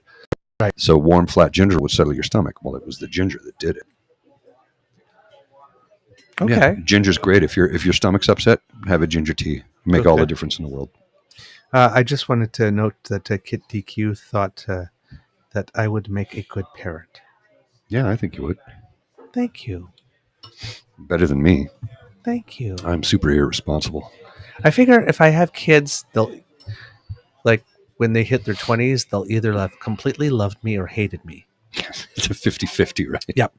Either they will go, Dad, you gave us some good boundaries and you gave us some good guidance, and I'm not in jail today probably because of you. I guess. And then I can imagine also it's like, here's the therapy bill you're paying. Yeah. Well, so years ago, I had a conversation with a woman who I said, no, I don't want children. She goes, well, you're just a selfish prick. You just, I go, no, there's a reason I don't want to have children. That's a personal reason, and you should respect that. Well, you're just a selfish asshole who just wants to party and drink and have sex and blah, blah, blah. I'm like, look, lady, I have mental health problems, and I am not one who would ever want to pass this on to another human being. And I don't know that I could be a parent because of it, number one. Mm-hmm. And number two, what if I succumb to my mental health issues and leave this planet early? And she just looked at me, and I said, so maybe don't be so judgmental when somebody says they don't want to have children. There might be a good, valid reason for it. Let's just say she shrunk to the size of a pea in about 2 minutes and scurried away. Mm-hmm. But it's true. If somebody says they don't want to have children, okay. Don't ask why. It's none of your damn business. Yeah. First off, don't ask somebody why they don't have kids to begin with. Right. It's none of your damn business. Right. And I know women get asked this all, when you haven't. Well, what if they can't? And that's an awkward, Yeah. It was years ago. I bumped into a friend. Oh God, I'll never live this down. And I talked about this once, how I was like, oh my God, I haven't seen you in so long. You look great. You're glowing. When are you due? She wasn't pregnant. So I've never asked that question again. I've never made a comment. I remember I bumped into my buddy and his wife, and she was ready to give birth like that day. And I was like, what's new? I just looked her straight in the eye. What's new? And acted like nothing had changed. I was waiting for her to say something because I was not going to go, nope. I made that mistake once when I was about 21. Nope. You have to give it up. I'm not asking, even if you're giving birth right now. Oh, are you having a child? Like literally, nope, no way. You make that mistake once, never again. Yep. I felt horrible. Yep. I asked a woman if she was pregnant, and no, she just put on a lot of weight since the last time I'd seen her a year prior. I'm like, oh my God, I'm the worst person ever.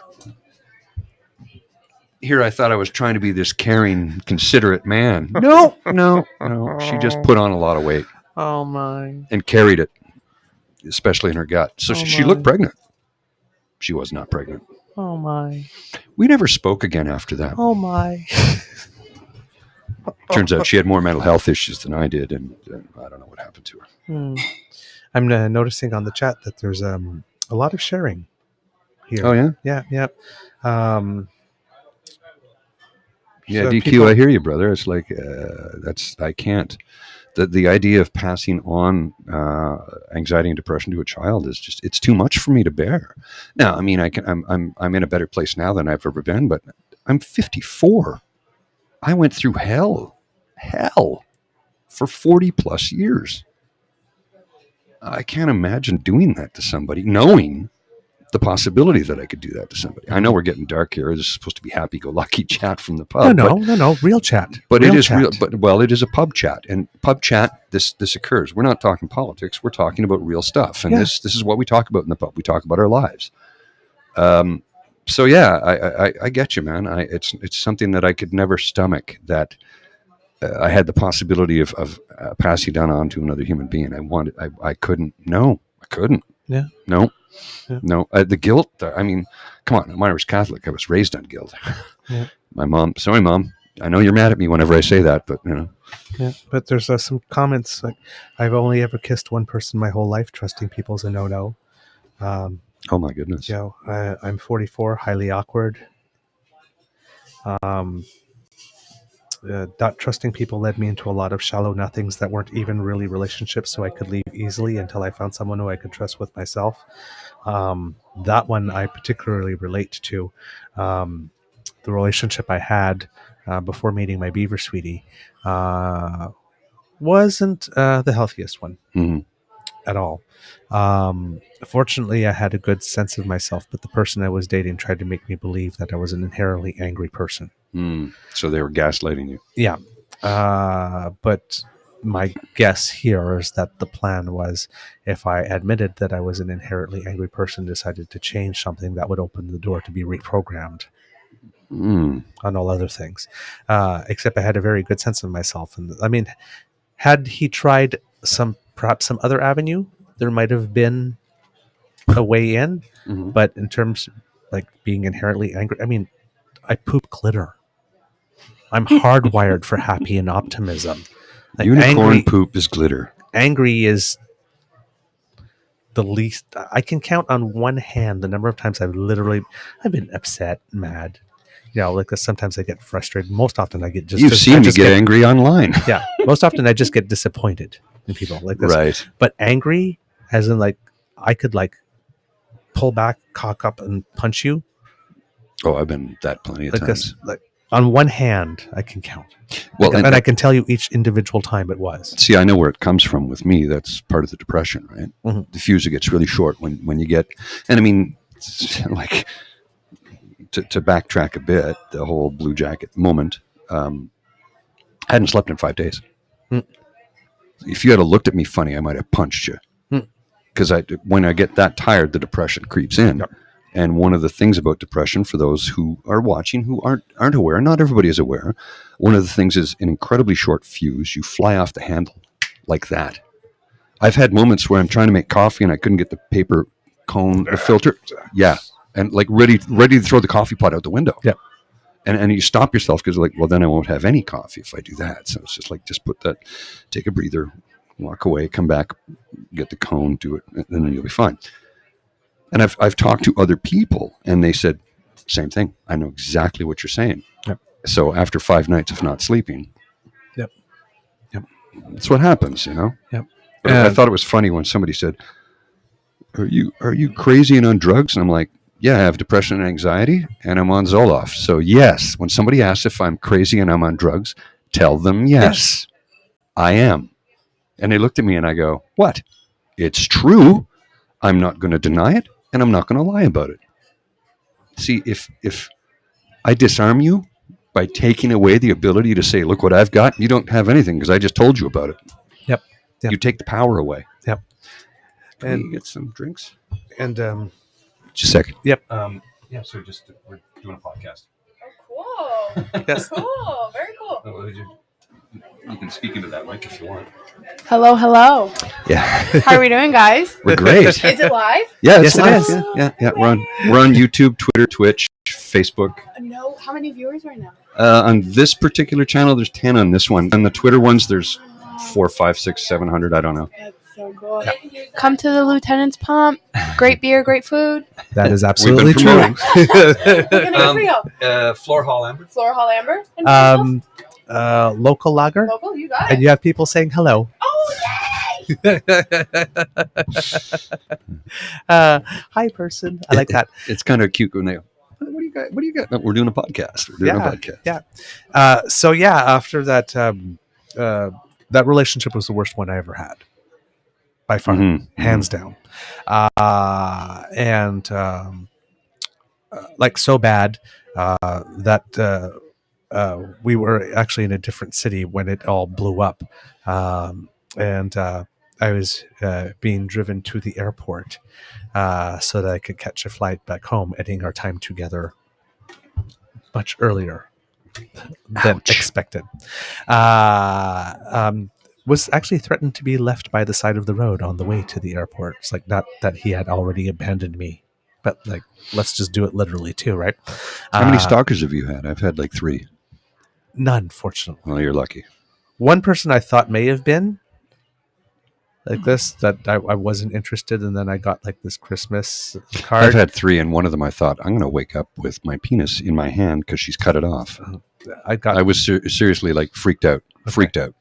Yeah, it was like I threw out of my house. it was an Elvis sort of like Elvis Santa Christmas card, and it was like do something, but most of all, don't be cruel. Like this, which is like, don't be cruel. I got it like this. To a heart that's true. But it's sort of like that. I just like saw the inside of the card, and all I heard was eat, eat, eat, eat, eat. All I just heard was the violence. Jason. Yeah, it was like, okay, I'm not going to answer this one. But this relation, it was bad. That's so bad that like when we got to the airport, I literally like walked through the sliding doors, looked to the right, there was an outlet. I plugged my computer in it, and it's like, okay, now you listen to me here, buddy. I was like, this is over. Like, you think we're gonna be friends after this? Nope. No. It's like, my name doesn't come out of your mouth. I don't want it to cross your lips. You don't ask my friends about me. I won't ask your friends about you. If you see me somewhere, don't wave, don't nod, don't. We never were. I said, I don't want you any ill harm. I don't want you any harm. I want you any well. I just want my energy untied from yours as fast as humanly possible. And then I proceeded to be deliberately on purpose single for the next 4 years. And during those 4 years, like the comment said, led me into a lot of shallow nothings. I did the best way to get over a man is to get your head out of your ass and your legs up in the air. My pleasure. I can take the empty glass too out of the way. Oh, thank you. Thank you so much. I don't want to ruin the whole scene going on. Thank you. Yeah, so I did that thing for a while. But because I'm an ethical slut, it actually can. It's actually a thing. I was. It's really weird. I had no problems with having a regular play buddy. Yeah, I get that. Right. Mm-hmm. But I wasn't looking for any deep emotional, and I get that. And there was no middle ground. It was either all take it as you come and super flaky people. Like, as in, like, you'd meet once and you'd say, not a friend with benefits, but a fornication friend. Yes, a fornication friend. Trying to be a little bit more polite. Yes, up the game a bit. Yes, and it was sort of like, it's like, oh, yeah, we met, we're having fun, like this. Would you like to do this again? Yeah, and then it's like, on the date that we signed, and you have to understand that, like, when I make a date for something, beer everywhere. When I make a date for something, it's like I write it on my calendar in pen. Oh, it's in right? pen. That's serious stuff. Serious stuff. Pen is serious. It's like you could like say right now, in 6 months from now, we're going to do this thing. I write it in my calendar. This is vellum. It's sheepskin. Oh, okay. And I write it down. Like, in 6 months, I will be there. You don't have to call. You don't have to check in. You don't have to remind me the week before. Yeah, it's true. I will be there. I can rely upon you for that. It's like, okay, we're going to do this thing on Thursday. Yeah, okay. Yeah. We decided 6 months ago. I'm there. Right. This was like, it's Thursday, and we make plans for next Tuesday. And it's like, oh, well, you didn't call and confirm. I thought committed we 6 months ago. When we that's part of the new that's part of the new dictum, if you will. But it's like, if you had any doubts, why didn't you call me and ask, are we still on? Yeah. Well, I'm like that too. It's like, we made a commitment. Yeah, okay, I'll see you next Thursday. All right. So Thursday rolls around, and I go to pick the person up or meet the person. I'll be at the, like, where are you? I've been waiting for 30 minutes. Well, you didn't call me. We talked about this last week, that we would meet at this place and this time for this thing. Well, yeah, but you should have texted me today to make sure I made other plans. Then why did we talk about this a week ago? Like, what the hell? Okay, so it's not just a game. No. Okay, good. No. All right. I don't think it's even that. I think it's just a matter of how you were raised, and my word is my bond. Bingo. If I make a commitment. Right. Now, occasionally, I have to back out. Yes. For whatever reason, and I will call and say, listen, I'm really sorry, I have a terrible migraine. And when I have a migraine, I'm not leaving the house. Yep. They're like, oh, you should come out. And I used to bow to peer pressure. Okay, I'm really sick. I really don't. Oh, go, come on, you have to. And I show up and go, oh my God, you're really sick. You should go home. No kidding. So when I said I was sick and I didn't want to come out because I felt terrible, What part of that did you not believe? Well, I didn't think you were that sick. I have to be damn near dead to not go into work. I have to be damn near dead to not show up at something. Yep. So if I say I'm going to be somewhere, I'll be there. If I say I'm too sick to go, don't second guess me. I am too sick to be there. Yep. I went to work the week before my vacation with a fever of 39 degrees because I had to. Mm-hmm.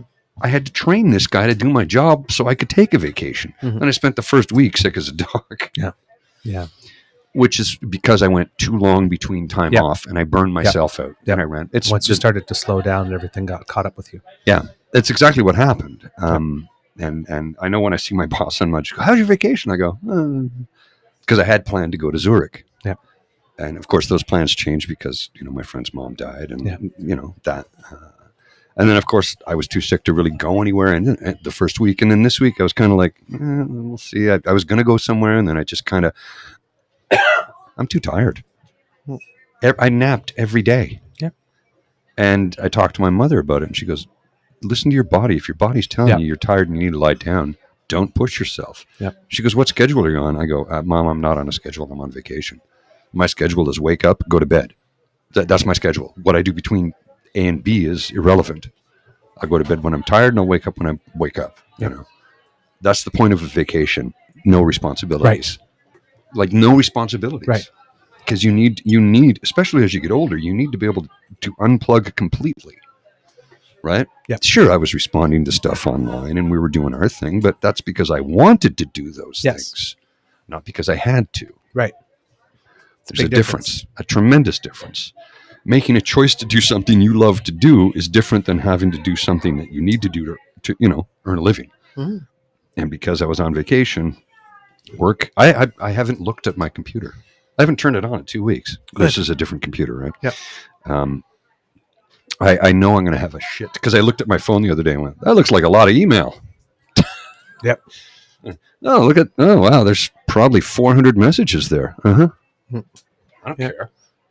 They're not paying me to look at them right now. I'm paid to stay home or go somewhere, or I'm paid to do whatever the hell I want. Yep. So, that's the point of vacation. Yeah. So, as the end of that comment is,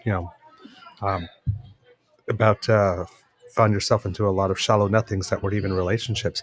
It was this, I wanted to meet somebody during that period who was like deep enough that you could make a plan and they were of their word and the plan would follow through, but yet not so deep that making the plan would mean something. Oh, yeah. Yeah. Those don't really exist. Like this, and at about... Well, that's not true. I'm not saying they don't exist at all because I am one. Okay. Right. Okay. But they don't, there's a slim patch in the middle where you meet people like that. And it had been about a year or two that I was single now and I hadn't met that. And I got that feeling too. It's like just why I keep on meeting all these shallow people. Well, I am swimming in the shallow end of the pool. That'll usually, yeah. Right? Yeah. It's like, don't swim in the shallow end of the pool and expect to meet deep people. Why am I surrounded by douchebags? Because I'm at the douchebag convention. That's right. Maybe I should just leave. I'm at the douchebag convention looking for the one non-douchebag. And that's not going to happen. They're not there. They don't go to the convention. Yeah. So I guess, or the one I can change or fix. Or No. You could be a douchebag with everyone else, just not with me. Yeah, that doesn't work out. And I know that women want to be listened to and men want to fix the problem because inherently that's what we that's what we do. We do, it's broken. Let me fix it. I'll fix it. No, I just need you to listen to me. And it's difficult as a man to hear a woman tell you something that is a problem and not desperately want to fix it for her. And over time, I've learned to just listen. And then sometimes you listen too long and be like, well, aren't you going to do something to fix it? I'm like, what? Do you know how much easier my life would be if I was gay? Jesus Christ! Yes. Well, I have that now with my sweetie every now and then where it's like, okay, so are you telling me this because you want me to listen to you? Or are you telling me this because you want my advice, or are you telling me because you want me to tell you what to do? Yeah, which is it?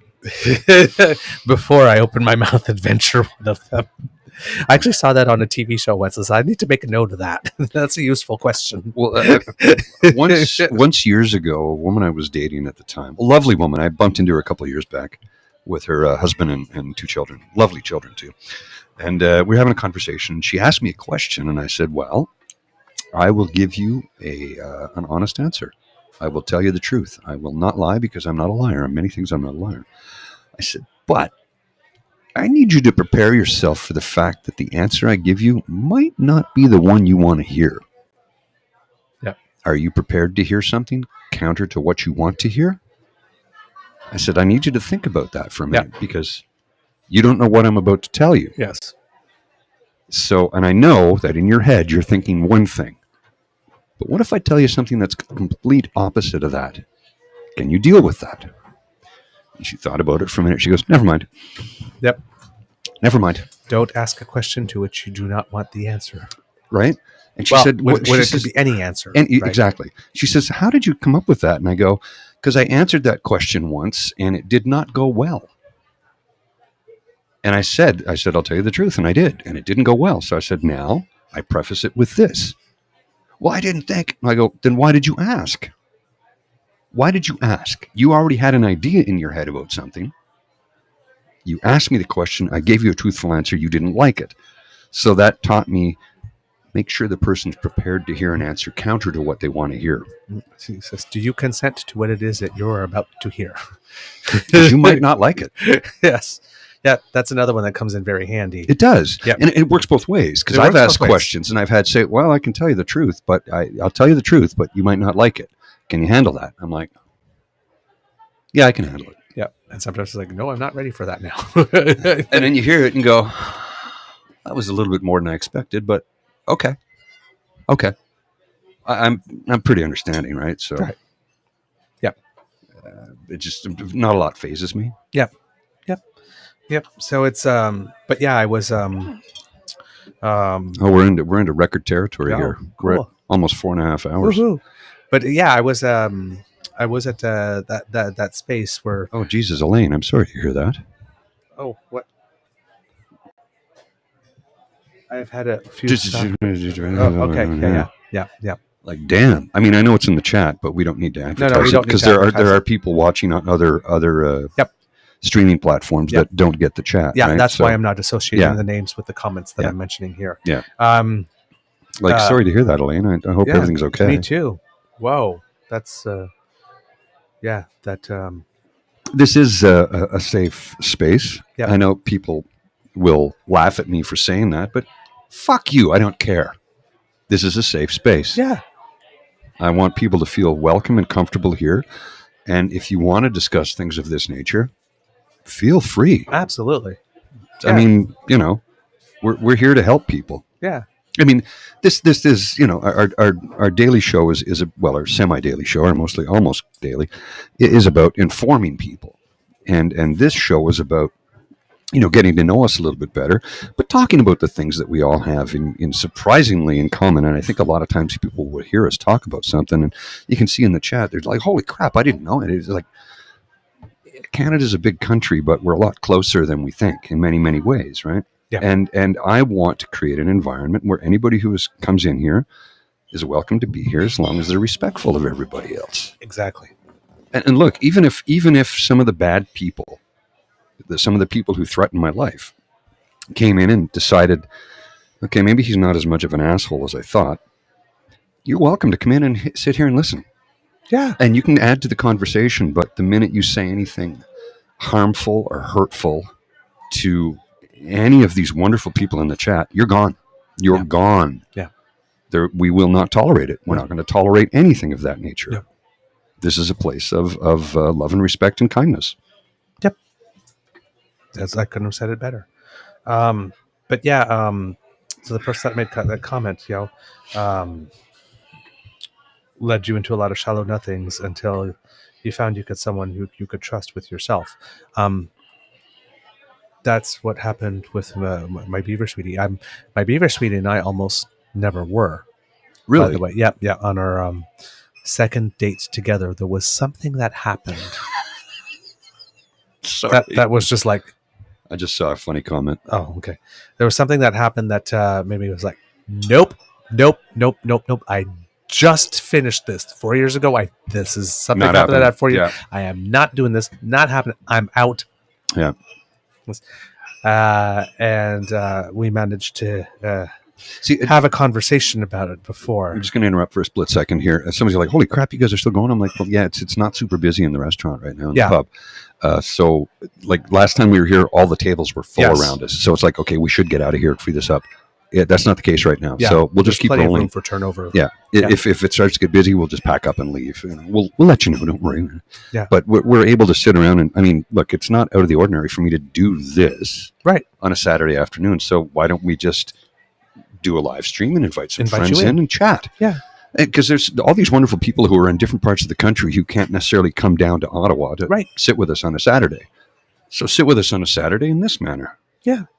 Yeah. Right? Right. And look at this lovely wallpaper. Don't you love this wallpaper? I mean, I'm not one for paisley, but I love it because this is the only paisley left in the bar. Oh, he took everything out, and I'm like, you can't do that, but you can't do that. Mafia booth, it's called the Mafia booth.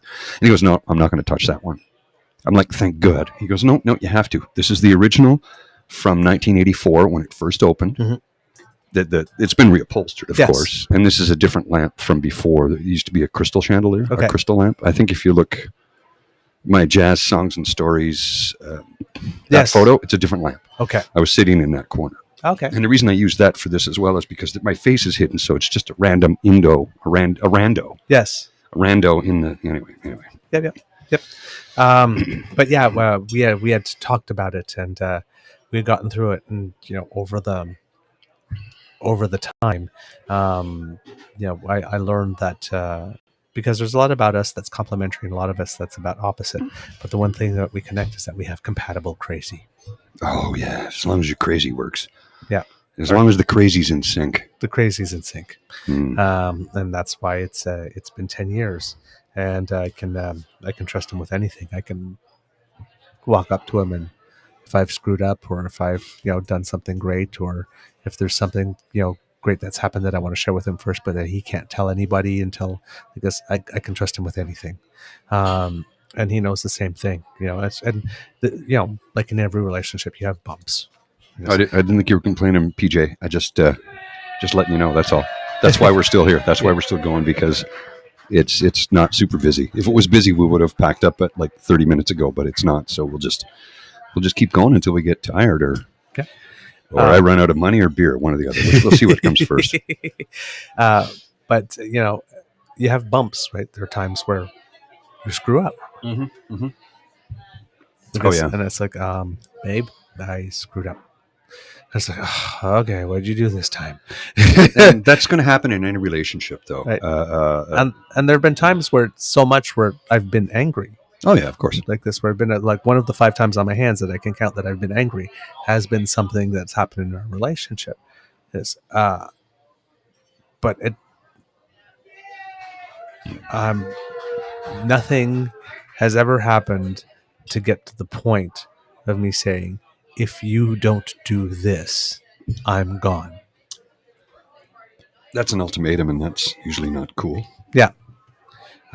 We've gotten to points where I've said, if this continues, this is not sustainable. I'm just impressed with this battery. We're going 4.5 hours, and it's barely lost anything. There you go. But never anything. And it was a commitment I made that I was never going to hold the relationship hostage to getting my way. Right. And that's a good, healthy thing, because I've been in relationships like that, and I'm like, I'm out. I'm out. Nope. I'm out. No. Like, 3 stalkers. Yep. So I understand the feeling of, feeling that you're swimming into the shallow end until you find someone that you can really trust. Then I saw a comment that pulls at my heartstrings and makes me happy on a selfish basis. Mm-hmm. I closed myself off. This group here has been my help, or has been helping me be a little bit more open and try not to hold myself away. So awesome. That's so awesome. that makes me, I am not happy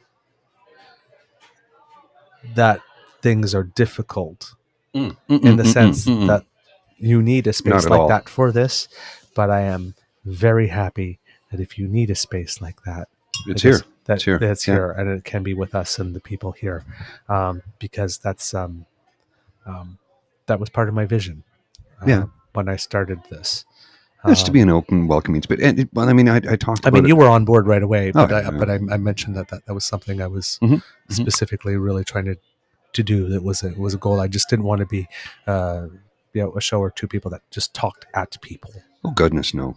Oh goodness, no. And as I said, you're welcome to come in and hang out as long as you observe the rules. Be kind, be caring, be compassionate. Assholes will not be tolerated. Racists will not be tolerated. Nazis get punched. Simple rules. Yeah. Simple rules. Yeah. And I've even extended an olive branch to a few people I don't particularly care for, but I'm like, look, you want to come and hang out?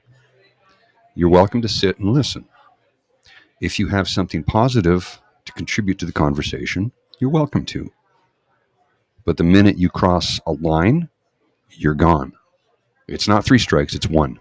You get 1 chance. Yeah. So you're welcome. We will be comfortable.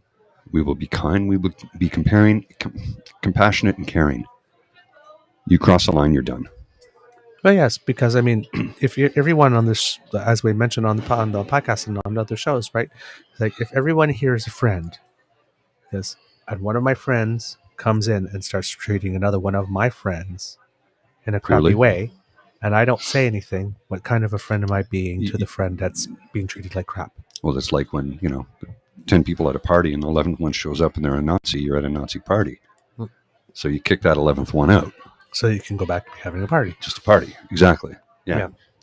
And then there's some beautiful comments here that are touching my heart. When you guys tell me you love me or think that I'm funny, it's something I'm not used to, and it's hard to accept compliments, which could be an awkward quality. When people who are supposed to love and protect you fail to do so, you learn to depend on no one but yourself. Oh. Yeah. Oh, boy. Ooh, yeah, you would know that way better than I would. Oh, you're hitting right here there with that one. Well, that's real. That's life for you, right? Yep. That was what you grew up with, right? Yep. And not allow other people to betray you like that again. It's hard to let that go. And that's why I've been one of those people who I mentioned. Like, I've got it. I can handle it. I got it like this. And with my Beaver sweetie, letting room to say, like, to not be the guy who has it at the time, to make room. Everybody needs help, and everybody likes to help. Needs to help. Agreed. And if you can do it for yourself all the time, if you don't leave that door open for another person to help, even if you can do it yourself, now and then, letting that go, you just don't let someone in to build that trust and that intimacy. Okay, so I can actually relate to that better than you might think. Okay. Because, raised by boomers who, be independent, rely on yourself. And I'm not giving anybody hell. No. They did the best they could with the tools that they had. Yeah. And I don't disagree with a lot of what they taught in that respect. But the one thing I didn't learn was how to ask for help when I needed it. Mm-hmm. I didn't know how to do it. Yeah. And I still have a difficult time with it today. And I know that if I'm really struggling, I have people I can turn to. Right. But it's still, it takes a lot of strength to ask for help. And people tell me, "Oh, you're brave. You're strength." I go, I don't think I'm brave. I'm talking about a disease, the mental disorder that I have. I don't think there's anything brave about that. It's just who I am. Asking for help takes more out of me than anything else in the world, because I feel like a failure if I have to ask for help. It's like I couldn't do it on my own. And that's I've always felt like that. And where and how and why, I don't know. I don't know how to ask for help. And I know that sounds crazy. And I'm even guilty of that in my job. And I had a conversation with one of my bosses who said, "No, Paul, we want you to ask for help." And I'm like, okay, you got to bear with me, because I've always have to have been self-reliant and do everything on my own. So I need to learn, but thank you for letting me know it's okay to ask for help. She kind of looked at me like, what? And I go, well, I've always been told, just take care of it. Get it done. Take care of it. I don't have time for this crap. Yeah. I need it done. Make it happen. Yeah. And that was what my entire career has been. Yeah. So now that I'm in a position where things start to go sideways, I can quickly go to one of my bosses and go, here's the situation. Here's what I'm thinking, how we remedy it. Here's A, B, C, and D are the steps we need to take. And this is all I can do. I can't do anything more than this. But I'm letting you know well in advance, shit's going to go sideways if we don't take care of this soon. Before, I would try and take care of it, and then realize I can't take care of it, and now it's going to blow up in my face. Because I didn't know how to ask for help. So, you can learn these things as you get older, and I've learned it in the workplace because my caring, kind, compassionate boss said, Paul, don't, just if you need help, let us know right away. And I've heard that before, but it's always been lip service. But you know how when you hear it and you know it's not lip service? Yep. And that was like the weight of the world was off my shoulders. I felt comfortable because I've heard that many times. Well, you need anything? My door's always open. Sure. Heard that a million times. And it was completely lip service. Yep. This wasn't. Yep. And it's like, I love my job. Right? I love my job because I have that. Not everybody does. Yeah. I'm very lucky. Yep. I hear you. And just more because these comments are either meaningful or well, let's say meaningful, whether, they describe some hardship or some lightness. You're right about Love you that. guys too. I am not joking when I say the past year has been a massive help for my confidence and mental health. Oh, awesome. Never would have thought that, and I thank all of you guys. It's like, now I can't be getting all sappy here. Well, yes, it can. Yes, it can. Yes, it can. Well, from the realist PJ, going from helper to helpy is brutal, and you're absolutely right. It is incredibly difficult because I'm usually, the guy who takes care of everything. So having to ask for help when you don't have the emotional tools to do it, right? And I'm learning them in my mid-50s, which means you can learn your whole life if you're willing to. If you're willing to learn. I think that was a fruit fly. It was. It's a bar. You're going to get him.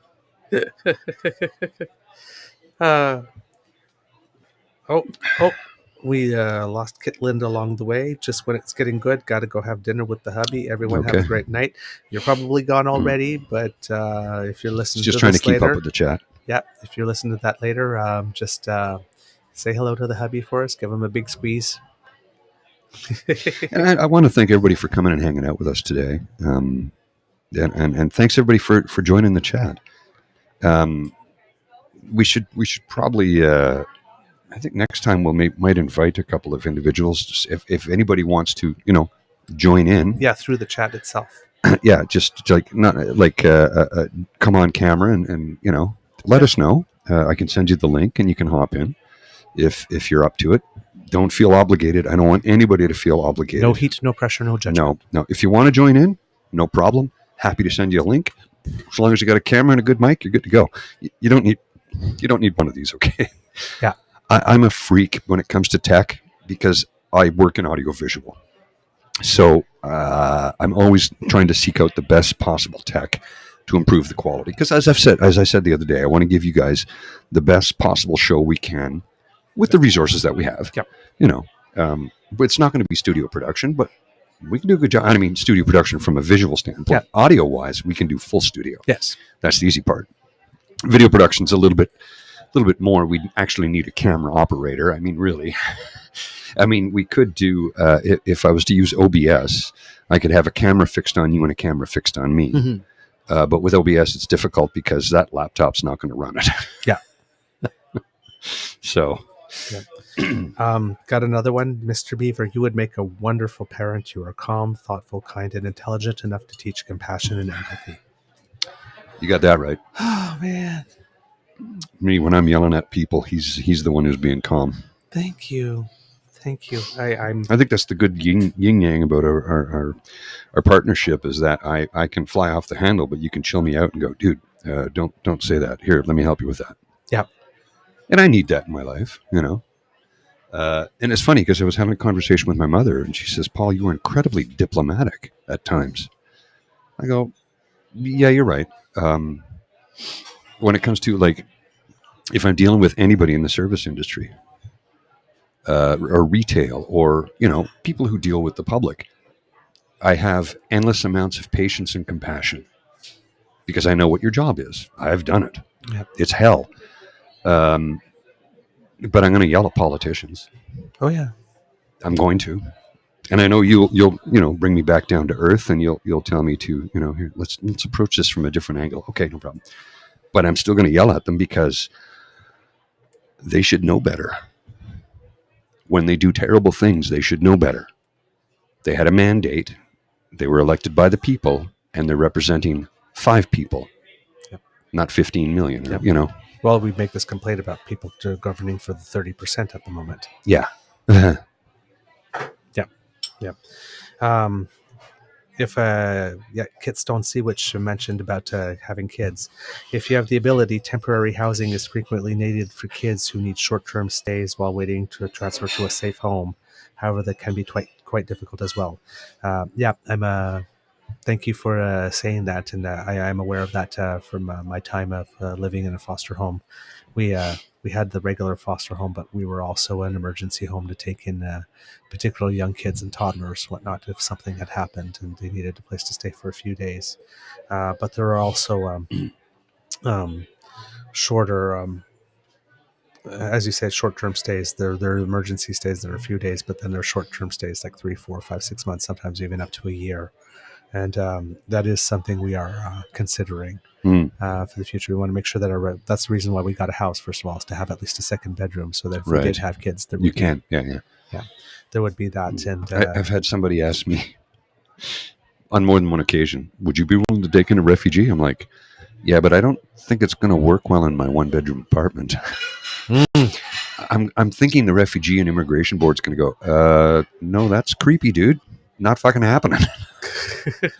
Because I'm always like, we need to take in more refugees, and then I'll have the immediate right-wing nut job goes, would you be willing to? And I go, well, I'm willing to, but I don't think it's going to happen in my 1-bedroom apartment downtown Ottawa. The board's going to go, no, that's weird, dude. That's weird.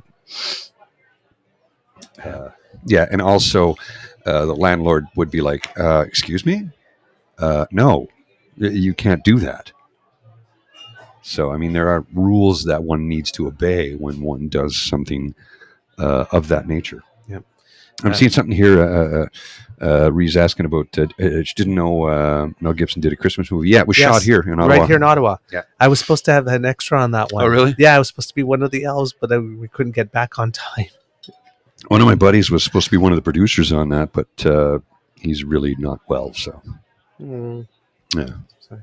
He did a couple Hallmark movies, and he did not enjoy his experience. Ooh, okay. Well, it's because he's been a producer for like 40 years.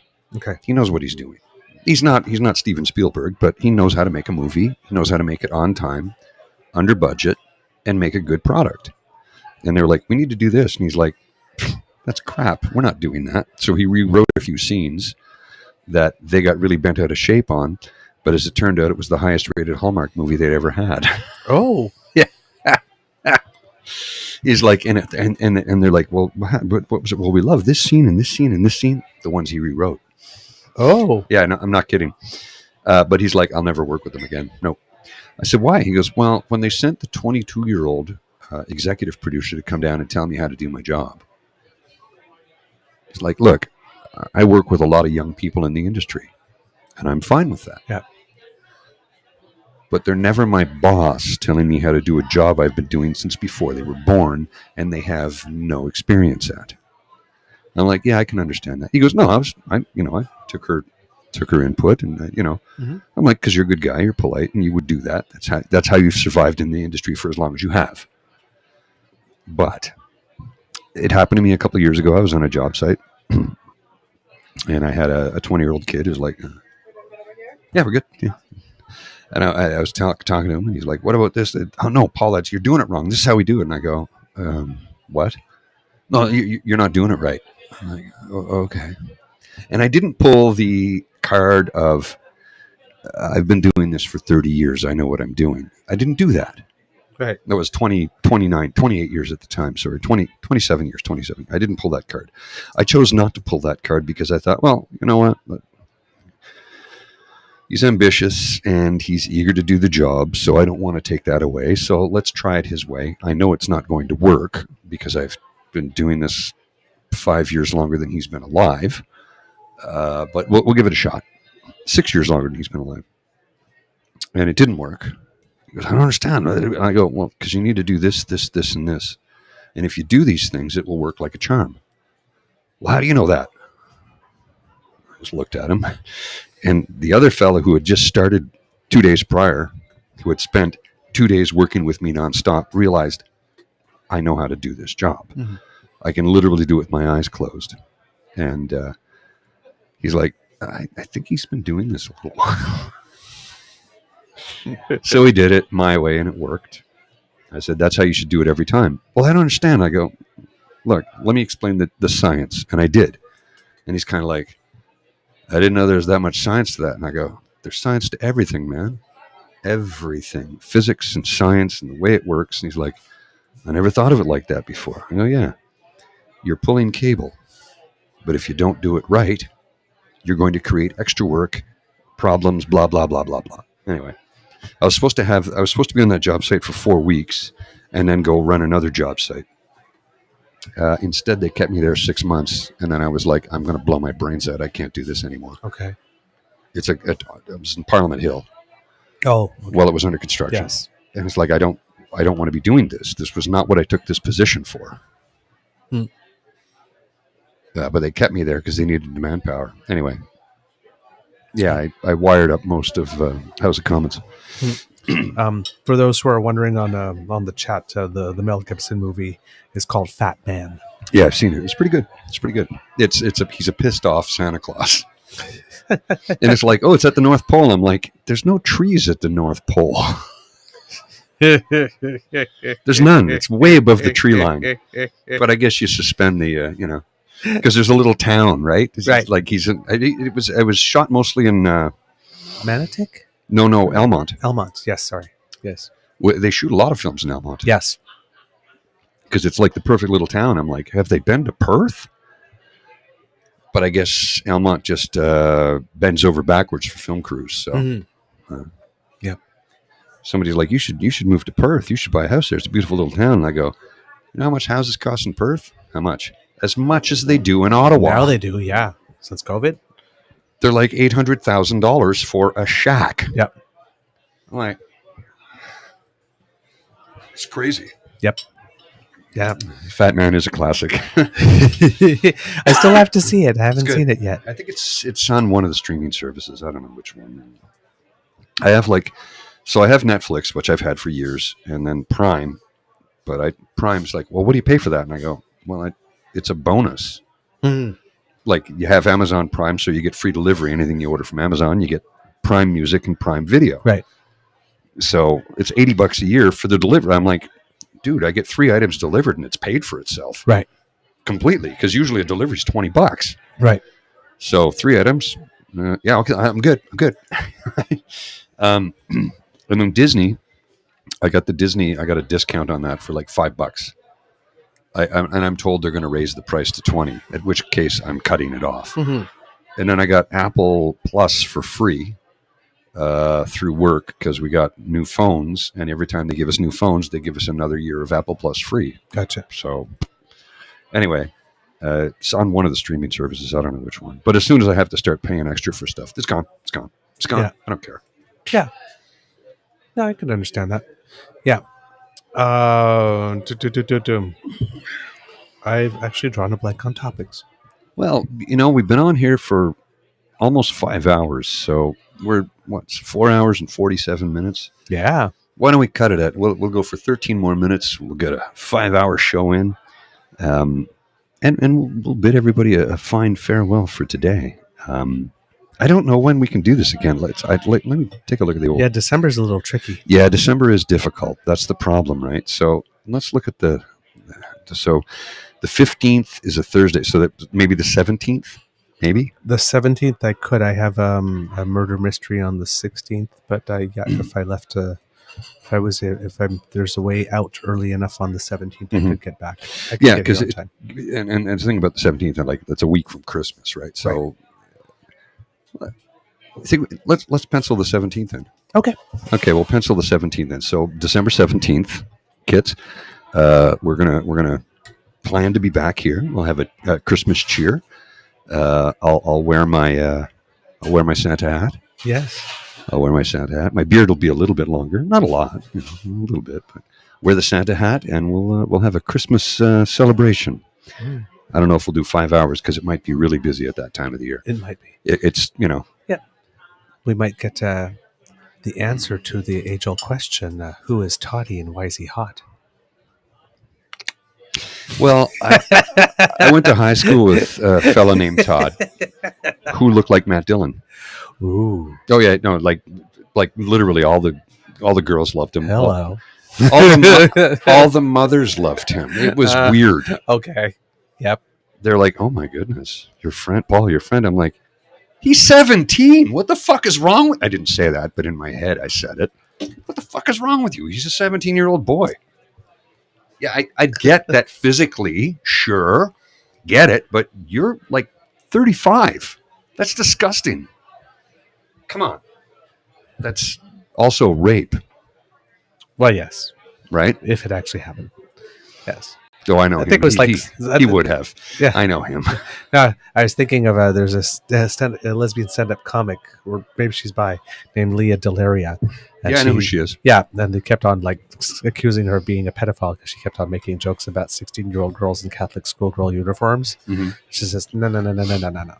It's like having sex with a 16-year-old girl in a Catholic schoolgirl uniform, pedophilia. Thinking about having sex, human. Just you're nutty. And it's like, I was like, yeah, you can't. I laughed then. I guess I'm still finding it funny now. But she was Big Boo on Orange is the New Black. Oh yes. But it's like, I was like, even now saying that joke is probably it's like, yeah. Yeah. Well, I still a friend of mine who you know. Okay. I'm not going to say her name because she has a right to her privacy. Every now and then we'll go out somewhere and in the summertime or springtime, and she'll be wearing literally the Catholic schoolgirl skirt, mm-hmm. kilt, and then the shirt, the mm-hmm. tie, and I'm like, You're killing me. You know that, right? I went to Catholic school. You're killing me. She's a few years younger than me, so nothing freaky, but it just makes me think of child. Now, the Catholic schools I went to, we didn't wear uniforms. Oh, okay. No, I went to St. Pius, but my friend Leah, who went to Immaculata, did wear the uniform. Immaculata used to wear the uniforms. Mm-hmm.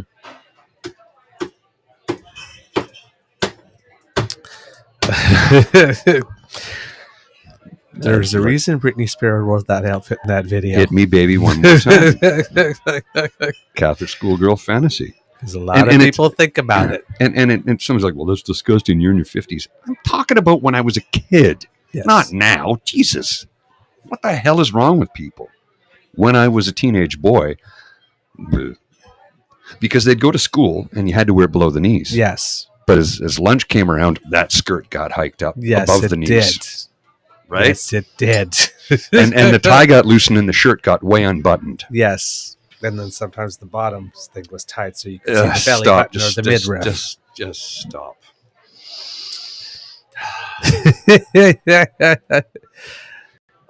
Ginger girl in a Catholic schoolgirl uniform. He's 17 at the moment, kids. He's 17 at the moment. Yeah, and and here's the weird part. It's like I'd probably still be the 14-year-old boy with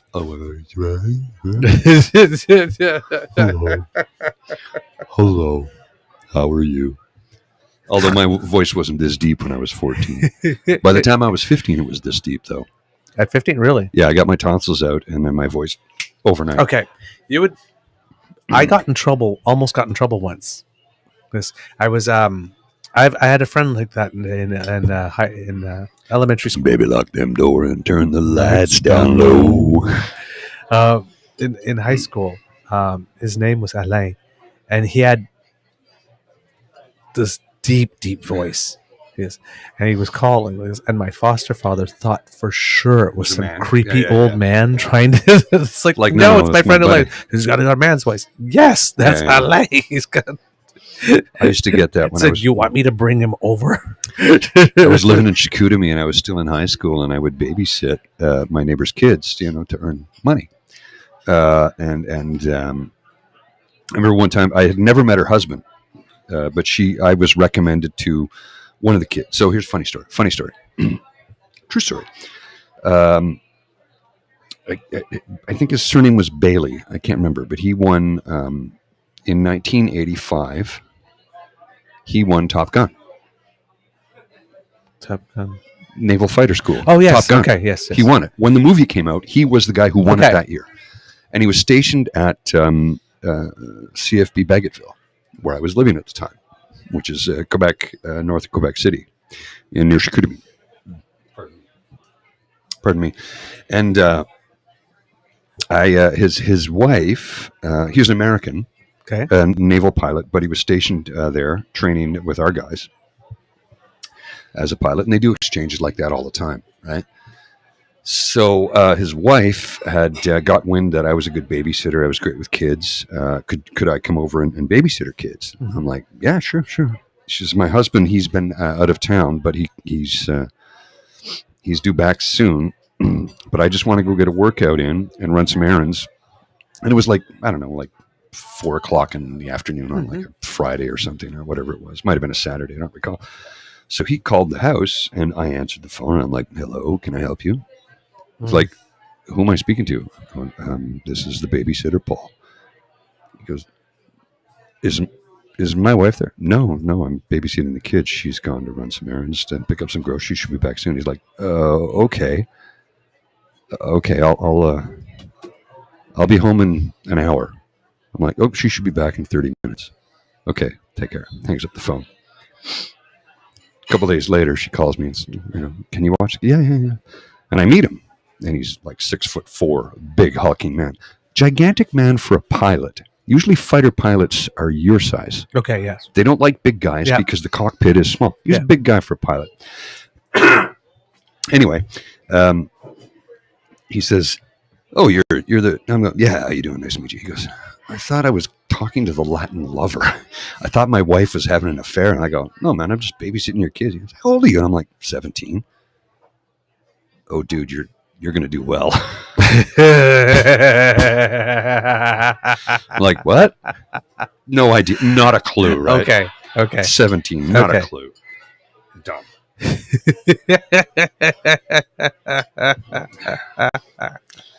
Baby, lock them door and turn the lights down low. It was like Barry White when his voice dropped. It literally went overnight. So his brother took him around to the neighbors, and he to all the women in his neighborhood, and he'd knock on the door. Yeah, so they go, oh, hey, Barry, what's up? Hello. Like, oh. I can't go as deep as Barry. No, it's hard to. Oh, you actually reminded me of something that I wanted to mention earlier, actually. I had a bit of an interesting experience. On the day of our anniversary, the people at the local college, the aesthetic students, were giving free waxing to men. Oh. Yes, because they don't often get to work on men. They said, were there any volunteers that wanted to go ahead? So we volunteered. How did that go? We decided on back and brows. Oh, okay. You didn't go for the full. No. Now my brows, as you can tell, are fantastic and amazing. The back That shit hurts. didn't hurt as much as I thought it would. For me now, caveat: I'm a bit of a masochist to begin with, so I have a pretty high pain threshold to start with. On the sides and where the skin was thin, Things you learn about your business partner at the last minute that kind of freak you out. yes, No, I'm just kidding. I'm kidding. but on the sides where you have like a little bit of fat, and on spots where the skin is very thin, it That'll hurts. pull the skin right off. Yeah. Hurts a lot more. Yeah. But we both had these images that we would have like a smoother, nice smooth back, the red spots, and then the pimples, and then the whole kit and caboodle. It was like, All you have to do is ask your Uncle Paul. I'll tell you about this stuff. Don't do it. Just don't do it. It's like, oh, this is wonderfully smooth for 20 minutes, and that's it. yeah, Then hell takes over. yep. And I just thought, like, wow, it's a good thing I didn't do this. And it's like, okay, let's go to Puerto Vallarta for the beach. It's just because my whole back would be looking like, who the hell, like, what's wrong with you? And can I catch it? Remember Nair? Yeah. And Neat? Yeah. Guys that I used to play hockey with. Never happened to me, never happened to guys. I never witnessed it, but they would tell me stories about other teams they'd played on. And I'm not talking about when I was a kid, talking about now, guys I play hockey with, teams they played on when they were younger, would swap out the shampoo for Nair or Neat. I'm like, ooh, that's harsh, because it stinks and it burns. Yes. Or the other one where the guy's sitting and I've seen this done. Guy's sitting there shampooing his hair, right? Long hair, shampooing his hair, and they keep pouring more shampoo, and he can't get the soap out, and he keep pouring more shampoo on him, and he can't figure out why he can't get the soap out. That one's kind of funny, that one. Or the other one, which is kind of sick and twisted, that I've witnessed once, and I went, "Oh, I'm out of here." It was when, geez, I don't even know if I should tell this story. Yeah, screw it. All the guys turned, and so the guy's in the shower, and they wait till he starts to shampoo. So his eyes are closed. They all turn and pissed on him. Oh no! Yeah. Oh, Worst, and I was kind of like, I'm out of here. The worst we ever did is we had we were at a leadership camp. And we had to sleep in a high school gym overnight. So we got up in the middle of the night. Yeah, we got up in the middle of the night, and we took a little bit of toothpaste and put it like right under someone's nose, right there. Like, and then just tickle the nose, and then they're like, yeah. But the funny part is that they keep going back. What is this? They get to like 3-4 times. Somebody sleeping like this, you fill them with shaving cream, and then tickle their nose. I remember once, 1984, autumn of 1984, we're having a dance marathon. Dance marathon. And you were allowed to sleep 20 minutes at a time. Okay. So we have chairs set up. This is at Teen Town, and I'm asleep, and I'm sleeping like this, but I'm not fully asleep because I would sleep with my eyes open. Not intentionally, it was just my eyes were slightly open, and I could sort of see, and I see somebody taking my hand and putting it in warm water. Well, I freaked out. I jumped up. I grabbed him by the throat. I started wailing on him. They had to pull me off of him. And then I went and lied right back down. Like nothing happened. Oh. So an hour later, he goes, "Why'd you do that?" And I go, "Do what?" I had no recollection of it. Then he told me about it, and I'm like, "Oh, I did do that. I thought I dreamt that." Oh. He's like, "Oh, shit, dude. Are you okay?" And I go, "I've been up for 27 hours. No, I'm not okay." Jeez. So, yeah. I always felt bad about it, and I still do today because, it's like 38 years ago, but I still feel bad about it. But he was cool about it. He's like, no, dude, I was trying to make you piss yourself. You reacted appropriately. Okay. So that you don't know that trick? Yeah, no.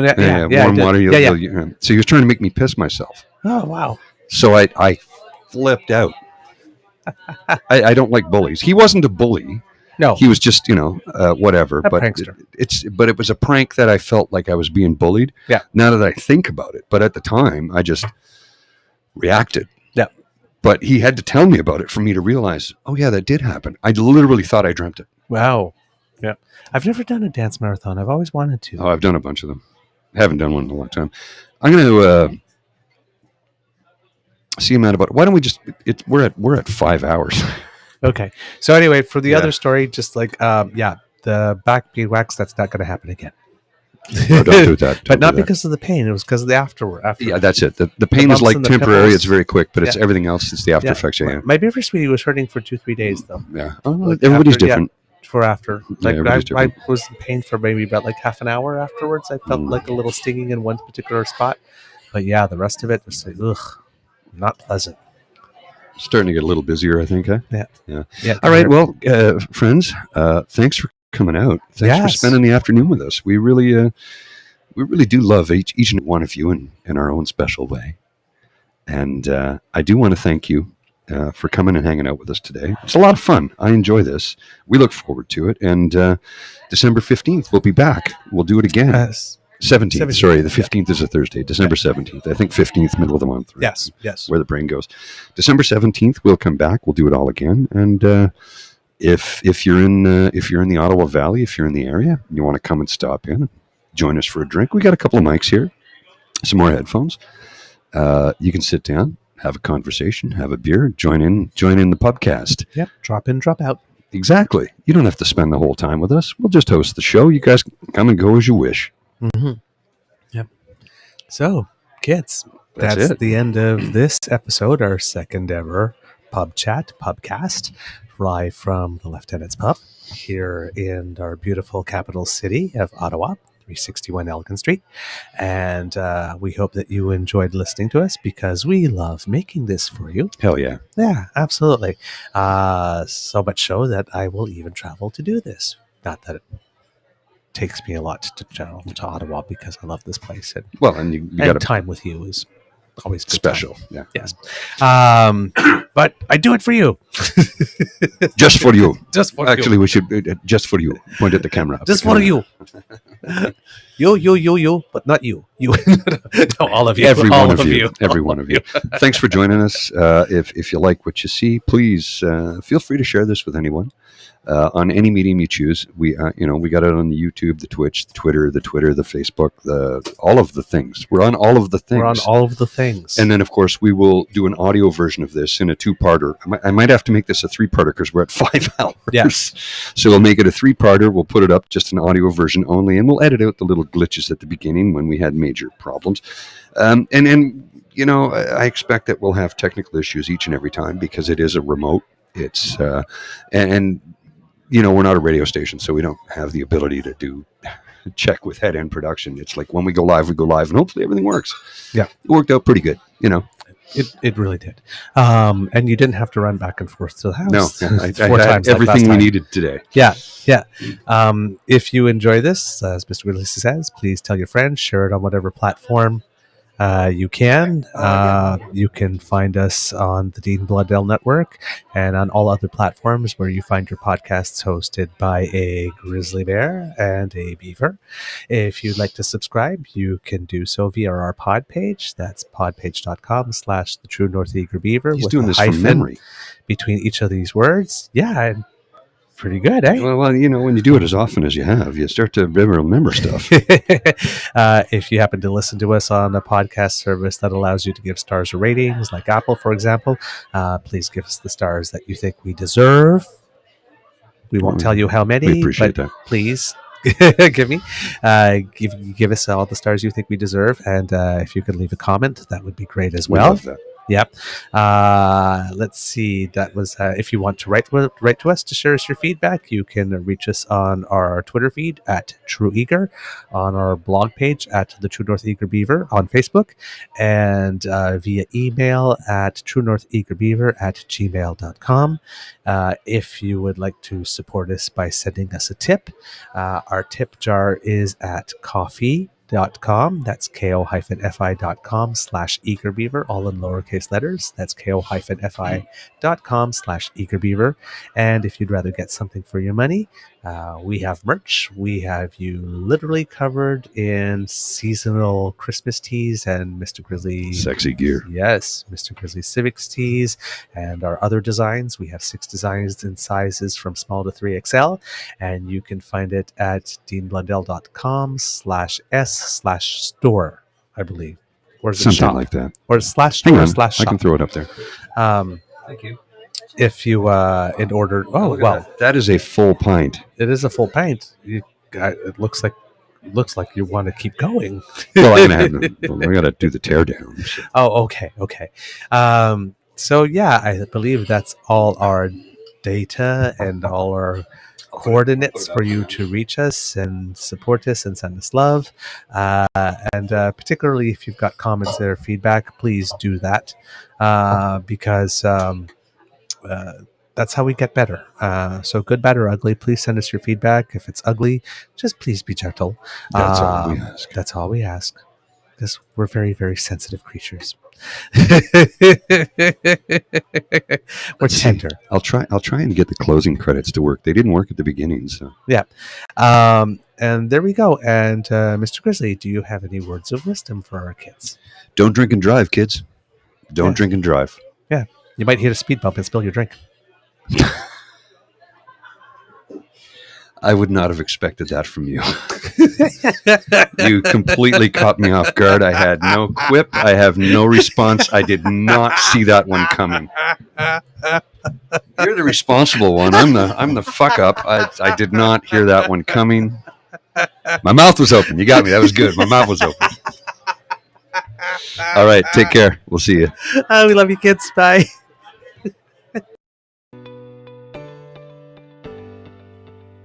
You are listening to a True North Eager Beaver Media Podcast.